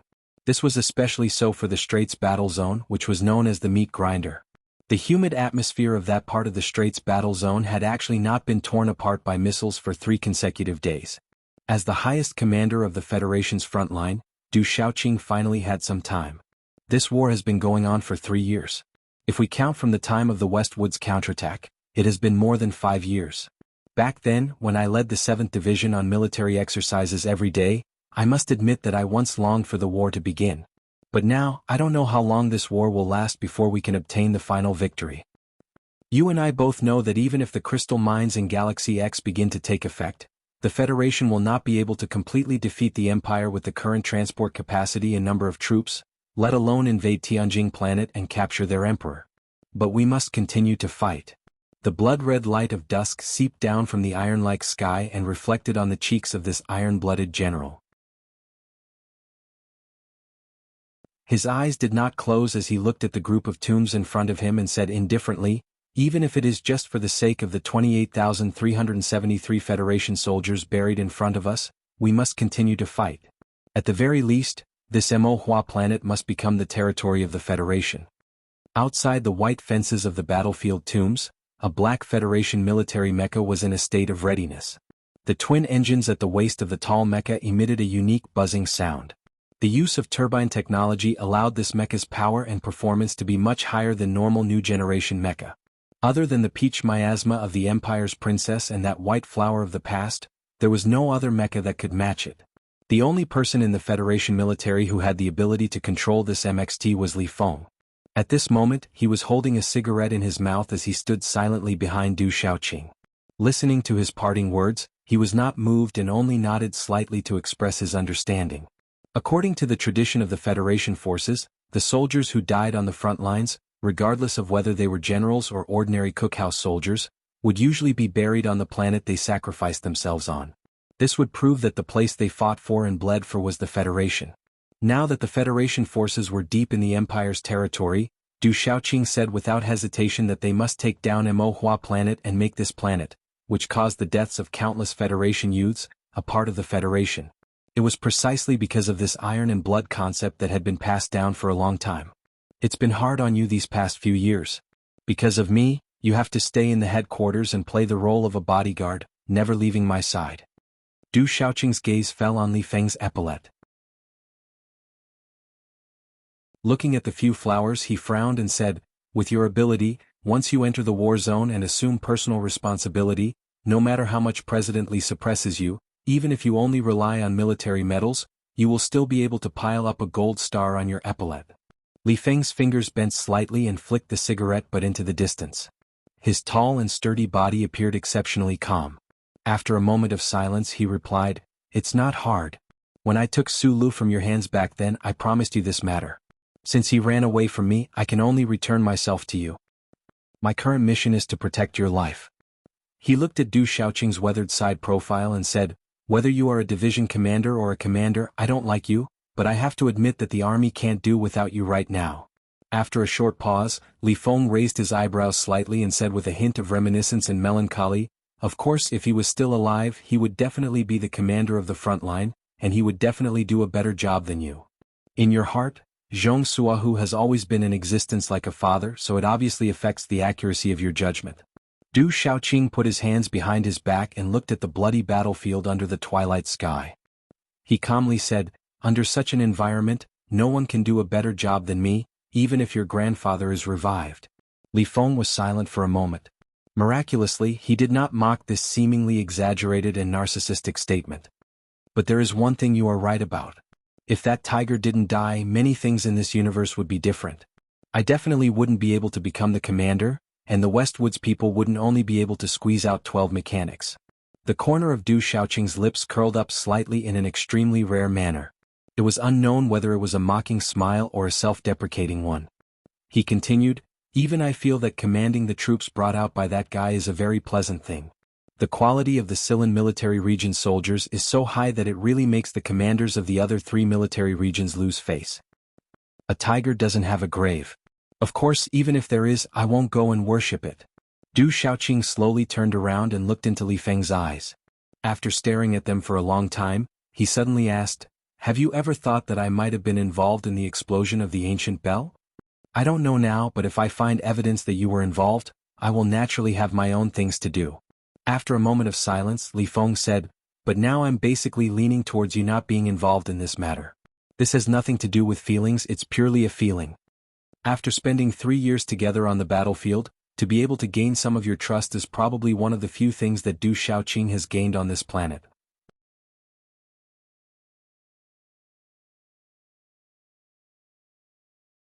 Chapter 862. For a son of man, this was a very difficult question, but Li Feng's answer was not difficult at all. He looked at the few wisps of smoke in the depths of the tombs and replied with an expressionless face, "I don't know." 3 years ago, when he rushed back to the capital ring from the front lines, he kicked open the door to Li Jiedu's office and roared in anger to the point of madness, but in the end he could not take out the gun at his waist and shoot his biological father behind the desk into a beehive. In the countless nights after that, the young Federation colonel had thought about this situation that made him feel cold and sad many times, but he could not find any conclusion. After Du Xiaoqing heard his answer, after a moment of silence, he slowly took off the black lambskin glove and held it in his hand. He pointed at the mountains behind the tombs and changed the topic. "That princess is definitely waiting for me to leave. Although I am not arrogant, I must admit that the imperial people will definitely think that my departure is their opportunity." He looked at Li Feng and slowly said, "But although I am leaving, you must deliver the gift I left for that princess. In the Battle of the Straits, if we can tear off the fattest piece of meat on the imperial armies, Mohua planet can at least maintain the balance for half a year, and by that time I should probably be back." Li Feng thought of the top-secret military deployment plan that had been passed around in the command center last night, and the way he looked back at Du Xiaoqing had some subtle changes. If that deployment was really successful, the Imperial Army that intended to take advantage of the situation to launch a large-scale counterattack would suffer a heavy blow at the Straits. After a slight pause, he used ordinary words to give the most powerful promise. "Commander, I will definitely deliver the surprise you gave to Huai Chaoshi personally. Although I will be bringing the 7th Division back this time, it will not affect the balance of power between the two sides. I even wanted to bring the 17th Division back, but I was stopped." Du Xiaoqing's eyebrows suddenly furrowed, and a rare trace of irritation appeared in his indifferent eyes.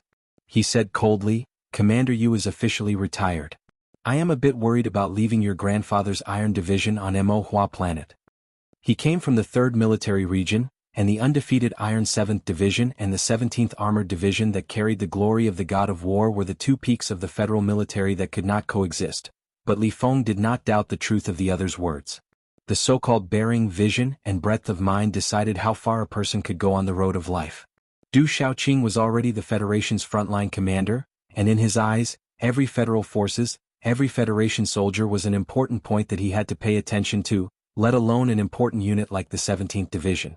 However, as a famous general, Du Xiaoqing was actually worried that the frontline troops would be harmed by some invisible force. It was really hard to imagine. Only Li Feng, who was on the front line and knew the Federation's political situation and the changes in the upper echelons, understood why he was worried. Because of the explosion of the antique bell, the terrorist attack on Parliament Hill, and Su Li's defection, the Federation's capital ring had a strange political atmosphere in the past few years. The Federation government led by President Pabre seized more power through elections and street campaigns. In the face of the counterattacks launched by the big families and the rumors circulating in society, the government began to use tough means and formed a joint unit made up of the Bureau of Proclamation, the Federation Investigation Bureau, and a Special Operations Department. After an unprecedentedly fierce debate on Parliament Hill, the joint unit obtained a very rare high-level authority and began to silently wander among the various departments of the government, investigating the spies that the big families had planted in the government and cleaning up the employees who disobeyed the government's orders. At the same time, the Federation government asked the people to make sacrifices for this costly space war and the internal strife in society. They vigorously promoted the spirit of self-discipline and dedication and tried to use powerful media to suppress most of the opposing opinions, making the entire Federation a powerful fist. However, both Mr. President and Lee Jae-do seemed to have forgotten that once they began to protect the government's authority through secret investigations, the government would always rely on the deterrence brought by the secret investigations. Once they began to suppress opposing opinions through the media, the government would always rely on the surface peace brought by the suppression of news. Once they began to use the extremely impactful crimes of sabotaging the war and attempting to betray the country to protect their rule, they would have to face the reality that these crimes were becoming more and more boring by the day. They could only come up with new and more explosive words. A political scholar from the Capital University had already named the changes in the Federation politics in the past 3 years as the Pabre Doctrine. He commented with undisguised mockery that if creating a panic atmosphere was the only way to keep the Federation government going, then it would be better to invite the Emperor of Empire to be the president. It should be known that the Emperor of Empire was definitely better at this than Mr. Pabre. Afterward, this political scholar was invited by the Joint Investigation Department, which had extremely high authority to investigate. Although the Joint Investigation Department released the scholar 10 days later under pressure from many parties, at the hearing, the government presented evidence that the scholar had received funding from the Xiao Shu Foundation. The next day, the Federation Academic Committee criticized the scholar in the name of improper acceptance of academic donations and involvement in academic corruption. Although the Capital University did not fire the scholar, they still persuaded him to resign from his position as the dean of the department. Sulu was exposed as a citizen of empire. The two people that President Pabre admired the most were only left with Du Xiaoqing, and he did not disappoint the president and many people. Whether it was when he was the commander of the Iron 7th Division or when he later commanded all the federal forces on the front line, every victory that Du Xiaoqing had in the Zhuoqing galaxy increased President Pabre's public support by a few percentage points. The endless news of victories on the front line also successfully diluted the current dark color of the Federation politics. Because the former commander-in-chief Du Xiaoqing was deeply trusted by the Federation, the secret investigation department that echoed like a cold wind among the Federation's administrative districts was temporarily unable to extend its tentacles into the military. At least, it did not have the power to have any influence on the situation on the front line. However, something happened 2 months ago. Zhou Yu, who was now the commander of the 2nd Regiment of the Iron 7th Division, was ordered to return to the capital Star Ring to enlist resources. When he was about to embark on his return journey, he was forcibly taken away by the secret investigation department at the military base. They accused him of receiving secret funding from the Xiao Shu Foundation while he was studying at the 1st Military Academy. He had to undergo strict investigation to prevent the evil family forces from infiltrating the pure and solemn federal forces. Did the 7 families infiltrate the federal military? Of course, except for the Zhong family in the West Woods. The Li family had always wanted to marry the Lis of Philadelphia. Li Xiaotong still maintained his status as an active military officer. The Nan family had always been inextricably linked with the military logistics system. As for the only heir of the Macho family, he had once fought in the front line. However, when the old man by the Lake of Philadelphia was alive, these families could not have any influence on the federal forces. Now that the old man had passed away, how could President Pabre and Lee Jae-do allow this to happen?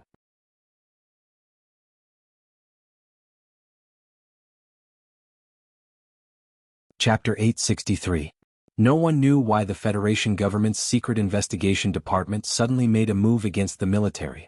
After analysis, it was probably because the head of the department was blinded by the continuous victories in the liquidation campaign, or because they were blinded by the warm praise from the president's residence, or because those officials were not blinded at all.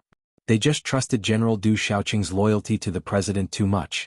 In addition, in their opinion, Zhou Yu, who was born in the West Woods and had endless connections with Su Lu, could not be considered a direct descendant of the Iron 7th Division.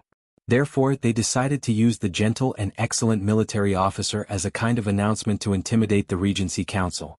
However, the response from the front line made the Secret Investigation Department realize that they had made a serious error in their judgment. They had no choice but to swallow the consequences of their actions. Du Xiaoqing, who had always only cared about war and not politics, immediately dialed the interstellar encrypted delayed number when he received the news that Zhou Yu had been arrested. On the phone, he used a cold and gloomy voice to express his contempt and anger without hiding his feelings. He directly cursed the director of the president's residence, Mr. Breen, into a pile of stinky dog shit. Then, without waiting for the other party to make any explanation, he extremely rudely hung up the phone. Today, Director Breen was the chief butler of the president's residence and deeply trusted by President Pabre. No matter where he went in the Federation, he was a respected figure. However, after being cursed by the cold voice of the general on the other end of the phone, he did not dare to show any angry reaction. This was because the person who cursed and looked down on him was called Du Shaoqing. Although he was in the distant Zhuqian sector, he was deeply trusted by the president and respected by the people. He had millions of soldiers in his hands, and his heart was as hard as iron. Director Breen put down the phone and walked into the Oval Office with a livid expression. The president furrowed his brows. General Li Jiedu raised his eyebrows and did not say anything. Breen, however, understood something. He quickly drove to the Secret Investigation Department with the small blood-red eye pattern painted on it and cursed everyone into a pile of stinky dog shit. Then he personally entered the prison. After repeatedly apologizing, he picked up Zhou Yu, who had not yet been interrogated, and immediately sent him back to the front line on a battleship. Countless light years away, when the general was angry, the officials trembled. This was probably the scene. I'm leaving now. Lieutenant General who will temporarily take over the position of commander. You know that person has no ability other than singing the praises of Mr. President and arranging trusted aids for your father. At that time, who could stop Small Eye's department from infiltrating the front line? After all, they have higher authority than us. Du Shaoqing looked at the setting sun that was setting over the mountains with an expressionless face. He said calmly, "For my sake, the other troops, even the dozen or so divisions in the West Woods, shouldn't be harassed too much. But the new 17th Division might not be so safe. After all, that division carries the glorious history of the Federation, but in recent years, it has taken on too much of Su Li's scent. The Federation hates this scent. So those people want to use cleaning to get rid of this smell?" Li Feng raised his sword-like eyebrows. He couldn't help but speak with a hint of ruthlessness. He said coldly, "No one knows where Su Lu is. After knowing that he's from the Empire, whether it's the 17th Division or the members of Group 7 back then, they all performed extremely well on the battlefield. Why is the Federation still unwilling to let go?" Du Shaoqing didn't explain. In fact, both of them knew very well why this situation had happened. Although Su Lu was forced to flee the Federation, the way he fled was too open and arrogant. The Federation government, from the president to the officials of the various departments, all held a grudge in their hearts. No one is suitable to watch over this matter. Only you are the most suitable, the general said calmly. Li Feng lowered his gaze slightly. Looking at the slightly charred black soil in front of his military boots, a trace of self-mockery appeared on his face that was no longer young and inexperienced. He was indeed the most suitable person because his biological father had always been secretly controlling that secret investigation team. No matter how arrogant, cold-blooded, shameless, and despicable that department was, they wouldn't dare disrespect him in the slightest. The capital ring is very chaotic right now. Although I don't understand why you're willing to go back before we leave, I want to remind the commander of something. Li Feng looked at Du Shaoqing and said, "No matter how glorious, right, and great the president is in your heart, no matter whether he's the source of your ideals for fighting bloody battles all these years, please remember that soldiers like us who only know how to fight are best not involved in the political affairs of the Federation." "As a soldier, I must obey the president's orders," Du Shaoqing replied. Li Feng sighed and shook his head, saying, "Commander Shaoqing, I really don't want you to become someone like my father." Du Shaoqing was silent for a very long time as he faced the foreign dusk. Then he smiled with a complicated expression and said calmly, "I'm not Li Jiedu nor am I Zhong Suohu. Speaking of which, I suddenly thought of something.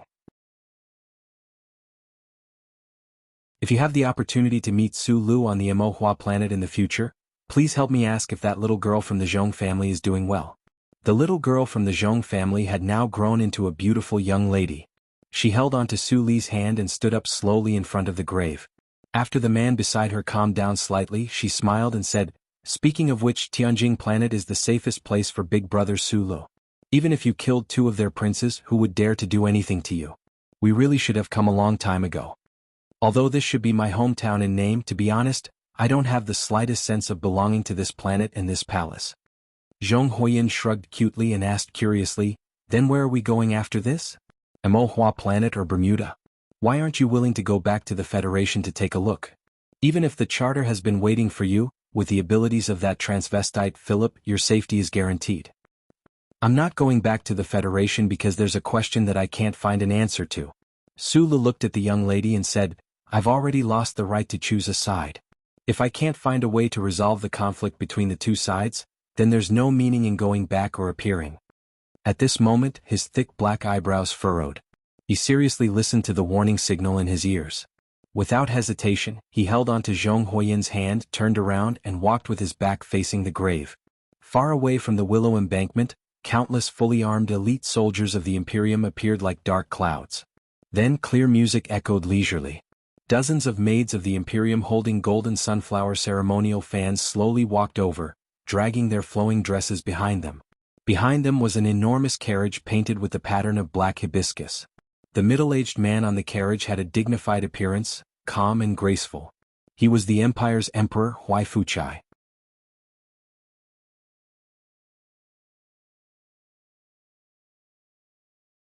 Chapter 864.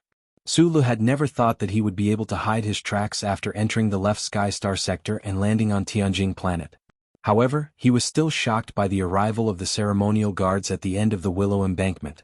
He realized that he had underestimated the power of the royal family that ruled the left Skystar sector.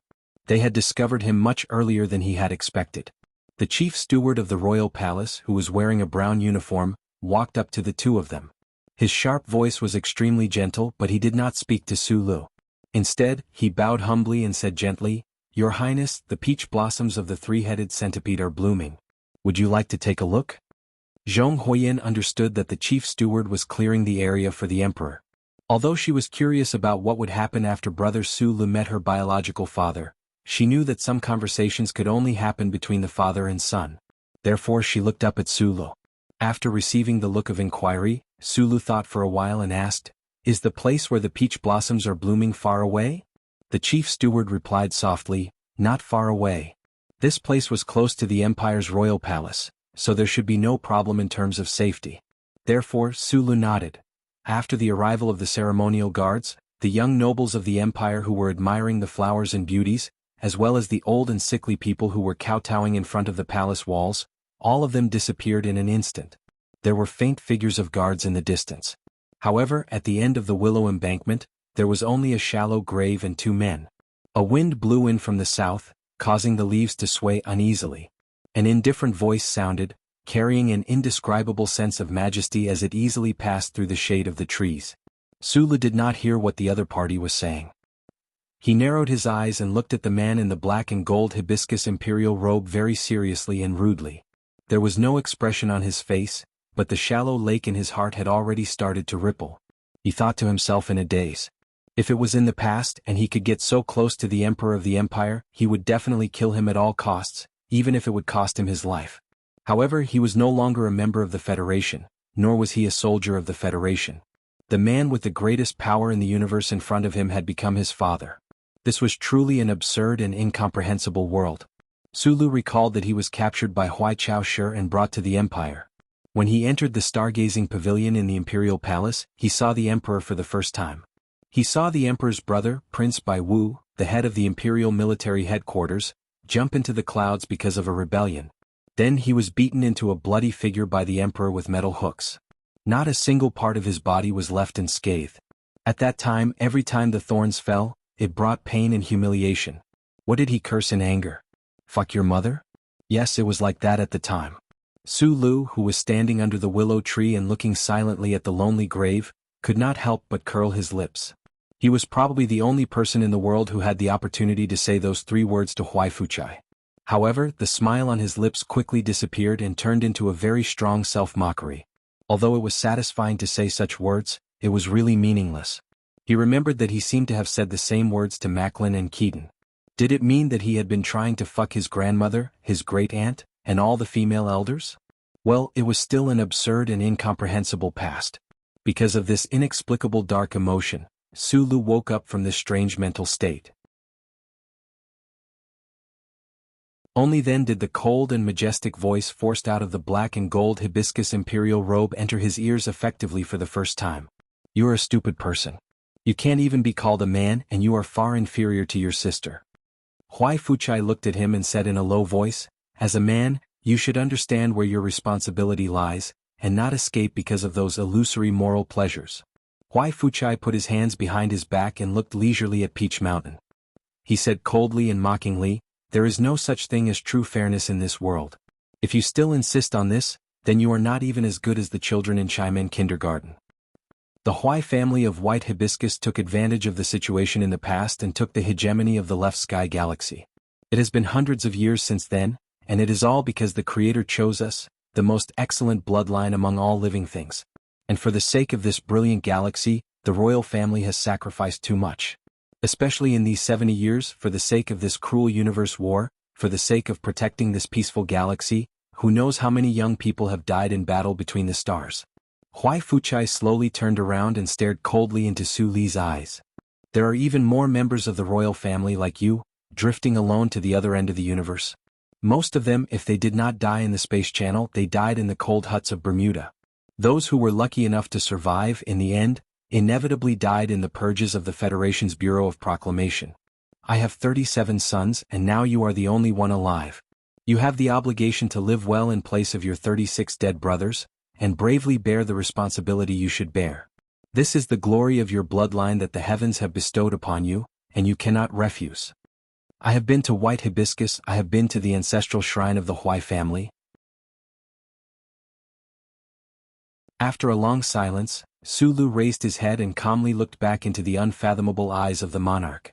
"In my view, it was not the Creator who chose the Huai family as the royal family, but the ancestor of the Hua family, that woman who crossed the galaxy from the ancestral star, chose the ancestor of the Huai family.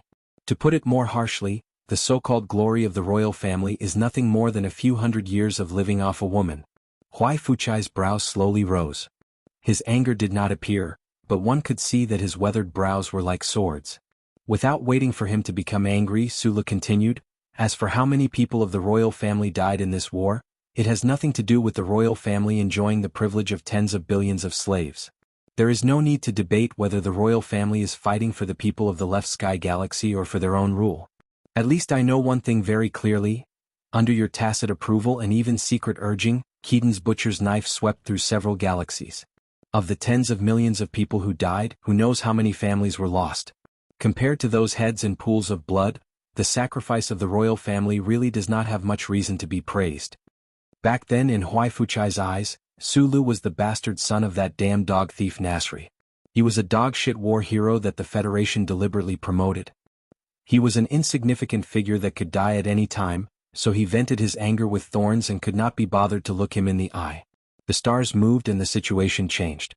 Huai Fuchai suddenly discovered that this young man was actually the only bloodline he had left in the universe.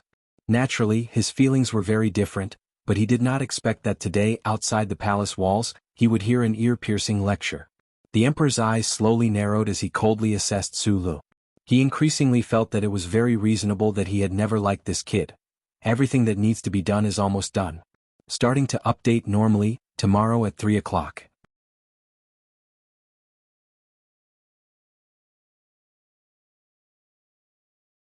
Chapter 865. Huai Fuchai flicked his sleeves. An emperor's sleeve could disperse the stars, but in front of Lu Dai's tomb, it couldn't disperse even a wisp of cloud. Su Lu was like a stone, seemingly oblivious to his anger, oblivious to his resentment and loathing, as if a storm was brewing in his sleeve. He only looked at him quietly, his extraordinarily thick black eyebrows not even trembling in the slightest. After the wind from the south blew at the willow branches a dozen times, Huai Fuchai finally suppressed the anger in his chest. His eyes narrowed slightly, like a lion staring at a small ball of meat playing in the red wasteland. He continued to use a cold tone to continue his harsh commentary.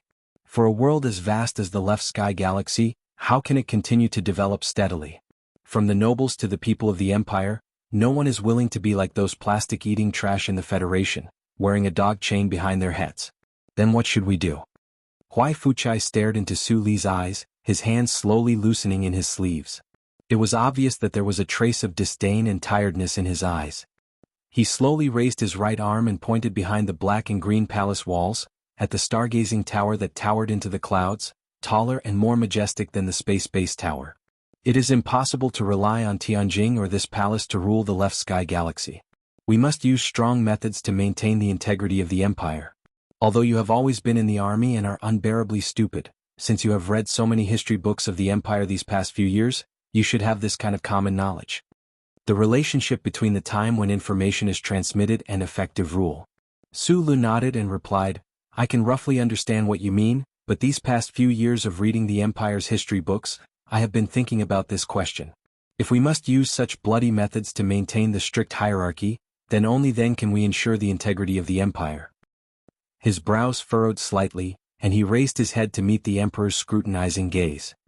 He asked doubtfully, then why do we have to maintain the integrity of the empire? If there is no the glory of the charter of the universe, it is no longer suitable for the existence of such a large empire. Why can't the royal family go with the flow? Huai Fuchai's eyes narrowed slightly and he pointed at his face, trembling with anger as he scolded, Fool! Stupid! Don't you have any respect for the bloodline in your body and the history of this star area? Even if you don't have the slightest respect and dare to have such a rebellious and irredeemable thought, don't you understand how many conflicts of interest and how many flames of war will be ignited in the universe after the Imperium collapses and the galaxies become independent? Ever since he had taken the risk to cross the spatial passage and head to Bermuda to instigate Macklin's rebellion, as the Emperor of the Empire, Wuxia had rarely spoken so much to someone. He was the high and mighty king of the left sky galaxy, the most mysterious person in power in the universe. He hid in the depths of the palace, on the top of the tall buildings, and a casual order from him could make tens of thousands of heads fall to the ground. When he saw the face of the girl behind the sunflower screen that made him feel humiliated, the Imperial Expeditionary Force that had been guarding the West Woods for decades would be wiped out in order to wash away the king's humiliation. Today, under the shade of the willows outside the palace walls, Huai Fuchai had suppressed his emotions and spoken for so long with Su Lu. He had even made his words so obvious, almost like a kind and patient teacher. It had to be said that he had placed a great deal of hope on this son who had wandered the Federation for so many years and was still alive. However, Su Li's answer was still so personal. He looked at Huai Fuchai and said simply and directly, in regards to these things, I really don't understand much. As the successor of the empire, you must understand these things, or else you will make an unforgivable mistake. Huai Fuchai looked coldly at his son and said, with your intelligence, it is impossible that you really don't understand these things. Or is it that you are simply not willing to understand these things so that you can simplify your life and your judgments of value so that it is easier to satisfy your vanity? You should know very well that the matters of the universe will always be so complicated. It is not a basic problem that can be solved by carrying a few guns and killing a few people. Regardless of whether it is Prince Doring's death or your desire to avenge Zhong Shouhu, they are in fact all childish and useless work. Everything you do must be based on the results, to see what kind of goal you can achieve. But do you really understand what your goal is? What is the purpose of your life? Hearing these words, Su Lu sank into a long period of silence. It was not because of the title of successor of the empire, but because he realized that the man who could become the master of the left sky star region was indeed not simple. These very simple arguments were deeply chiseled into the depths of his heart, pointed in every direction, precise and fatal, so that he did not know how to refute. He's letting you go just like that? What else? He can't let you go so easily, right? What else? Since he doesn't want to kill me, what else can he do but let me go? Speaking of which, although I don't want to admit that I am the only living son of this emperor, this identity does seem to be very useful. After walking past the willow embankment and circling around a few flowers and trees, they arrived at the famous Xiaoming Lake Park on Tianjing Planet. This park was open to all citizens, so it was much more lively than the palace. Zhong Huiyin held Su Li's hand and struggled to move forward in the crowd. After ending that unpleasant conversation, Su Li's mood was a little strange. He kept walking in silence. The girl beside him had already grown up, but she still could not keep up with his speed. From time to time, they would have to stagger their steps to maintain a harmonious rhythm. If I were the emperor, I could put you under house arrest in the depths of the palace, then mobilize countless noble beauties, sacrificed military officers, orphans, and white-haired historians to brainwash you. After doing this for a few decades, maybe you would really submit. Zhong Huiyin raised her face and looked at Su Li's clear jawline. She giggled. A few decades. That guy might have died long ago. Su Li didn't even look back as she walked away, her footsteps crisp and clear. Zhong Huiyin's eyes widened. She bit her lower lip and said in shock, "That's your father. I'm still your brother, but you still want to send me to the depths of the palace without anyone knowing. Actually, what's wrong with being the emperor of the empire? It's much better than being the president of the Federation. The most powerful man in the universe can do whatever he wants. When the time comes, he can lead the troops to attack S1, strip Pabre and Li Jedu naked, tie them up, and parade them through the streets together." The girl excitedly imagined the scene that could happen. Su Li suddenly stopped in his tracks. He stood in the noisy crowd that swam around like fish, laughed at himself, and then said something. At this moment, the turntable amusement vehicle on the east side of the park started to move. The loud sound of the engine starting covered his voice. "What did you say?" Zhong Huiyin asked loudly. Su Li turned his head and looked at the girl's young face. He replied loudly, "Only an idiot would be the emperor." At this moment again, the word "coincidentally" was suitable for this moment. The turntable amusement vehicle started, and the humming sound of the huge engine stopped abruptly. Xiaoming Lake Park had a very short moment of silence. As a result, the words "only an idiot would be the emperor" seemed to be magnified many times. They reverberated above the heads of the people of the empire and did not fall to the ground for a long time. Countless pairs of complicated eyes stared at the young man and woman. There was shock, curiosity, doubt, disbelief, and even anger. There was a deep hatred like the death of an old family member. Before he was caught by the people and handed over to the Public Security Bureau or torn into pieces on the charge of treason, Su Li held Zhong Huiyin's slightly cold hand tightly and broke through the crowd like a gust of wind, disappearing into the distant streets. The narrow streets were full of dirty water and smelly mud. Yellow Cabbage Leaf stubbornly straightened her back in the mud. She wanted to express her anger and disappointment that she was not picked up by the scavengers, but she was immediately stepped in by all kinds of feet. Her mouth was full of smelly mud, and it was difficult to express the hidden resentment in her heart. The houses on the street were dilapidated. The wooden doors that looked like cultural relics that were close to the state of decay were still considerately covering the owner's privacy. However, most of the bottom of the door panel had been eroded by dirty water and rats' teeth, allowing the thin cats and lazy dogs to freely enter and leave. The market under the big locust tree in front of them released the smell of all kinds of life. Life was originally complicated, and the lives of different classes of human beings were different. The aristocrats who had automatic flushing toilets probably had not even smelled their own feces, but the smell of this market fully demonstrated the complex smell of the poor people at the bottom of the hierarchy. The smell of stinky sauce mixed with the smell of urine flowing out of the public toilet was really not a good smell. Zhong Huiyin frowned and used her sleeve to cover her nose. She looked at the scenery of the slums in puzzlement. She did not know why Su Lu had brought her here. Although she had followed Su Lu to many places in the past few years and had come into contact with the lives of the people at the bottom of society under the strict principles of education, she still found it hard to imagine that in the capital of the empire, less than 10 kilometers away from the imperial palace, there was actually such a poor and backward street. Su Lu, who had put on his hat again, did not explain. He just held her hand and walked. They bought a bag of crudely made parts from a hardware store by the roadside. They walked past a white courtyard and turned into a secluded alley. Looking at the time, the stall should be closed by now. Looking at the familiar dilapidated courtyard in the alley, Su Lu muttered to himself. His right hand that was holding the bag tightened subconsciously. Zhong Huiyin looked at him curiously. She was surprised by her brother's nervousness at this moment. Even when he met the empire's emperor, he was not as nervous as he was now. Could the courtyard at the end of the alley be even more terrifying than the netherworld? The sound of tut tut tut tut tut tut rang out, accompanied by rough curses. A strong, or rather obese woman rode a small three-wheeled electric scooter to the entrance of the small courtyard.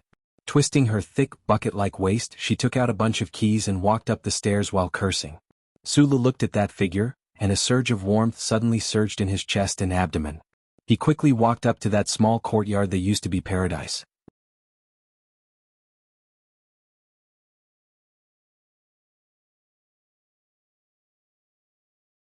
Chapter 866. The most unusual thing about this small courtyard in the slums was not the rare quietness, but the rare cleanliness. The same simple courtyard door was mottled, but there were no mud spots and footprints that were commonly seen in this street. Sula quickly stretched out a palm and blocked the courtyard door that was about to close. Looking at the aunt who was wiping her sweat with a towel in the courtyard, he shouted excitedly, "Aunt, I'm back." Aunt Susan heard the voice behind her and was a little confused. She thought that she was really old, otherwise, how could she hear the royal voice that she only had the opportunity to hear when she was a child? She laughed at herself and threw the yellowed towel in her hand into the wooden basin beside the well. She subconsciously looked back and her body stiffened. Her wide palm was supporting her thick waist and she forgot to take it away. After a long silence, Aunt Susan finally recognized the face under the shadow of the square hat. She screamed in shock and covered her mouth in disbelief. Then she opened her arms, walked quickly to Sulu, and hugged him tightly. The auntie pounded on his back as if she was blaming him for his sudden disappearance back then. It was as if she wanted to beat him until he was severely injured and then put him back in the attic so that he wouldn't suddenly disappear again. No matter how hard she pounded on his back, Sulu just hugged her tightly. His face, which was resting on her fleshy shoulder, revealed a happy smile. At the entrance of the small courtyard, Zhong Huoyan's mouth was wide open. She looked at the scene in front of her in surprise. She vaguely guessed who this fat woman was, but she still couldn't adapt to her seemingly omnipotent brother snuggling with such an ordinary woman like a child. Hugging and rough beating were not enough to express Aunt Susan's surprise at the sudden reunion. She held Su Li's face and looked at him seriously, trying to see what kind of injuries he had suffered over the years.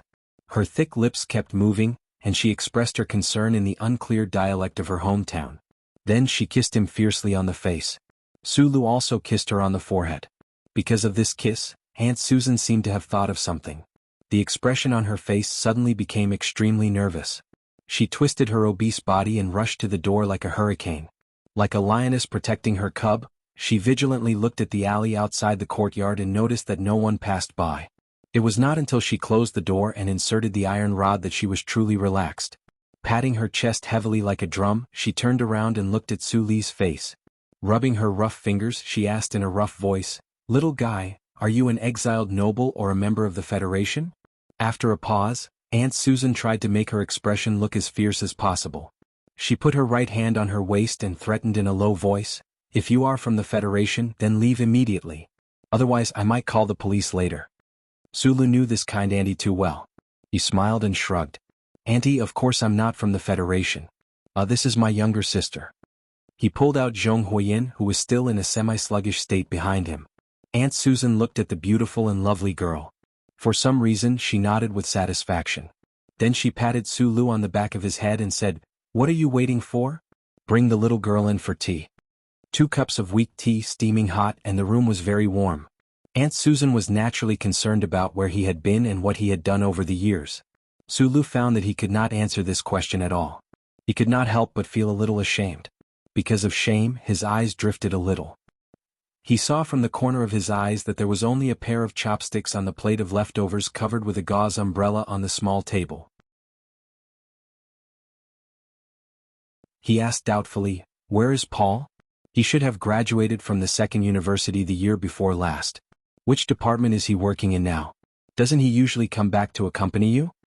Aunt Susan took out a plate of nuts from the cabinet and kindly pushed it in front of Zhong Huoyan. She looked back at Sulu and explained, "Paul has gone to the front line. Speaking of which, this is really a very troublesome thing. It's also something that makes me very proud. Now the salary is good, but the child sent back 2/3 of his monthly allowance. I'm a little worried that he won't have enough to eat on the front line." The kind-hearted and hot-blooded young man of the Empire, as she feared in the past, had gone to the battlefield full of death and slaughter. Su Li's mood could not help but be a little gloomy. He forced a smile and said to Aunt Susan, "The army's expenses are very low. Don't worry about these problems."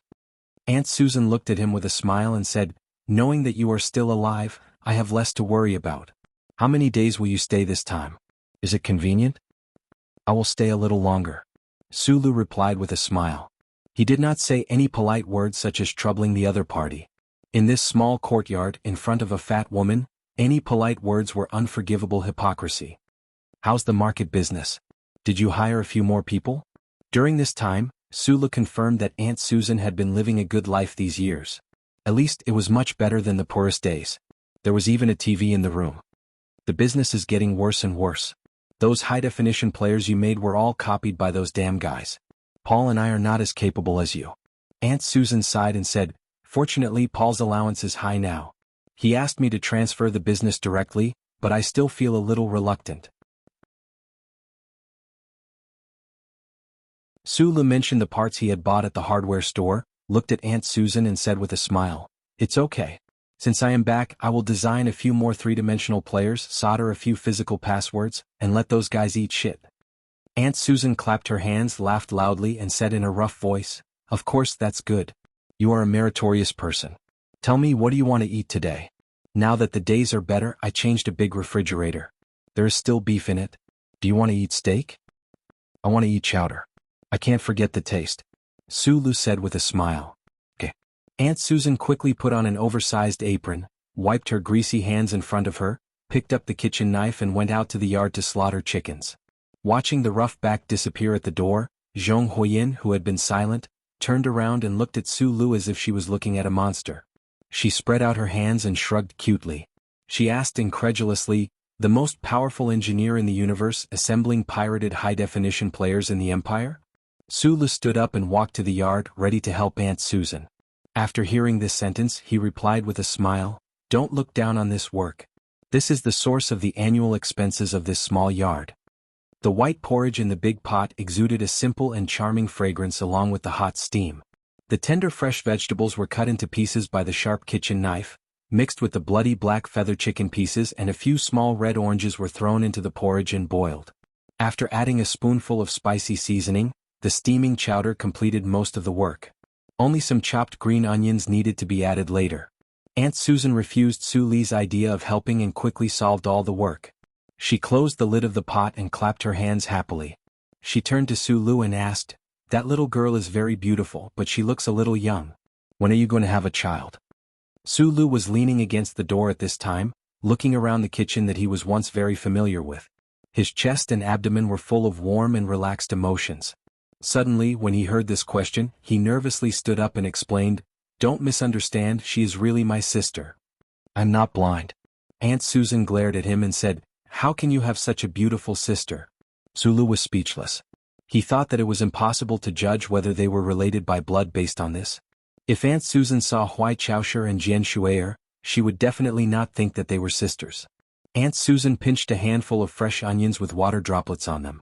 Just as she was about to cut them, her hand that was holding the kitchen knife slowed down. After a moment of silence, she sighed and said, "Back then you promised me and Paul that you would tell us when you left. Who would have thought that you would disappear so quietly and for so many years?" Sulu looked at the back of Aunt Susan next to the pot and saw her raise her arm to wipe her tears. His heart was a little sad and he explained in a low voice, "The situation was too tense at that time. I really didn't have time to come back and tell you."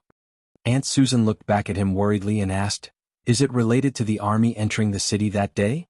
All the streets around the White Yard were razed. Yes.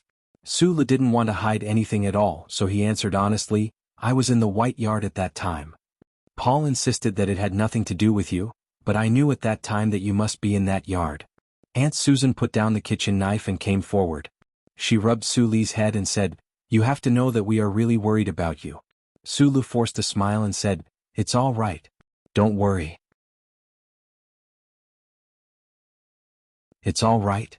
Aunt Susan lowered her voice and reprimanded, "Do you know that even Her Royal Highness came to this yard later? Although she had other things to do, I know that she must be looking for you." Sulu smiled, took Aunt Susan's hand and said, "It's really all right. Her Royal Highness is quite familiar with me now." Aunt Susan was stunned and immediately came to her senses. She spat hard and then slapped his forehead heavily. She laughed and said, "This guy has learned to lie and brag now." Sulu covered his aching forehead and said bitterly, "This is the truth. Although Her Royal Highness is a good person, she is a noble lady. Don't make fun of her in the future." Aunt Susan said seriously, "After she came to the small yard, the guys in the Public Security Bureau no longer dared to take my money. She also never allowed Paul to join the army on the front line. Until last year, Paul went to the military department to make trouble many times. Then he took advantage of the time when Her Royal Highness was not in Tianjin to secretly go to the army." Sulu frowned slightly, not because of pain but because of doubt. Was Hui Chaosher taking care of Aunt Susan and Paul so much because of him, or was there another reason? Aunt Susan's next sigh answered his question.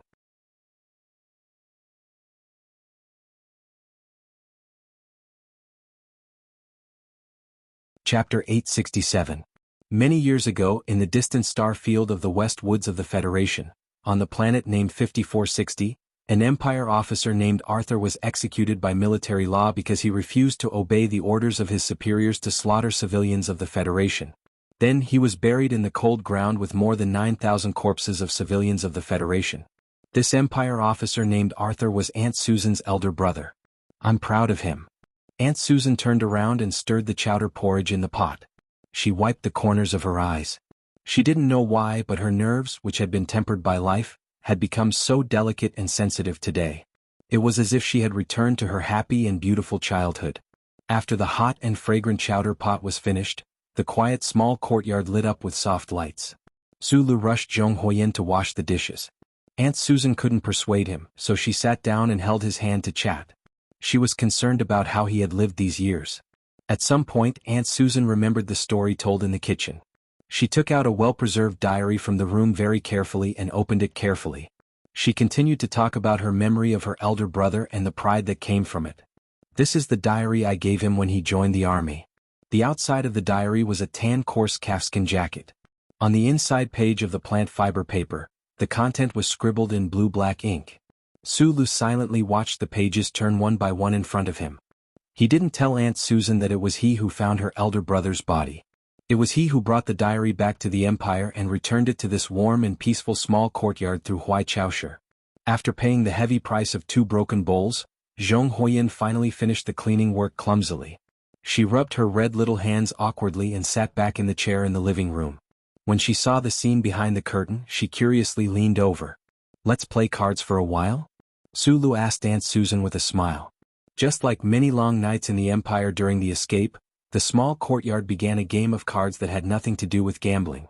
The game of the Empire's South Road flower card was really interesting. Zhong Huiyin, who replaced Paul, only spent 3 games before she was deeply immersed in it. Late at night it was quiet. The provocative sounds of wild dogs and wild cats chasing each other began to sound in the alley outside the courtyard. The small bed was still in the corner of the attic. A table was placed next to the wall facing the window. The tools in the drawer were slightly rusty because they had not been used for a long time. Outside the window, beyond the broken eaves of the slums, one could clearly see the white courtyard under the white moonlight in the distance. Zhong Huiyin was lying on her stomach on the bed with her hands under her chin. She looked curiously at Sulu, who was sitting at the table and working non-stop with tools in his hands. She found that at this time he, who was not raising his eyebrows or squinting his eyes, finally had the most relaxed and most joyful expression on his face. She could not help but be puzzled. What kind of magic did this small courtyard have that could make him, who was carrying an unimaginable burden, become so calm? She directly asked her doubts. Sulu put down the 6-star knife and soldering iron in his hands, looked at the HD player parts scattered on the table and whispered, "At that time I was in the most dangerous moment of my life. I was seriously injured and in a coma. I was trapped in the Empire's net and could die at any time. Aunt had no reason to take me in, but she took me in without asking for any reason." Sulu looked back at the girl on the bed and said with a smile, "A place that can let people see hope in despair is heaven. This small courtyard is heaven for me."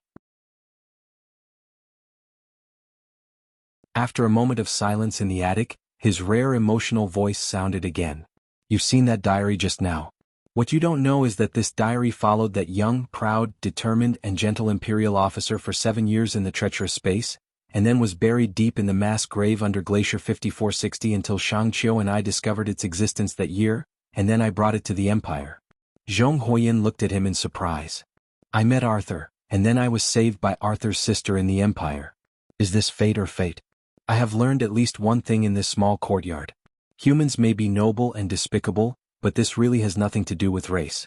Aunt Susan and her brother Arthur are both from the Empire, but they are both noble and kind people." He turned back, picked up the 6-star knife and the microprobe soldering iron, and began to focus and silently assemble the HD player again. He lowered his head and said, "Aunt has tidied up Paul's room. You should go to bed quickly. Tomorrow we will go to Master Fan's mansion." Zhong Huiyin sat up from the bed, peeled off the hair rope from her wrist, and quickly tied her silk-like light chestnut straight hair into a cute bun. She said, "I thought the matter over there was important, so we would go to Master Fan's mansion first." Su Li's shoulders sank slightly and he did not turn back. After a moment of silence he said, I have been away for so many years and I am really scared. I'm scared that she is dead. The next day's breakfast was spicy noodles and bean paste buns. Under Aunt Susan's loving gaze, Sulu ate very happily. Zhong Huiyin, who still had her hair in a bun, looked very happy. Her eyes were smiling and she smacked her lips inelegantly, but her legs under the table were obviously a little nervous. I'm taking my sister shopping. It is her first time to Tianjin. Sulu took the hot towel from Aunt Susan and wiped his mouth. He said, I will pick you up at the market in the afternoon. Is it still the same old shop? Yes. Aunt Susan answered with a smile, cheered up by his words. Because it was still early, the uneven roads in the slums and the dirt between the low-quality cement slabs had not carried too much sewage and pressure, so it did not look so dirty. The dusty green trees on the side of the street mixed with the clear morning light, and they actually looked quite beautiful. If you can't eat, then don't eat. Sulu looked at Zhong Huiyin beside him and said. Today the young girl was wearing a black dress with a high open collar. Her hair was in an oval bun, revealing her white neck. It was particularly eye-catching when paired with the collar. The slightly cool morning breeze blew a few strands of hair. It was very beautiful and there was a kind of youthful sexiness. I want to please Auntie. Zhong Huiyin giggled. Sulu smiled and said, there is no need to be so polite. Hearing this, Zhong Huiyin slowly lowered her head. She did not seem to be in a good mood. She kicked a stone in front of her and complained silently in her heart, what a big idiot. After walking for a short distance, the white courtyard quietly waited for them on the other side of the road. This courtyard looked very ordinary, but looking at the courtyard walls that extended very far, one could roughly judge that it occupied a large area. The buildings in the courtyard were all luxurious log structures. The buildings were not tall and were hidden in the green trees, silently exuding the smell of time. The most conspicuous thing about this courtyard was its color. Sulu silently looked at the messy temporary tents and makeshift houses around the courtyard. He knew that these dilapidated buildings must have been rebuilt after the Imperial Army bulldozed them. He retracted his gaze and looked through the slightly open front door of the courtyard. He saw that whether it was the inner walls or the wooden pillars of the buildings inside, they were all painted in the purest white. It was so white that it made people feel disgusted.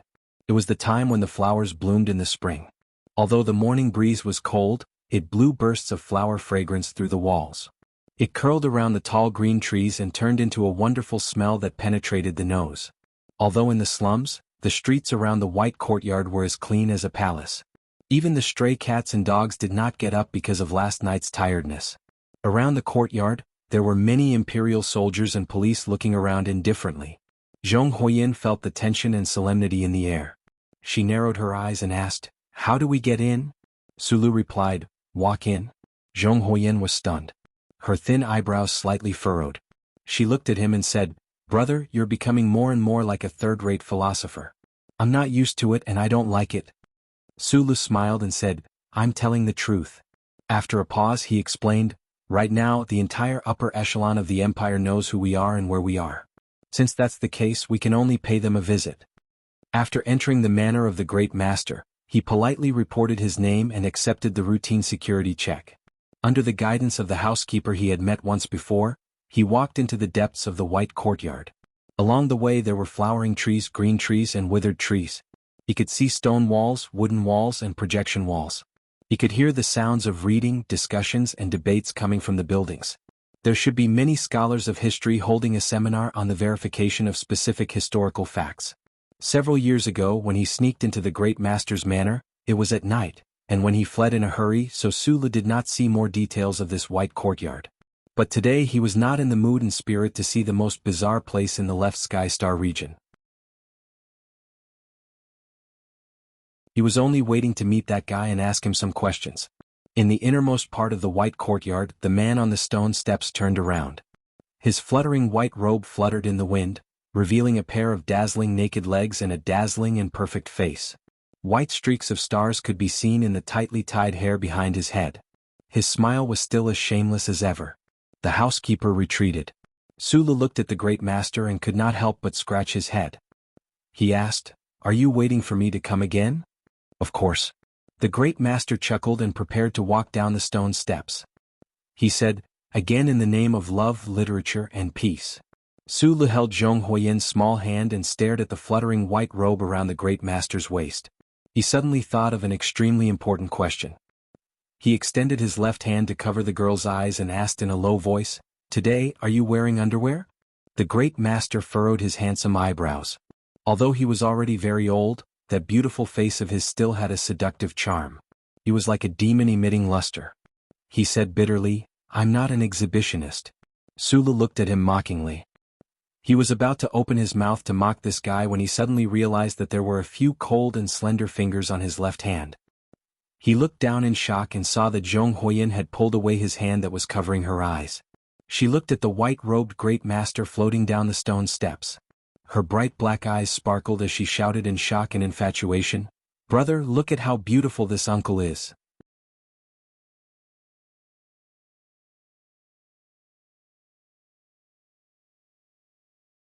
Chapter 868. Back then, when Sulu first saw the great teacher's face, he had the urge to smash this face into a pile of mud. It was not because of anything else but because this face was too beautiful. It was so beautiful that it made people of the same gender envious and jealous. They wanted to stomp their feet and destroy it tirelessly. Therefore, he understood very well how a young girl growing up in the spring breeze would be shocked when she saw this face. But when he saw that little watermelon who had always regarded him as her idol, was actually looking at another man, even though he was an old man, he couldn't help but feel unhappy. He pulled the girl to his side with a sullen face and warned her, "Don't be fooled by his looks. He's actually a lunatic." Zhong Huiyin obviously did not care about his warning. She crossed her arms in front of her chest and looked at the great teacher without blinking. She sighed and said, "Even if he is a lunatic, he must be the most beautiful lunatic in the universe. I say, uncle, how did your face grow?" The great teacher looked at the two of them proudly and said, "Cute little princess from the West Woods, this is a secret. If you want to know, we can talk more during this period of time." "Isn't that disgusting?" Sulu frowned and looked at him. "Since you are old enough to be her grandfather, don't pretend to be those wretched uncles." After entering the house, there were 3 cups of tea and a plate of snacks. It was a very simple reception. Sulu sat cross-legged on the dark wooden floor and nodded slightly as a greeting. Then he began the most important matter of this trip, asking questions.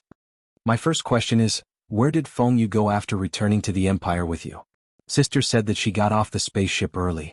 In the end, he and you returned to Tianjing planet together." Great teacher Fan gently held the 2 corners of his white robe and shook it forward to cover his bare legs. He picked up the red mud teacup from the short table and slowly took a sip. Only when Sulu was about to lose his patience did he answer, "I don't know where Feng Yu went. You know that cowardly and shameless teacher of yours, but he is just a little stronger than me. I have to admit that I can't beat him. Furthermore, I owed him a favor last time, so I was too embarrassed to ask Fu Chai for help. Once he helped me, it would be a fight to the death. It doesn't suit my style." Sulu leaned forward slightly and asked, "What about that ship? Are you on that ship?" "It's the ship that your father took to the Federation, the same ship that the female ancestor of the Hua family took to cross the Milky Way to the Empire." It seems that Shika-chan didn't give you an answer. After all, she hasn't experienced this before. Master Fan put down the teacup and sighed with a lingering regret. "The appearance is the same as my Hua family's boat, so it should be that one." But Nasri did not lie on the wetland. The most important chips should have been removed and used to make those camouflage chips. It is precisely for this reason that I am too lazy to ask him for the boat back. Zhong Huiyin interrupted with a teasing smile, "Is it because you can't beat him?" Master Fan opened his eyes wide and said, "This has nothing to do with fists. That was originally my family's boat. Although my father gave it to that guy, if I really wanted it, would he have the nerve to not give it to me?" Sulu listened to the quarrel between the old man and the young man. His right hand slowly touched his left wrist. His fingertips gently slid across the surface of the warm metal bracelet, feeling the psychological touch brought by the small line of words. He thought silently that most of the chips that Feng Yu removed should be in this bracelet. "What about the star map? Last time, in the room full of black cloth, you told me that you know where the star map is and what the star map is." He looked at the great teacher's beautiful eyes that were like black gemstones and asked in a low voice, "Those chips won't fundamentally affect the control of the spaceship. If we get the star map again, can it fly back?" The content of this sentence was a little strange, or rather, the way he asked the question was a little strange. If the spaceship could fly back, where did it go back? Master Fan slowly sat up straight and looked at Su Li's face silently. After a while he said, Although I said it before, I didn't expect you to have guessed most of the puzzle. I can only say that after such a long journey, the spaceship can no longer cross the galaxy as bravely and valiantly as it did in the beginning. After a short pause, he continued calmly, the content of the star map is similar to what you guessed. I also told you where the star map was last time, but you didn't get it back to me. It's very difficult for me to return to the Federation now, especially the capital ring. The ground-to-air defense system there has been greatly improved. I have no doubt that if I tried to get close to the old moon base, I would be directly blown to pieces by those ground-to-air laser cannons. Master Fan smiled and lamented, the last time I went to the Federation I didn't get to see my beautiful niece. Other than regret, not being able to get the star map is the biggest loss. Fortunately, neither Li Jedu nor the lady behind Macho know that the star map is hidden in the bracelet on her wrist. Sulu looked at the thick soup in the red clay teacup in silence. His fingertips slowly moved away from the bracelet on his left wrist. It seems that you have a lot of questions to ask after coming all the way to Tianjin to find me. Master Fan smiled and looked at him. Nasri, the spaceship, the star map, what do you want to know? I want to know the origin of the Empire, what is going on with the ancestral planet, and if the Hua family came from the ancestral planet, how did you get here? Sulu looked back into his eyes and said, due to some reasons that are inconvenient for me to explain, I am very interested in some of the technology that the Hua family brought from the ancestral planet. First of all, you need to make one thing clear. At least half of the blood flowing in your body carries the biological mark of the Hua family. Since you're unwilling to admit that your surname is Huai, then you should at least admit that this is our Hua family, and not some fucking Hua family. Master Fan looked at him, frowned, and said, if I tell you this, then what interesting information do you have to give back to me? Now, we can basically confirm that the Federation and the Empire came from the same civilization. You are so obsessed with the future of the Empire, then where did the people of the Federation come from? Sulu put his hands on his knees and looked down. Seeing that the tea in the cup had calmed down, he calmed down and looked straight into Master Fan's eyes. He said, yes, I do know some things recently. Do you want to know? Master Fan's face was expressionless. He dipped his finger into the teacup, dipped it in some of the cold tea and then put it into his ear, scratching it in an extremely ungraceful manner. The old, middle-aged, and young people in the room sat cross-legged. There were 3 red mud teacups on the dark sandalwood floor. It was just a scene of sitting and chatting. However, because of the content that was about to be discussed, because of Master Fan's ears scratching, the atmosphere in the quiet room suddenly became heavy. The wooden door closed on its own, cutting off the fragrance of flowers, the morning breeze and the distant voices of people outside. It was because at this moment, they were going to talk about the origins of the Federation and the Empire that no one knew about. This was, without a doubt, the biggest topic of all, the heaviest topic of all. I don't trust your way of doing things, but I trust your conduct in life. I ask that you keep this topic a secret. Otherwise, if it gets back to the Federation, it will definitely cause a lot of trouble. After saying this, Sulu silently stopped talking. He moved back and gave the authority to narrate the story to Zhong Huoyin, who had been silent all this time. The reason for this was probably because he felt that his ability to express himself was not enough to use the simplest words to describe the scene. Zhong Huoyin drank a mouthful of tea and moistened her throat. She said in a clear voice, according to the records in the central database of the Federation. Wait a moment. The great teacher raised a finger and interrupted her. He looked at Sulu and asked, from what the little girl is saying, after you escaped from the Federation, you were still able to enter the charter computer? Zhong Huoyin frowned slightly and said, sir, can you be a little more polite? Even in class you can't just randomly interrupt my content. It was obvious that the girl had returned to the memories of her role as a village teacher. She glanced at the embarrassed great teacher and continued, before the great catastrophe, when the home planet was destroyed by some kind of terrifying weapon, the humans at that time had been preparing for interstellar migration. And this was the beginning of this story. The civilization of the previous generation was obviously more advanced than ours. With the support of powerful technology, their spaceships were able to pass through the dark sky and ignore the long vacuum between the big galaxies. They came to the galaxy where the Federation was located. Then, with great luck, they found a few planets that were very suitable for human survival. Since they were preparing for interstellar migration, then the modification of the planets had been ongoing since the beginning. The humans of the previous generation had been preparing for a very long time. It could have been thousands of years, tens of thousands of years, or even longer. They chose 3 planets, S1, S2, and S3, as experimental planets and carried out a long period of natural environment cultivation and modification work. It was also because of the factor of luck that the distance between the 3 experimental planets and the main stars of their respective galaxies was perfect. The surface covered by the primitive atmosphere could enjoy enough and suitable light. Zhong Huiyan calmly explained, so, the humans of that time didn't need to wear spacesuits and stand on the black reef shouting for light. The first thing they needed to do was to modify the atmosphere that was full of methane and simultaneously eliminate the primitive moss life on the 3 experimental planets. This is a very simple description, but we all know that what we can explain in a few words is a very huge comprehensive project for human society, even for the advanced civilization of the previous generation. It required a terrifying amount of resources and the lifetime efforts of generations of the most advanced scientists. Originally, I wanted to make some slides and use images to describe the development of this great civilization, but that would take too much time. Zhong Huiyan continued, according to the vague records in the central database of the Federation, the modification of the 3 planets by the previous civilization mostly relied on the automatic control of the spaceships. Only machines that ignored the passage of time to a certain extent could travel with the spaceships across the boundless galaxy. Imagine the picture. Countless spaceships that carried the most advanced hubs of the mechanical civilization took off from the surface of the home planet incessantly like arrows. With unstoppable determination and disdain for time, they flew to the other end of the dark universe. Master Fan clenched his hands and exclaimed excitedly, "That was a magnificent era."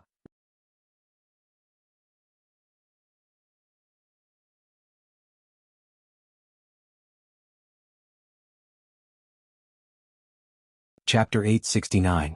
Regardless of whether it was the era when the ignorant Federation and the Imperium burst into countless fireworks every time they met in the stars, the era when the military god Li Bufu led the soldiers of the Federation into the left heaven space zone and assassinated the Emperor of the Imperium in the middle of thousands of soldiers, or the era when the flames of war continued incessantly and the young heroes shed blood to change their identities.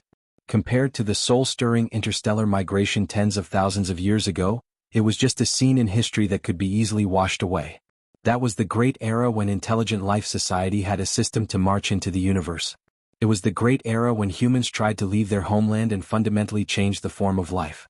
It was a great era that changed the appearance of the entire universe. Sulu understood the great teacher's agitated reaction very well. He silently watched as the great teacher kept slapping his bare thighs, but he did not have any intention of stopping his indecent actions. It was because he had a similar reaction when he first heard Philip tell him about that ancient story for the first time more than 10 days ago.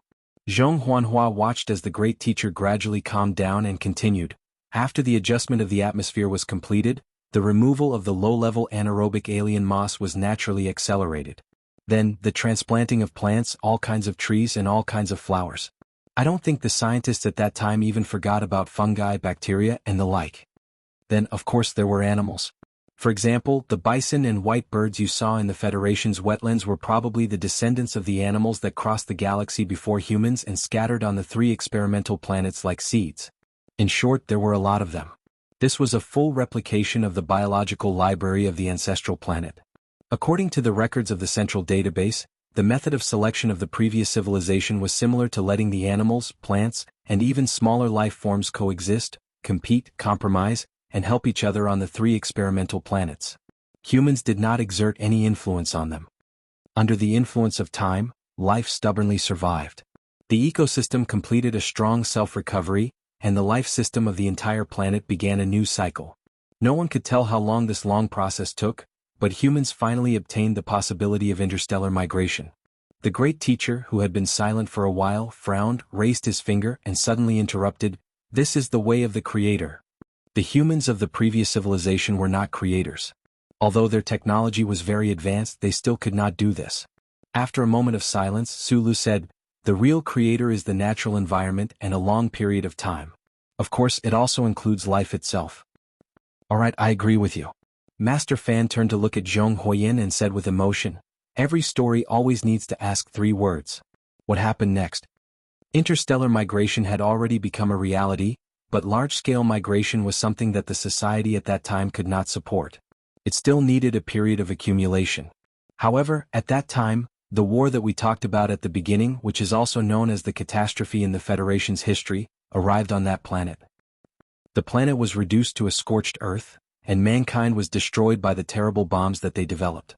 At the last moment before the end of the civilization, 5 top scientists who had been involved in the interstellar migration project were lucky enough to activate the last intact spaceship in the base.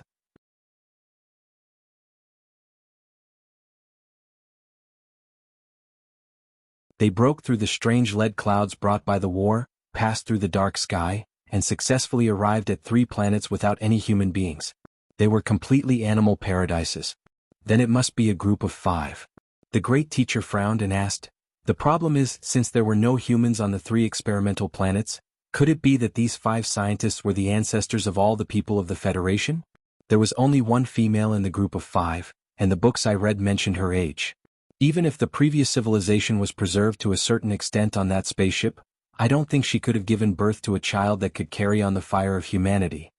Sulu explained, according to the records of the charter computer, the last spaceship was classified as an extension model in the migration project.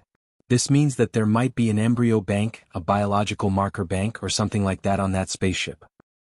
That's really lucky. Master Fan could not hide his shock. After a while he had a new question. He stared at Feng Luo and asked, "But even if there is an embryo bank, how do you cultivate it?" Sulu shrugged. "There should be some kind of equipment that can complete this task. Speaking of which, the Bureau of Proclamation of the Federation has always been leading the entire universe in the field of biotechnology, but it is strictly confidential. Other than the production of protein-synthesized meat, it is forbidden to use it in any military aspect. I'm wondering if it has something to do with this. It sounds a little disgusting." Master Fan grumbled a few words. He picked up the cold tea in front of him and drank it in one gulp. Beads of sweat flowed down his forehead. He said mockingly, "So, other than being test tube babies, the people of the Federation are also made by machines. Is this important?" Sulu asked seriously. "It's fine as long as they are alive." Master Fan thought for a while and answered seriously, "It is indeed not important.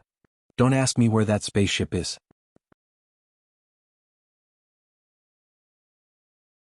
Sulu looked at his eager appearance and stopped him in advance. "That spaceship no longer exists. The main control computer is now the Federation's charter computer.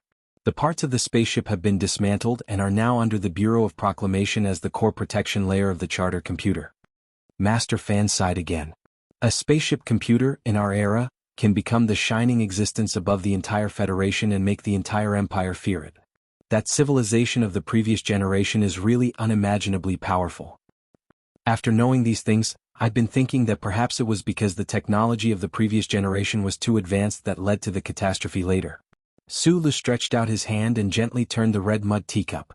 He said in a low voice, "The whole interstellar migration project cost a lot of money. The resources of the entire ancestral planet dried up because of this.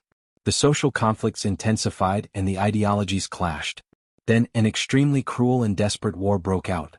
Both sides had technology and weapons that we can't imagine. Once the war started, it was impossible to end it." Master Fan sighed and said, "That is not something we can understand." "That's about all that we know about the Federation," Li Tianlan said. Sulu raised his head and looked into his eyes. "As an exchange of information, it's your turn to tell the story of the Left Sky Star region. With your story as a blueprint, the story of the Left Sky Star region will be much easier to tell." Master Fan looked at the two of them and slowly said, "Ever since our ancestors came to the Left Sky Star region, our Master Fan Manor has been studying all kinds of original data for more than 700 years. Now, we can confirm one thing, and that is that the civilization of the Left Sky Star region must have originated from the ancestral planet. As you said, the ancestral planet of the previous generation was not a monolithic entity. There must be different factions at odds, or else such a desperate war would not have happened. Since the technological level of both sides is similar, when the faction of the 5-man group was planning the interstellar migration, the other faction must also be making the relevant preparations, and they must be hiding it from each other. When the 5-man group took the last spaceship to S1, the other faction, which was in a state of destruction, also took a spaceship to the experimental planet they chose, or should I say, the ranch. However, the humans who came to the Left Sky Star region were clearly not as prepared as the 5-man group, so although they had more people and more spaceships, the process of exploring the universe was much more difficult. The Left Sky Star region was like a black hole, constantly swallowing those desperate or brave pioneers. In this process, the technology of the previous generation continued to disappear along with the loss of human life, which also led to the current empire's technological level falling behind that of the Federation. Although this is not the decisive factor, the influence is very far-reaching. What is the decisive factor? Zhong Huiyan asked, puzzled. The decisive factor is that your charter computer has been intentionally or unintentionally controlling the development of the Federation's technology. The great teacher looked at the young lady and said calmly, the Empire does not have such restrictions, so it has been chasing after each other for tens of thousands of years. Fortunately, when the two sides met again, the gap was already very small. Sulu was silent, thinking about the distant barbaric era, the fleeing humans who took a spaceship to the left sky star region, facing the unfamiliar and dangerous planets, yet stubbornly survived. He could not help but feel a chill, and then he was filled with endless respect. The survivors of the previous generation civilization could only rely on their numbers and relatively backward navigation to fight against the dangerous universe. It is also because of this reason that the left sky star region's policy of encouraging reproduction has never changed for tens of thousands of years. According to statistics, the current empire has over 90 billion registered citizens, but the actual number of people far exceeds this. The great teacher spread out his hands and said, both are interstellar immigrants, but due to the slight differences at the very beginning, it leads to the differences in many aspects of the two human societies. However, at the end of the day, both the Federation and the Empire have taken an extremely similar path. After all, we are all survivors of the same race and origin. It's just that before we met, both sides did not know that there were companions on the other side of the universe. This beautiful man slowly closed his eyes and then slowly opened them again. He looked at the two of them and said solemnly, could it be that the destiny of humans is to split up and then be destroyed together? Could it be that the Federation and the Empire are going to repeat the fate of the humans on the ancestor planet from countless tens of thousands of years ago? I am now more and more certain that the Federation and the Empire do not need anything else but peace. Hearing the word peace, Sulu was silent for a very long time. He did not give any direct response to the great teacher's firm declaration, but asked expressionlessly, the problem now is that the Hua family is not from the Empire. You came from the ancestor planet, which means that after the catastrophe, the ancestor planet did not become a ruin of absolute death. There are still humans who survived. Then what is the ancestor planet like now? I know what you're worried about. The great teacher shook his head and said, time can erase too many memories. How the ancestors came to the left sky star region from the ancestor planet is only left with some almost mythical records in this white courtyard. However, you can rest assured that the civilization on the ancestor planet is far from the civilization of the previous generation. Naturally, there won't be any battleships carrying terrifying weapons coming from the other side of the dark sky curtain to wipe out the Empire and the Federation. The civilization has not recovered? Sulu asked. Then what about the ship that the Hua family's ancestors were on? That ship should also be a remnant of the previous generation's civilization.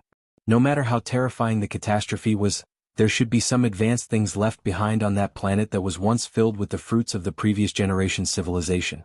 The great teacher continued to explain, after the ancestor came to the left sky star region, she never left. This means that even she did not have the ability to repair that ship to the extent that it could pass through the dark sky curtain again and return to the ancestor planet. A woman from a backward civilization taking the advanced spaceship of the previous generation's civilization and resolutely heading to an unfamiliar star region. This is equivalent to a baby picking up an advanced rifle and pulling the trigger on a mecha without hesitation. Zhong Huiyan's eyes were wide open as she said in shock. Furthermore, she successfully arrived at the left sky star region and shot through the cockpit of that mecha. This is truly inconceivable. The great teacher smiled and said, that's why the Hua family's ancestors taught us that the truly ferocious characters in the world are all women.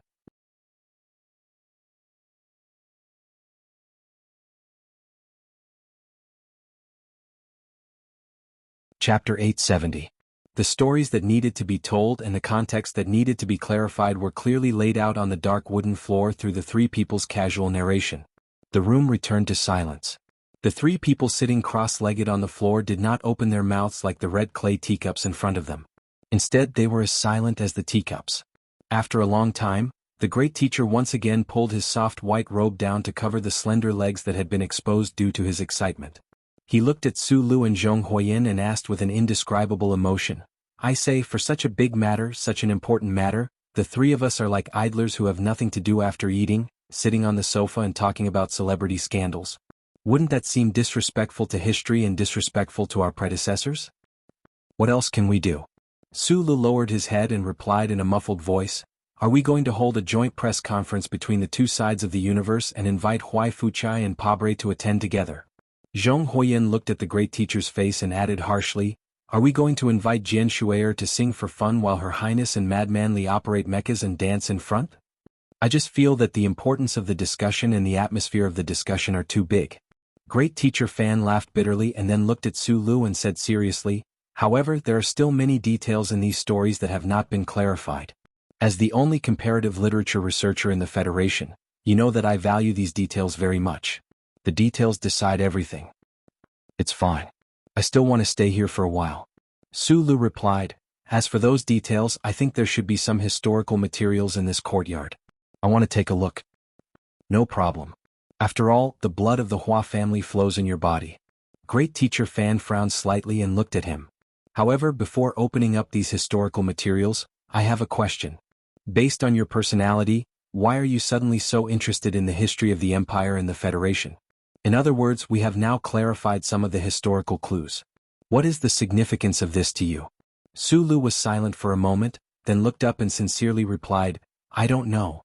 As you said, I am a guy who doesn't have the spirit of exploration. I may be curious about those ancient stories, but I don't have the desire to follow and explore. Master Fan nodded and said in a regretful tone, on the contrary, that little Tai Ziuan you introduced me to should be more interested in these stories. However, I heard that he wants to run for president of the Federation, so we can't expect too much from him. Why? Sulu asked in confusion. The difference between a politician and an explorer is like the difference between a cat and a dog, Master Fan replied. After a short pause, he stared into Sulu's eyes and suddenly said, I think I understand why you are suddenly interested in these things. It is because ever since your identity was exposed, you have been wandering in the universe for years without a clear identity. This kind of confusion is very dangerous and you want to solve this problem.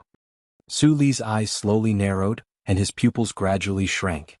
He said, what do you mean? You want to prove something.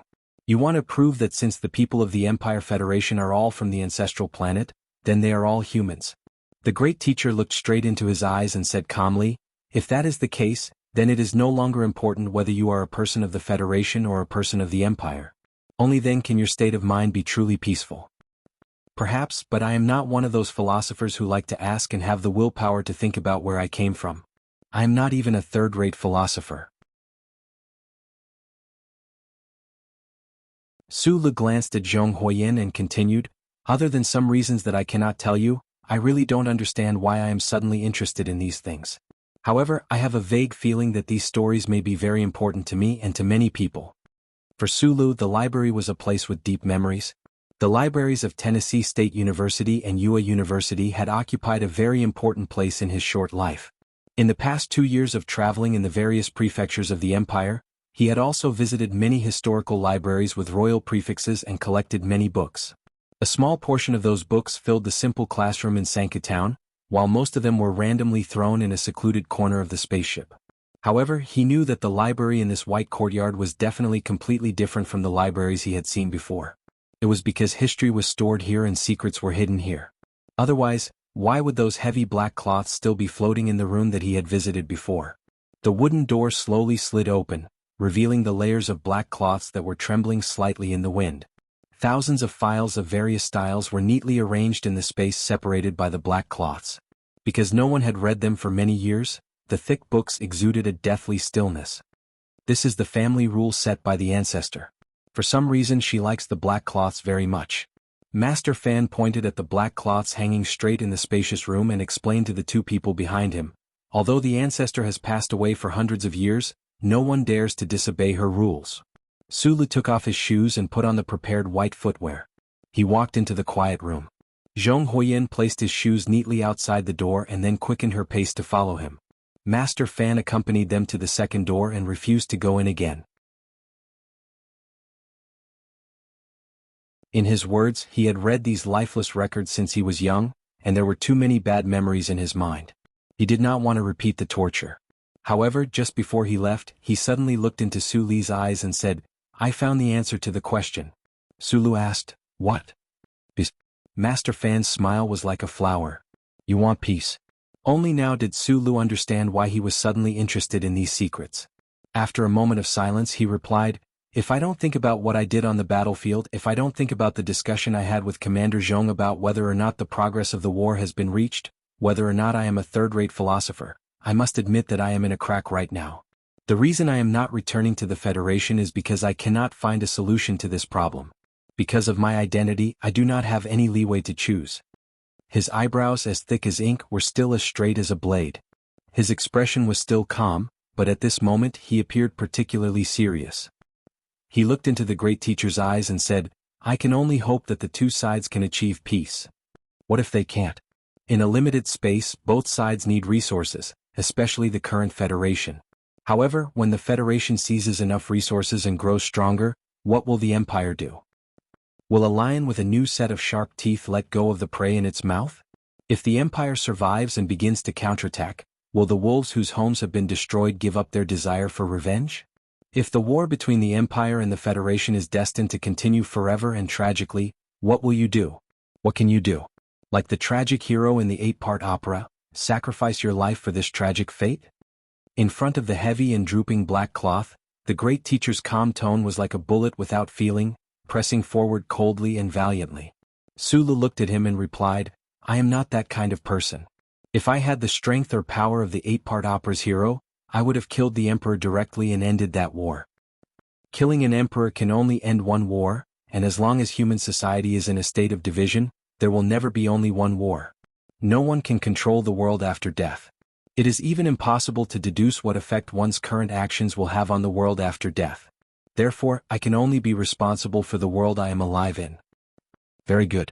A few years ago, I locked you and Xiao Shi in this courtyard because I wanted to do this. I am very happy that you can now return to the right track. The great teacher looked at him with a smile that was not a smile and said, in my opinion, you have always wanted to kill Pabre regardless of whether it is for the sake of the girl beside you or for any other reason. Now, you seem to have an extremely powerful reason, and that is to end the war. Then, can you tell me when do you plan to return to the Federation and kill Pabre? Pabre is not the emperor. Killing him will not end this war and I am not the creator. I can use absurd reasons like finding him an eyesore to kill him, but I will not be so hypocritical as to use the reason of universal peace to kill him. If you can kill Pabre, then I am willing to take the risk to kill your father, and the real emperor will cooperate with you. Su Lu was stunned for a moment before he understood what the great teacher was saying. His thick brows slowly furrowed as he looked at him and said in confusion, just now, you said that chatting is a bit unfair to the grand interstellar migration story. Is it not so frivolous for us to talk about this while standing barefoot in front of the black cloth? Can you give me some slightly more feasible and normal suggestions? Killing the President of the Federation and the Emperor of the Empire is, without a doubt, the simplest and most direct way to end this war.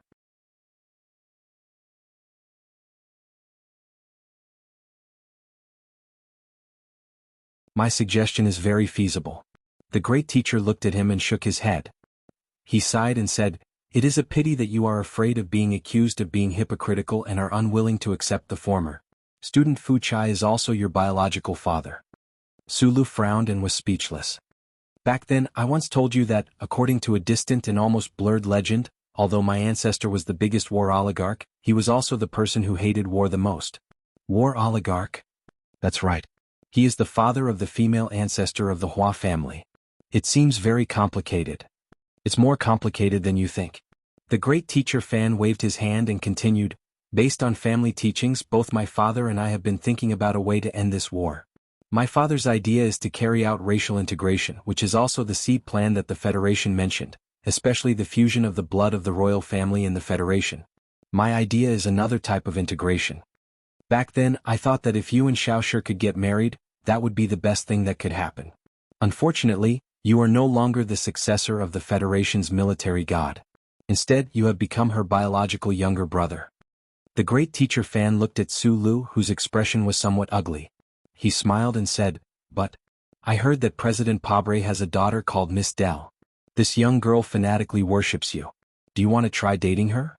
The Federation president has become the father-in-law of the Empire's crown prince. How can this war continue? Sulu spread out his hands helplessly and said with a sigh, other than the reproductive revolution, can you think of something else?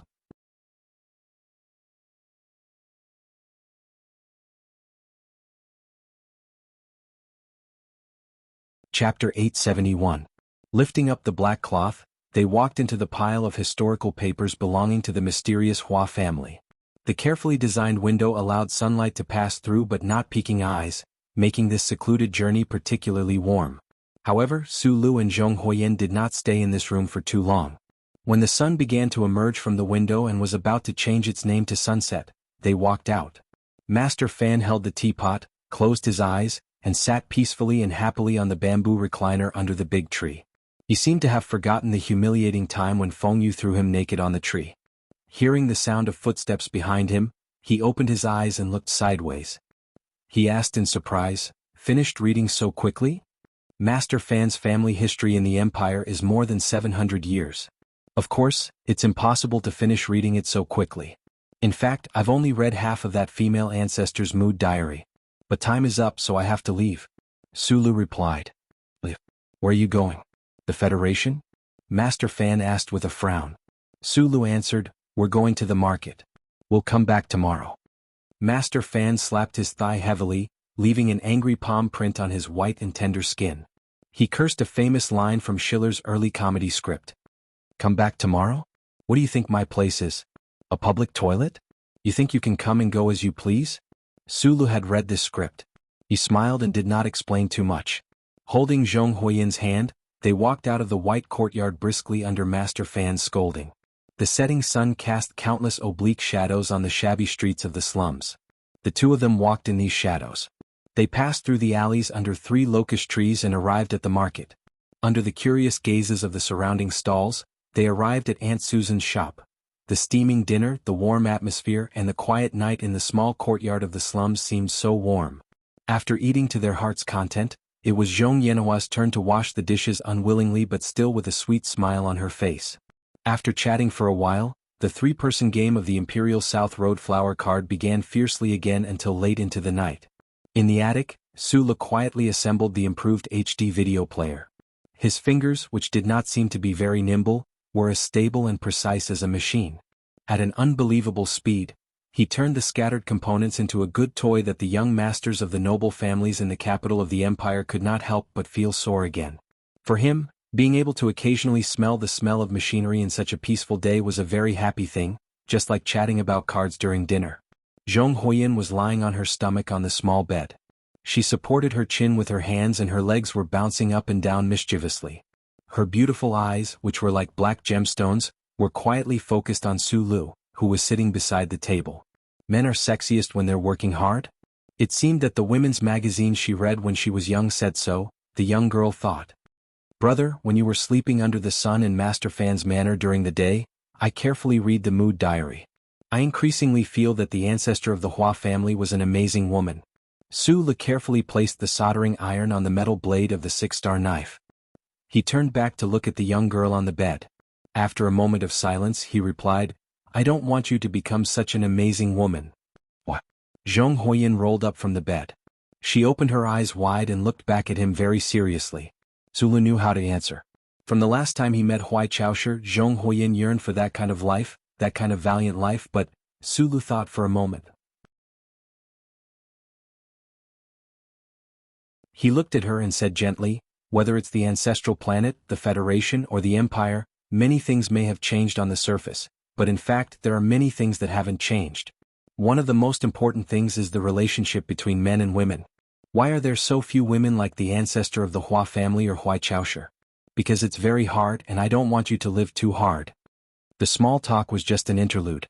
He didn't know if the young girl had a sleepless night downstairs. In any case, Sulu slept very soundly. It was as if he had returned to the time when he was seriously injured and fleeing. It was in this attic that he felt a sense of security and relaxation. In the days that followed, this kind of happy life was repeated. When he woke up early in the morning, Sulu often saw the young girl selling massed flowers behind the morning rain alley. Sometimes he would stick his head out of the attic window and shout. Then he would throw out the chestnuts he had eaten last night with banknotes. They would fall at the girl's feet. Then he would put a large bouquet of fragrant white flowers on the stone steps of the door. Every time this happened, Zhong Huoyin would squat by the well in the kitchen and brush her teeth angrily. She didn't know why she was angry. Su Lu wanted to go into the kitchen to help his aunt prepare dinner, but she stubbornly refused to look at him or give way. Her mouth was full of white foam and her cheeks were very round. It was very cute. After breakfast, Su Lu rode an electric tricycle, hitched a ride with Zhong Huoyin and the high-definition video player he had made last night, and went to the market. After rolling up the heavy rolling gate, he took Zhong Huoyin's hand and went to the great teacher to bury himself in the pile of old books again. No matter how the young girl threw at him, he smiled and refused to let go. The great teacher fan mansion was very quiet and the sun was very good. The great teacher was angry, helpless, and numb. He was too lazy to care about the siblings, so Sulu had a very good environment. He slept soundly under the clear sunshine to make up for the hard work of working overtime last night. As for the pile of old books that might carry many secrets, naturally the very interested Zhong Huoyin examined them carefully. The sun was setting again and they returned to the small courtyard. Late at night, Aunt Susan slept soundly with a smile on her face. Sulu was working in the attic. Zhong Huoyin began to talk about the useful information and interesting things that she had seen in the great teacher fan mansion during the day. Most of the interesting things were related to the female ancestor of the Hua family. She copied a poem in the pages of the Imperial Geographical Record. The author was called Li Ji. The note said that the author was also a woman. But the problem is that I used the great teacher fan mansion search instrument for a long time, but I couldn't find such a person in the history of the imperial literature. I suspect that this female poet named Li Ji should be a character from the ancestral planet. Brother, are you listening? Yes. Listen carefully to this poem. Near to the far east and west, deep to the shallow clear stream. High to the sun and moon, close to family and distant husband and wife. It's really well written. Zhong Huoyin sat on the bed and leaned against the wall. She stared at Su Li's back without blinking and said, close to family and distant husband and wife. You and Sister Shui are only engaged but you haven't married yet. You can't say that you're close to her. It's been almost 3 years and she hasn't said anything about looking for you. Sula didn't turn around. He smiled and said, then are you going to let Shang Qiu or Nan Xiangmei be your sister-in-law? Hearing this answer, Zhong Huoyin twisted her fingers and bit the corner of her lips. She was angry and didn't say anything. Life was just like that. It was dull, warm, and safe. No one came to disturb them, including the imperial palace. There was no follow-up news. Today, Sulu was no longer the fugitive of the Federation. He was the only male heir of the imperial family. Therefore, he didn't need to fear the secret agents everywhere in Tianjin, and the chip detectors that could be found everywhere.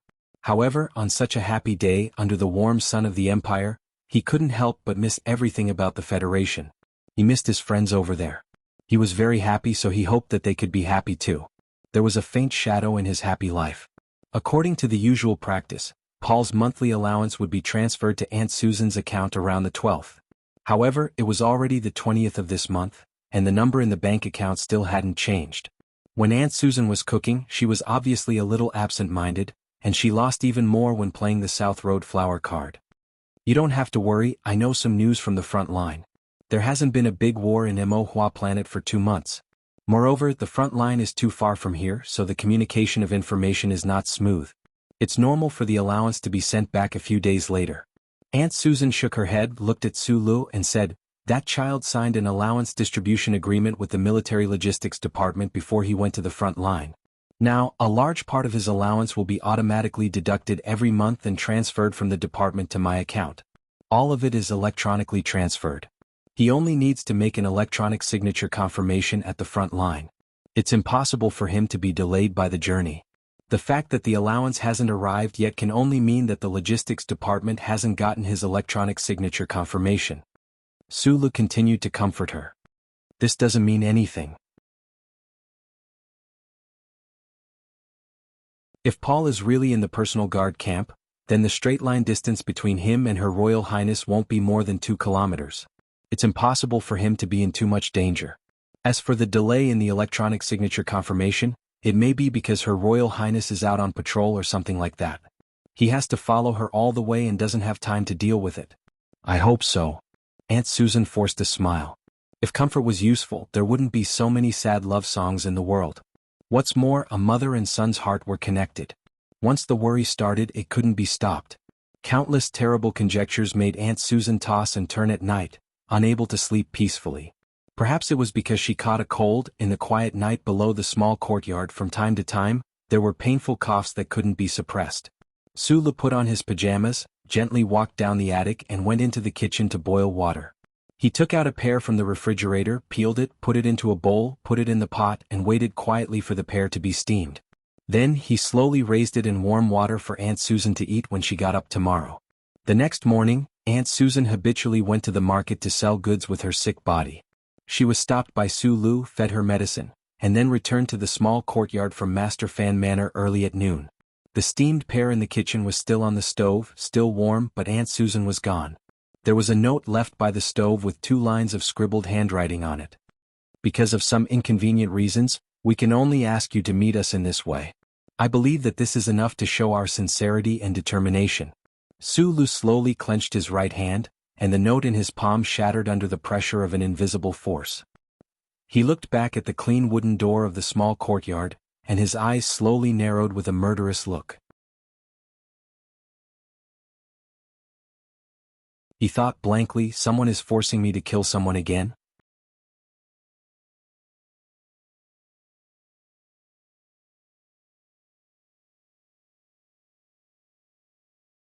Chapter 872. The noon sun was scorching hot. Su Li's current mood was like the bright sunlight on the street. On the surface, it looked as clear as yesterday, but on the inside, the temperature was extremely high. It was scorching hot, and the fire in his chest could burn everything around him at any time. Zhong Huiyin didn't see the note, but she could feel the change in the mood of the man beside her, especially the sense of danger. So she didn't ask, but obediently followed his footsteps, walking quickly on the streets of the slums. When they arrived at the Great Master Fan Mansion, Sulu took her in and handed her over to the Great Master. He didn't explain anything, just whispered a few words to her, then turned around and left. He believed that even if someone was following him, they wouldn't have the ability to break into the White Courtyard and cause trouble. The next thing he had to do was to get rid of those who might be hiding in the shadow of the locust tree. Those who disguised themselves as street vendors or beggars who were street vendors in the first place, had to get rid of them. Although he wasn't Chao Qiudao or Shi Qinghai, it wasn't difficult to get rid of those who were following him. Because of his rich experience, the people he learned from in the past were too fierce. Whether it was the Empire or the Federation, whether it was the Imperial Intelligence Agency or the secret department called Small Eyes, they could only watch as he turned into a ghost in the night and disappeared mysteriously, let alone these guys. Su Lu, wearing a casual hat that covered most of his face, walked back and forth through the busiest streets of the slums 3 times. After circling under the locust tree and willow tree, he was sure that no one could follow him. He silently left the smelly streets, followed a diagonal path into the lakeside park in the distance, and walked along the willow embankment towards the imposing imperial palace. He didn't walk into the palace when he was close to the black and blue palace wall. Instead, he walked along the wall to the west, passed through the spacious square, stepped on the automatic path, and slowly sank into the underground passage. The buildings near the square gave off an air of sternness and indifference, because these buildings belonged to the Imperial Military Newspaper, the Special Operations Department, the Ministry of Finance and other important departments. Probably because of the pervasive sense of oppression in the air, there were very few pedestrians in the square and underground passageways.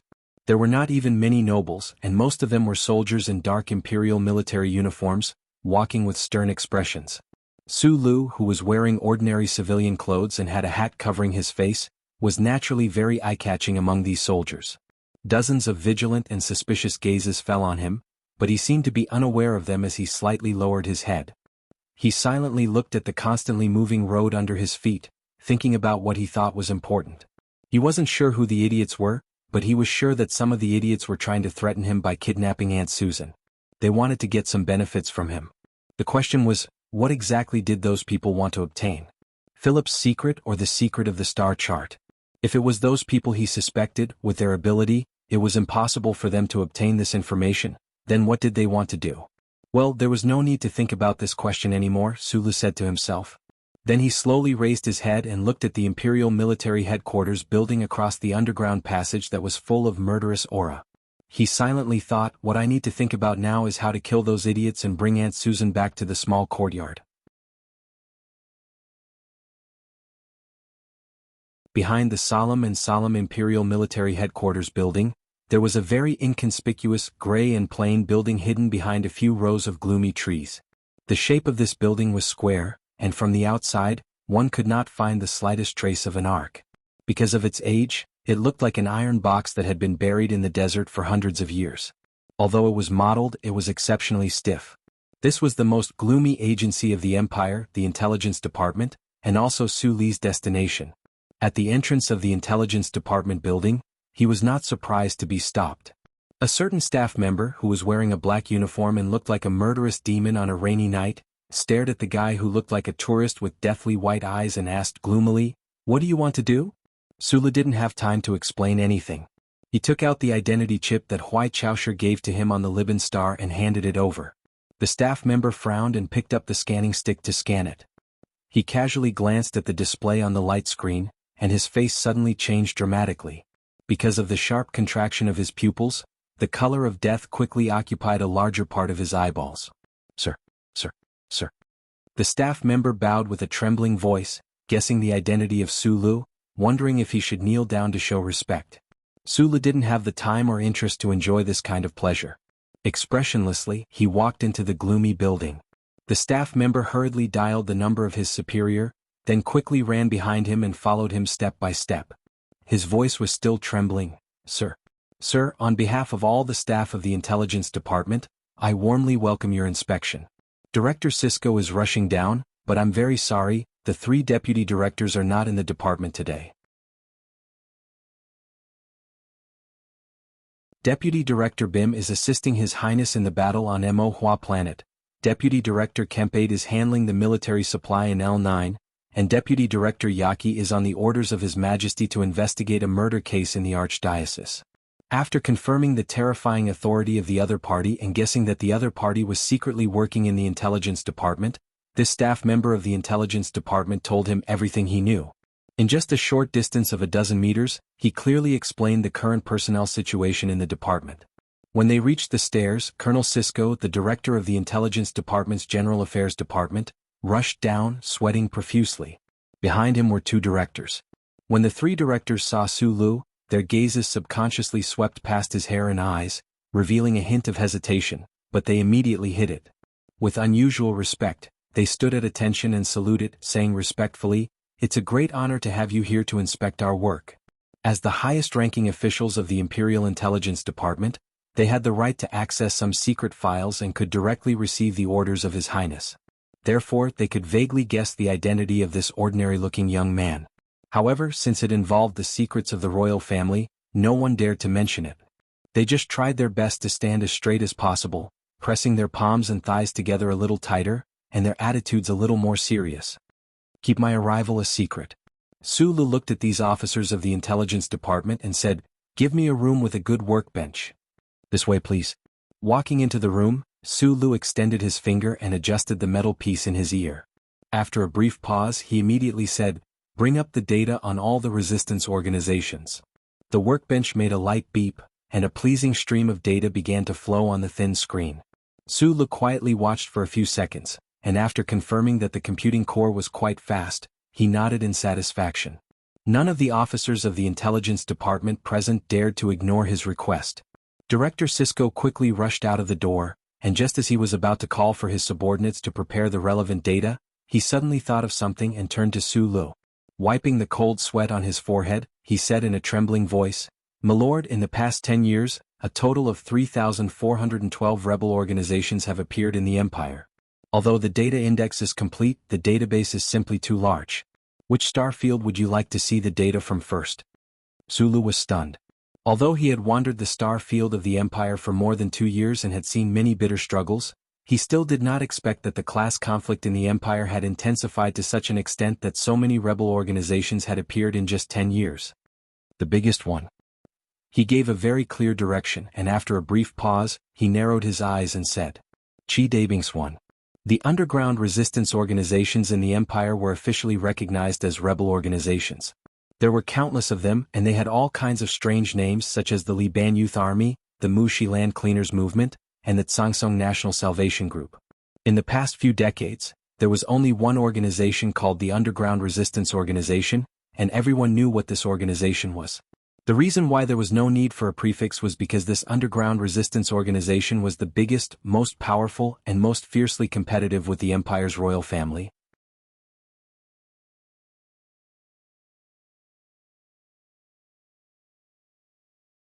Under the leadership of Old Voss and the hidden influence of that guy, this organization lurked at the bottom of the Empire and gradually grew, leading thousands of poor people and slaves at the bottom of the Empire to launch one riot after another.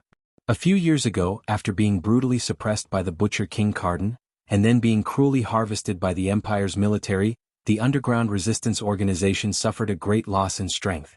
Following the invasion of the federal forces, this organization and the Federation secretly reached some kind of agreement, but the Empire's propaganda agency publicized it, forcing them to become somewhat silent. The Information Bureau used the fastest speed to input a huge amount of information about the underground resistance organization into the workbench in front of Su Lu. Su Lu immediately made a second request, requesting that the Information Bureau fully open the access to the workbench's database and use a high-power wave tracking signal to continuously transmit to a certain space outside of Tianjing's atmosphere. This is the space coordinate. Director Cisco continued to wipe the sweat on his forehead that had not stopped, and answered with great pain, "Sir, although you have extremely high access, the Information Bureau's database cannot be opened like this, especially since the fixed-point wave tracking signal transmission is too unsafe. It is very likely that a dangerous situation of signal leakage will occur. Right now, I really need this data to find a person." Sulu looked at him and said, "I know that there are people in the Information Bureau keeping an eye on that small courtyard, but in the end this incident still happened, so I don't trust your abilities. I can only find him myself." The mistrust of an officer was the greatest humiliation to a subordinate, especially as the most professional officers in the Information Bureau. Hearing Su Li's words, the three directors started to wipe their sweat at the same time, but still no one dared to do as he requested. Opening access to the Information Bureau's database was too dangerous. Sulu was silent for a moment, then said, "Ask the palace, just say that I owe him one." 20 minutes later, Sulu silently left the gray building of the Information Bureau. Having made all the preparations, he came to the agreed location on the piece of paper. Narrowing his eyes, he looked at the dilapidated garage that was filled with the smell of engine oil. It was as if he had returned to the garage of the past, except that Muen was no longer here, and the seriously ill leader Voss had long left.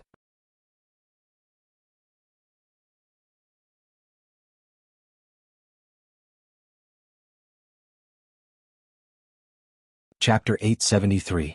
Squinting his eyes at the graffiti-covered iron gate, Sulu raised his left hand and touched his ear. This small action did not have any symbolic meaning, but it was a little itchy from the sound in his ear. In the noisy street, in the relatively quiet and deep auto repair factory, Philip's calm voice kept coming from the ultra-thin metal piece in his ear. The tri-winged spaceship was tens of thousands of kilometers away, but the sound was enough to be heard clearly. After obtaining the data of the Imperial Intelligence Agency, Philip began to search for the possible strongholds of the underground resistance, looking for the follow-up of the kidnappers of Aunt Susan from the surveillance video. But until now there were no concrete findings. Sulu had no choice but to keep the appointment.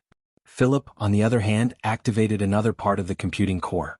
Using the authority he had just obtained, he directly remotely controlled several high-sensitivity military satellites outside of Tianjing planet's atmosphere and stared at this street. After leaving the Federation, Sulu removed the chip from his neck and did not install it again. His communication with Philip changed to direct voice communication. Although there was no precise data grid in his left eye, he was already used to this method and did not want to change. Philip monitored that there were about 30 armed soldiers in the auto repair factory. In addition to a large number of semi-automatic rifles, there should be a few boxes of high-powered weapons hidden under the roof of the roof. Sulu slowly raised his head and squinted at the worn-out corner of the roof of the third floor, guessing in his heart how the other side would deal with him.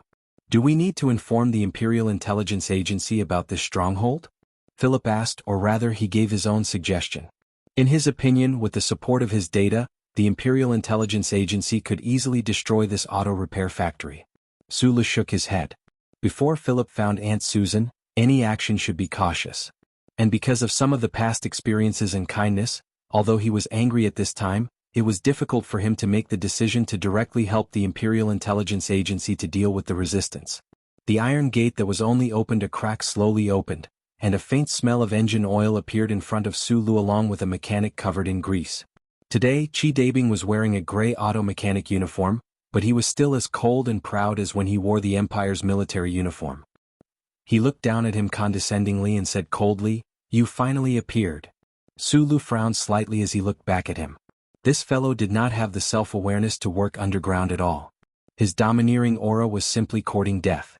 However, Sulu had to admit that this expert, who had once fought to the death with him in the underground sewers and had even left a mecha for him outside Master Fan's manor, seemed to have matured a little after these few years. Although his gaze was still sharp, there was more or less the air of a leader. Why? He didn't beat around the bush and asked directly. "If I don't use this method, will you appear? It has already been a week since you arrived on Tianjing planet, yet you have never thought of taking the initiative to contact us." Chi Dabing's expression was cold. With a trace of disdain he said, "You are a coward. You only know how to escape. Where did your so-called bravery and justice go? Do you still remember what you promised us in front of that old man in a wheelchair in that auto repair factory a few years ago? What do you owe us?" Sulu was silent. He thought of Leader Voss in a wheelchair that year. He thought of that rather pleasant conversation. He thought of those resistance fighters who had died beside him when he was escaping from Tianjing planet.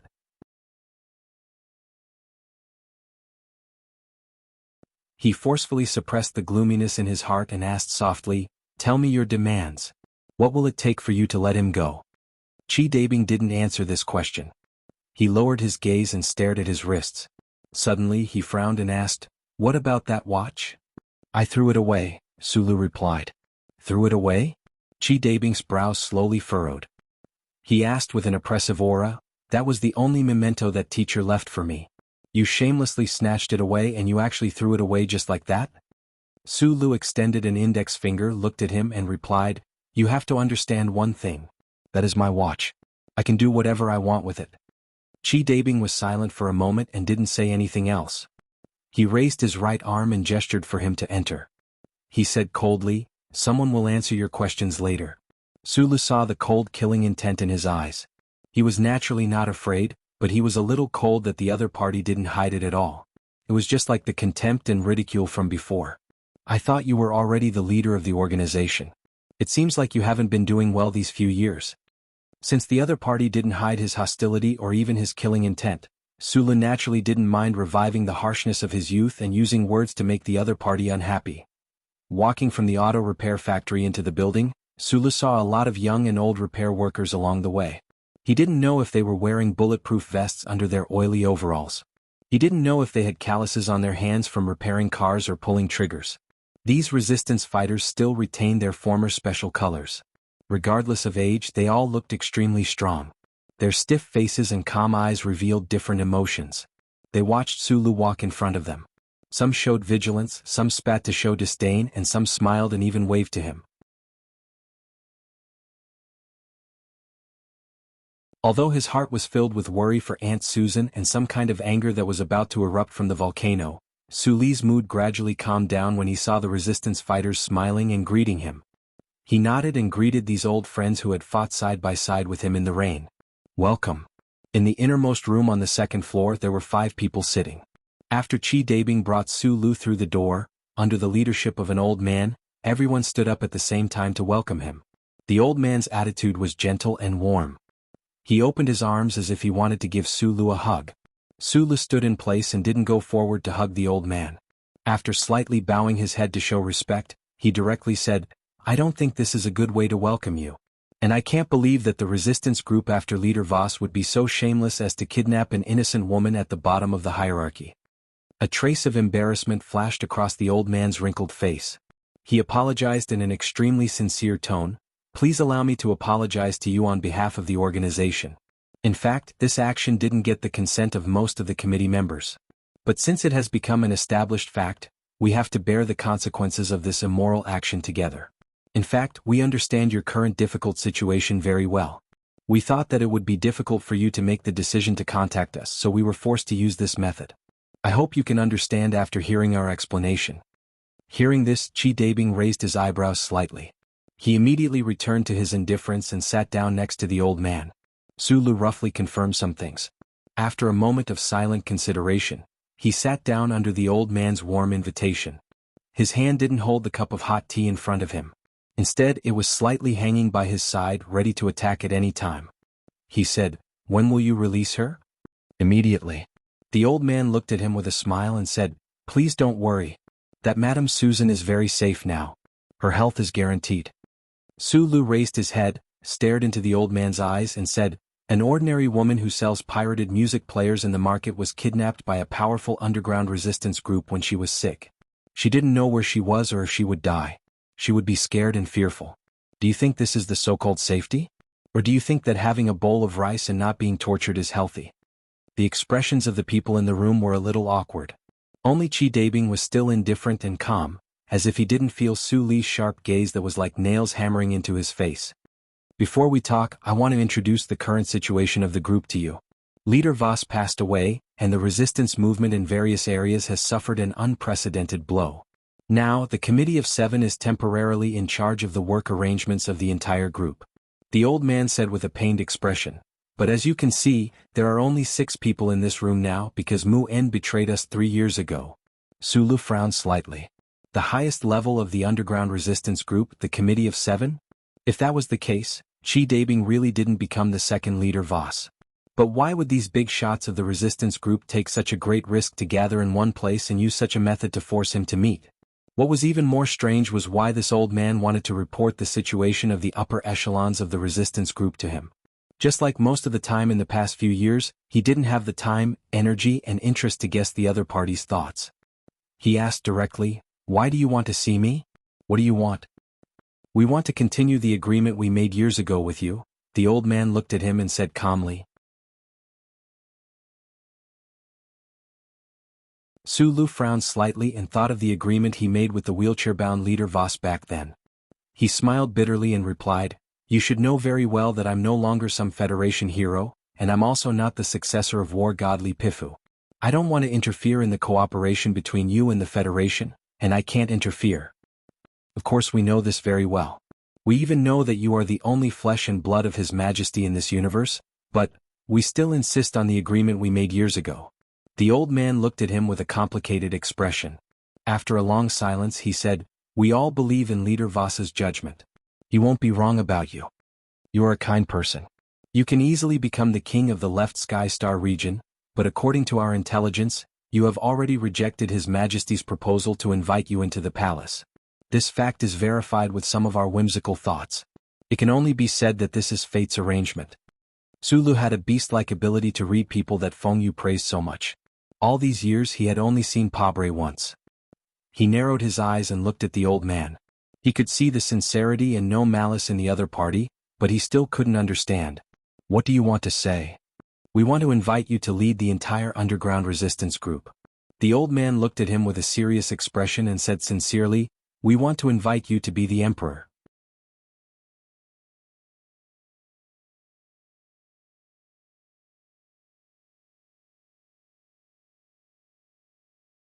Chapter 874. Hearing this, Su Lu was stunned and speechless.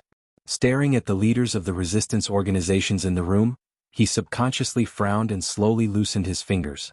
He didn't understand why these people kidnapped Aunt Susan and forced him to walk into the trap at the risk of being discovered by the Imperium, at the risk of being caught by the Imperium, at the risk of being enraged, and at the risk of infuriating him. It was actually because of this reason. After seeing that note in the small courtyard in the alley, and outside the building of the Intelligence Bureau, he had thought of many answers. This speculation continued until he walked into the auto repair shop and met these people. He thought that the other party might have found out about Philip's existence through some means and knew about the existence of the spaceship, and wanted to obtain some cutting-edge technological achievements from him.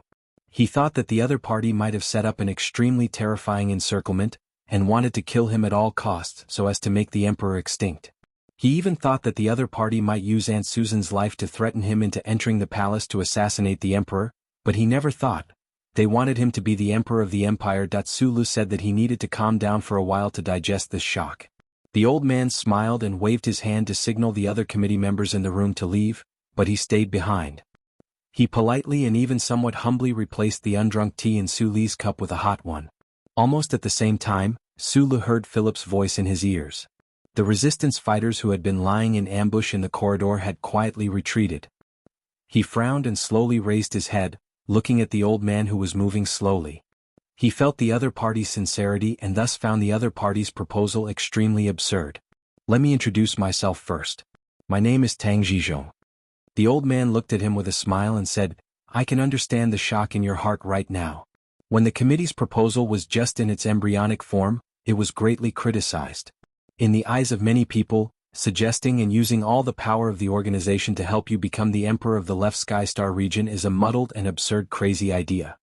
Su Lu tilted his head and looked at him silently, thinking, is this matter not crazy? But I persisted, and I was lucky enough to convince most of my comrades that this crazy idea was possible. For the people of the left Skystar region, this was the best choice they could make. Su Lu was silent for a moment before he shook his head and asked, in my impression, the ultimate political agenda of the resistance organization is to overthrow the reign of the royal family, return the power to the people, and realize democracy and equality in the left heaven space zone. If that's the case, why are you helping me to become an emperor? The important thing is not me but the position of emperor. Elder Tang Zhizhong looked at him gently and said, let me explain it to you. After the bloody massacre of the royal family, the most determined and brave rebels shed too much blood. The organization can't bear to see more soldiers become lonely ghosts under the butcher's knife for the sake of ambitious goals. We want to find a relatively gentle revolutionary path. More importantly, we have to admit that after Huai Fuchai's bloody purge, the people at the bottom who survived have lost the courage to resist. They are cowardly and foolishly cheering for the rule of the royal family and the victory at the front line. This is related to the glorious brainwashing of the royal family, as well as the improvement measures of Huai Fuchai in the last few decades. Our emperor is holding the butcher's knife in one hand and the beautiful picture of the educational reform and gradual abolition of slavery in the other. He has successfully maintained the hopes of the majority of the people of the empire for the royal family. Especially in the situation where the federal forces invaded, the blind loyalty of the lower class of the empire is getting stronger and stronger. The organization has already lost the foundation to launch another great rebellion. Blind loyalty? Su Lu repeated this somewhat unfamiliar word in a low voice. The people of the empire are already used to the lofty position of the royal family and the nobles. If no one bullies them, they will instead be very unaccustomed to it and even feel afraid. Therefore, when someone tries to wake them up and overthrow the masters who ride on their backs, they will be hurt by them instead. The corners of Tang Zhizhong's lips curled up slightly into a faint and sorrowful smile. Do you feel that this is very inconceivable? Su Lu replied, I have been to many places in the empire in the past 2 years and have also seen many bullied and humiliated people numbly accept the exploitation from the nobles.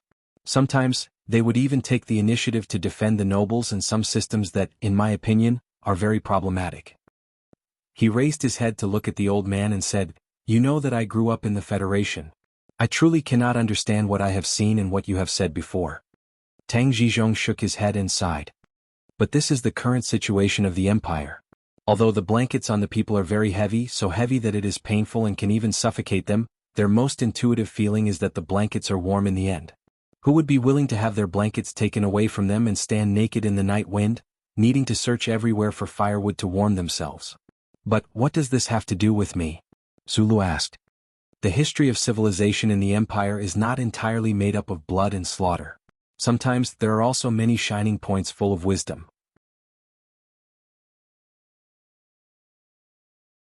For example, more than 3,000 years ago, there was once a political school on planet Yellow Disaster.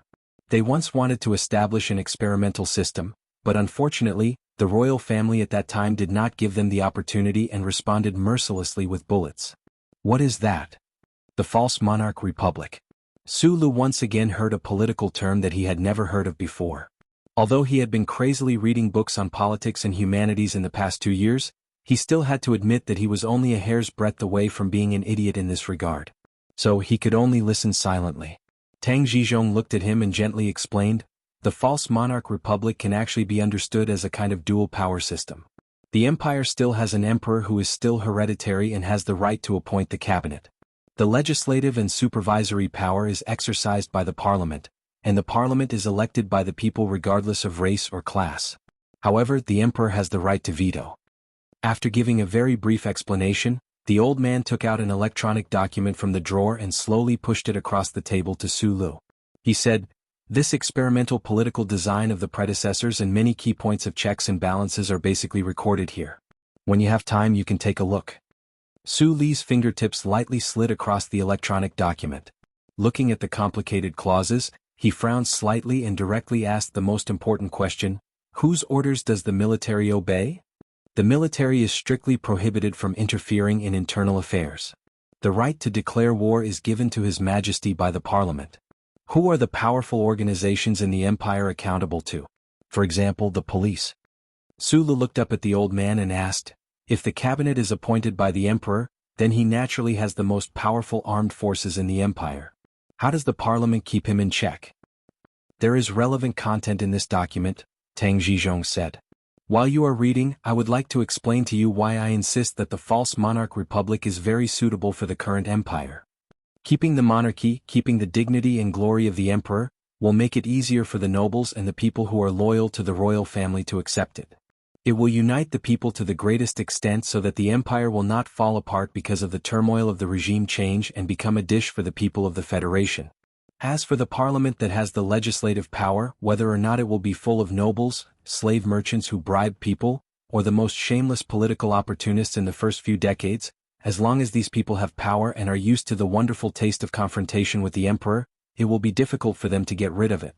They will do everything they can to protect the system, even if it is at the cost of their reputation and lives." After developing in this way for several decades, a whole generation of young, intelligent and courageous people who are good at fighting for political rights will appear in the empire's society. With the injection of this new blood, the false monarch republic will gradually become a reality until true democracy is finally realized. Su Lu listened to the old man's overly simple and fairy tale-like deduction. She quickly flipped through the information in her hands. Her brows furrowed tighter and tighter. She said, "According to the design in the information, the emperor of the empire will simply become a sacred symbol without any actual power." Tang Zhizhong smiled and said, "Keeping the emperor's throne is based on respect for history and the feelings of the people of the empire over the countless years. Since the symbol is sacred, it will also receive the respect of the people." Su Lu shook his head and said, "No emperor will be willing to give up his power. Although this set of political design is beautiful, there is no practical meaning. In the end it will still depend on war and bloodshed. There is an emperor who will be willing." Tang Zhizhong looked at him quietly and said slowly, "Let's go back to what we were talking about earlier. If you were to become the emperor, would you order the Iron Blood Army to return to Tianjing planet and massacre the parliament because of your greed for the power in your hands?" Su Lu remained silent and did not reply. "You are the first person in history who has not received any education in the empire and is naturally resistant to exploiting and suppressing the people at the lower levels. Compared to the dark and decadent Baijin Huai clan, you are a blank piece of paper. You can draw the most beautiful picture for the empire as you wish." The wrinkles on Tang Zhizhong's face gradually smoothed out, but his voice became more and more impassioned. There was an irrepressible joy in his hot-bloodedness. He looked at Su Lu and said seriously, "The document in front of you is a great opportunity that fate has bestowed upon the people of the empire. It is a great change that has never happened in the left Skystar region for countless tens of thousands of years. As long as you agree, we will help you return to the palace at all costs and even the lives of all of us to become the next emperor of the empire. We only hope that in the future, you will remember the reason why we sacrificed our lives." The quiet room sank into a long silence. Tang Zhizhong looked at Su Lu quietly, waiting for his reply.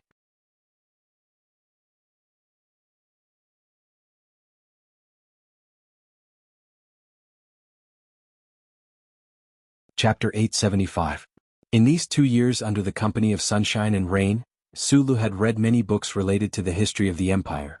He was often stimulated by the smell of blood and conspiracy behind those simple sentences.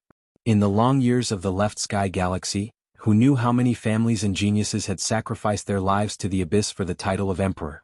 However, only a few lucky people could achieve what they wanted. The path to the dragon throne was brilliant and full of thorns that pierced through iron shoes and luxurious clothes, leaving mottled bloodstains. Without a doubt, it was the most difficult path to walk in the world. However, this saying was not suitable for the current empire and him. As the only direct male descendant of the Huai family in Baiyan, this was his biggest advantage. He did not need to care about how the emperor viewed him, his own son. He did not need to be vigilant, shameless, or cold. He did not need to play the role of a repentant and obedient crown prince. He did not need to wear a hypocritical mask made of gold. He did not need to do anything and could easily return to the black and green imperial palace. Under the name of the crown prince, he secretly controlled the network and military force of the resistance organization and silently waited for the emperor to grow old and die. Then he would become the new emperor, the only master of the billions of people in the left sky galaxy. If the royal family wanted to give Su Lu some kind of test, if Wuxia needed some deeds to convince those unwilling distant relatives, then the credit of destroying the largest resistance organization in the empire would have fallen into his hands many years in advance with Elder Tang Zhizhong's indifferent words. At that time she, the only one who had the qualifications and ability to stop all of this from happening, would definitely remain silent. She would even indifferently control that terrifying peach miasma mecha and rampage through the left sky galaxy, taking down all the royal family nobles who dared to question this decision. This powerful princess, when she just found out about Su Li's identity, did not hesitate to take the risk and brazenly charge into the Federation. In front of the blood relationship between siblings, the position of emperor was not worth mentioning. As for the White Courtyard, which was hidden behind by Yan Huai's dynasty and appeared to be even more mysterious and powerful than the 7 great families of the Federation, it would probably be very happy to see Su Lu become the ruler of this star region. Apart from their relationship, it was also related to Master Fan's passion for love and peace. Su Lu sat at the table in silence. His hands, which were hanging by his sides, had already been placed on the table in advance. He subconsciously held the teacup. His brows furrowed tighter and tighter, and his eyes narrowed more and more perplexed. In a very short time he used the mechanical logic of an engineer to deduce the other party's proposal and came to this conclusion. Just as Elder Tang Zhizhong had said, as long as he agreed to their request and fulfilled today's agreement in the future, he would become the most famous monarch in history books. The Left Heaven Starfield was like a class society that had been frozen for tens of thousands of years, ushering in a brand new era. This drama that no one could predict was about to unfold. However, a new era only meant change. No one knew if it was the best or the worst era. Furthermore, this change was so intense and had such far-reaching effects. Su Lu couldn't help but sink into anxious and muddle-headed contemplation.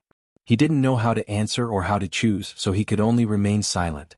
Elder Tang Zhizhong could feel his intense mental struggle, so he just waited quietly.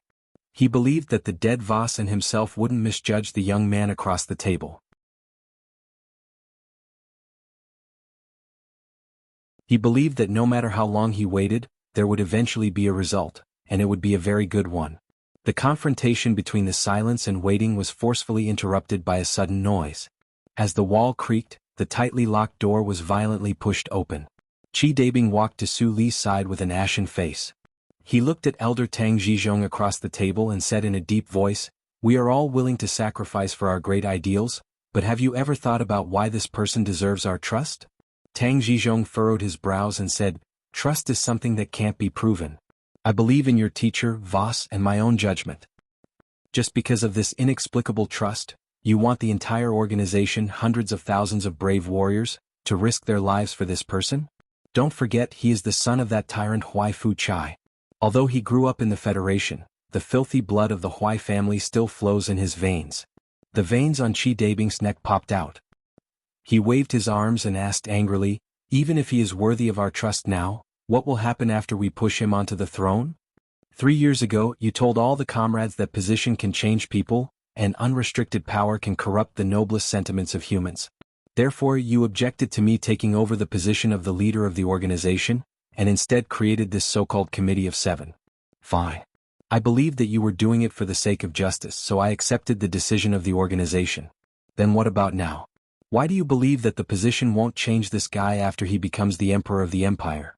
Why do you believe that the unrestricted power of the emperor won't corrupt him? There are many comrades like me who are willing to sacrifice, but we are not willing to make such meaningless sacrifices." Qi Dabing took a deep breath and said in a deep voice, "If he becomes the emperor of the empire, but is not willing to carry out today's agreement and hand over the power in his hands, then what will the organization, which has already lost its power, use to pursue the matter? Or is it that we can only scold him a little?" Elder Tang Zhizhong's mood turned gloomy. He looked coldly at Qi Dabing and said, This is the decision that the majority of the committee members agreed to, and I insist on it. No. Chi Dabing raised his chin slightly and said firmly, unless he does something to prove that he is not the same as those detestable members of the royal family. He lowered his head to look at Su Lu and said coldly, because Mu En has always been closely protected by the intelligence agency of the Empire, we have never been able to kill him. If you want us to believe you, you have to bring his head to me within a month. With your current identity, it shouldn't be difficult for you to accomplish this. Su Lu raised his head and looked at Chi Dabing's slightly twisted face. His mind, which was originally in a confused and anxious state, suddenly calmed down. After a moment of silence he said, as far as I know, although Mu En left the resistance organization, he didn't do anything for the intelligence agency except for the visit to the Federation 3 years ago. He didn't betray any of you. After a slight pause he continued, putting aside the standpoint, Mu En can be considered my friend. He saved me back then, so I can't do this request of yours. Chi Dabing didn't seem to be surprised by his answer. He looked at him and said in a deep voice, I don't care about your words of defending that shameful traitor. Since you don't want to kill him, then I suggest you the second way to prove yourself, to kill Huai Chaoshi. Su Lu frowned and looked at him for a long time. He asked, is there something wrong with your brain? I know she is your sister, Chi Dabing said angrily. Chi Dabing said angrily, but don't forget that the blood of countless of our comrades is flowing in the hands of this princess. In the face of justice, things like family and bloodline must be forgotten and abandoned, not to mention that this is a sinful, dirty, rotten, and backward family bloodline. Su Li's thick eyebrows furrowed even more sharply. He looked at him in silence. If you don't understand this point, it proves that you don't have a firm revolutionary ideology at all. I can't just watch you take control of the organization. I will do everything in my power to stop you. Hearing these strange and oppressive declarations, Su Li's tightly furrowed brows gradually relaxed. It wasn't because he understood something but because he remembered something. The girl on the Iron Tower in Linhai, those young students full of revolutionary optimism, he calmly recalled, and then he confirmed some things.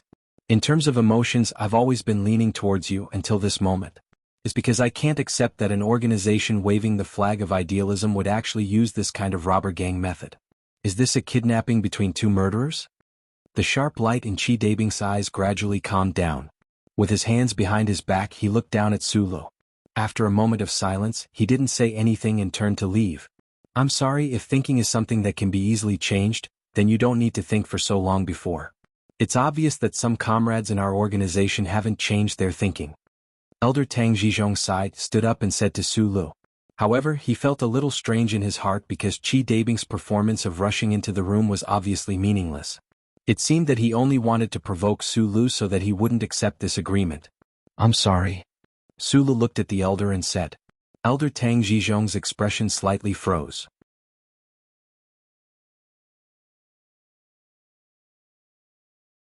He immediately smiled and raised his hand to stop the latter half of his words. He sincerely said, please don't make a hasty decision because of a moment of emotional fluctuation. I think you need to sit alone and think about it. After saying this, the elder slowly walked out of the room with a hunched body. When the door closed, Su Lu suddenly felt that the elder's figure was extremely tired. It was very similar to some of the figures he had seen in his life, such as the leader in a wheelchair, or the director of the department of Zhouingxing who stayed up all night to work, or the old man in the hospital bed by Lake Feiqing. Probably because of the déjà vu, Su Lu didn't have the heart to say his decision immediately. Instead, he listened to the elder's request and sat alone in the room to think, or to prepare for his next move. A few minutes later, Philip's voice sounded in Su Li's ears. The expression on his face suddenly changed. He suddenly turned around and looked at the closed door. His slightly narrowed eyes were full of shock. The door was pushed open again, but this time it was much gentler and more polite. The person who walked into the room was still Chi Dabing. He used a white hot towel to carefully wipe his slender fingers. He walked straight to the old man's seat and slowly sat down. He raised his head and calmly looked at Su Lu. The previous appearance of an excited and angry revolutionary leader in the prime of his life had long disappeared. At this time, his face was full of confidence and steadiness based on strength, as well as a palpitating calmness. I think now the two of us can talk about future arrangements. You're tuning in to the Han Li's Wuxia Adventures YouTube channel.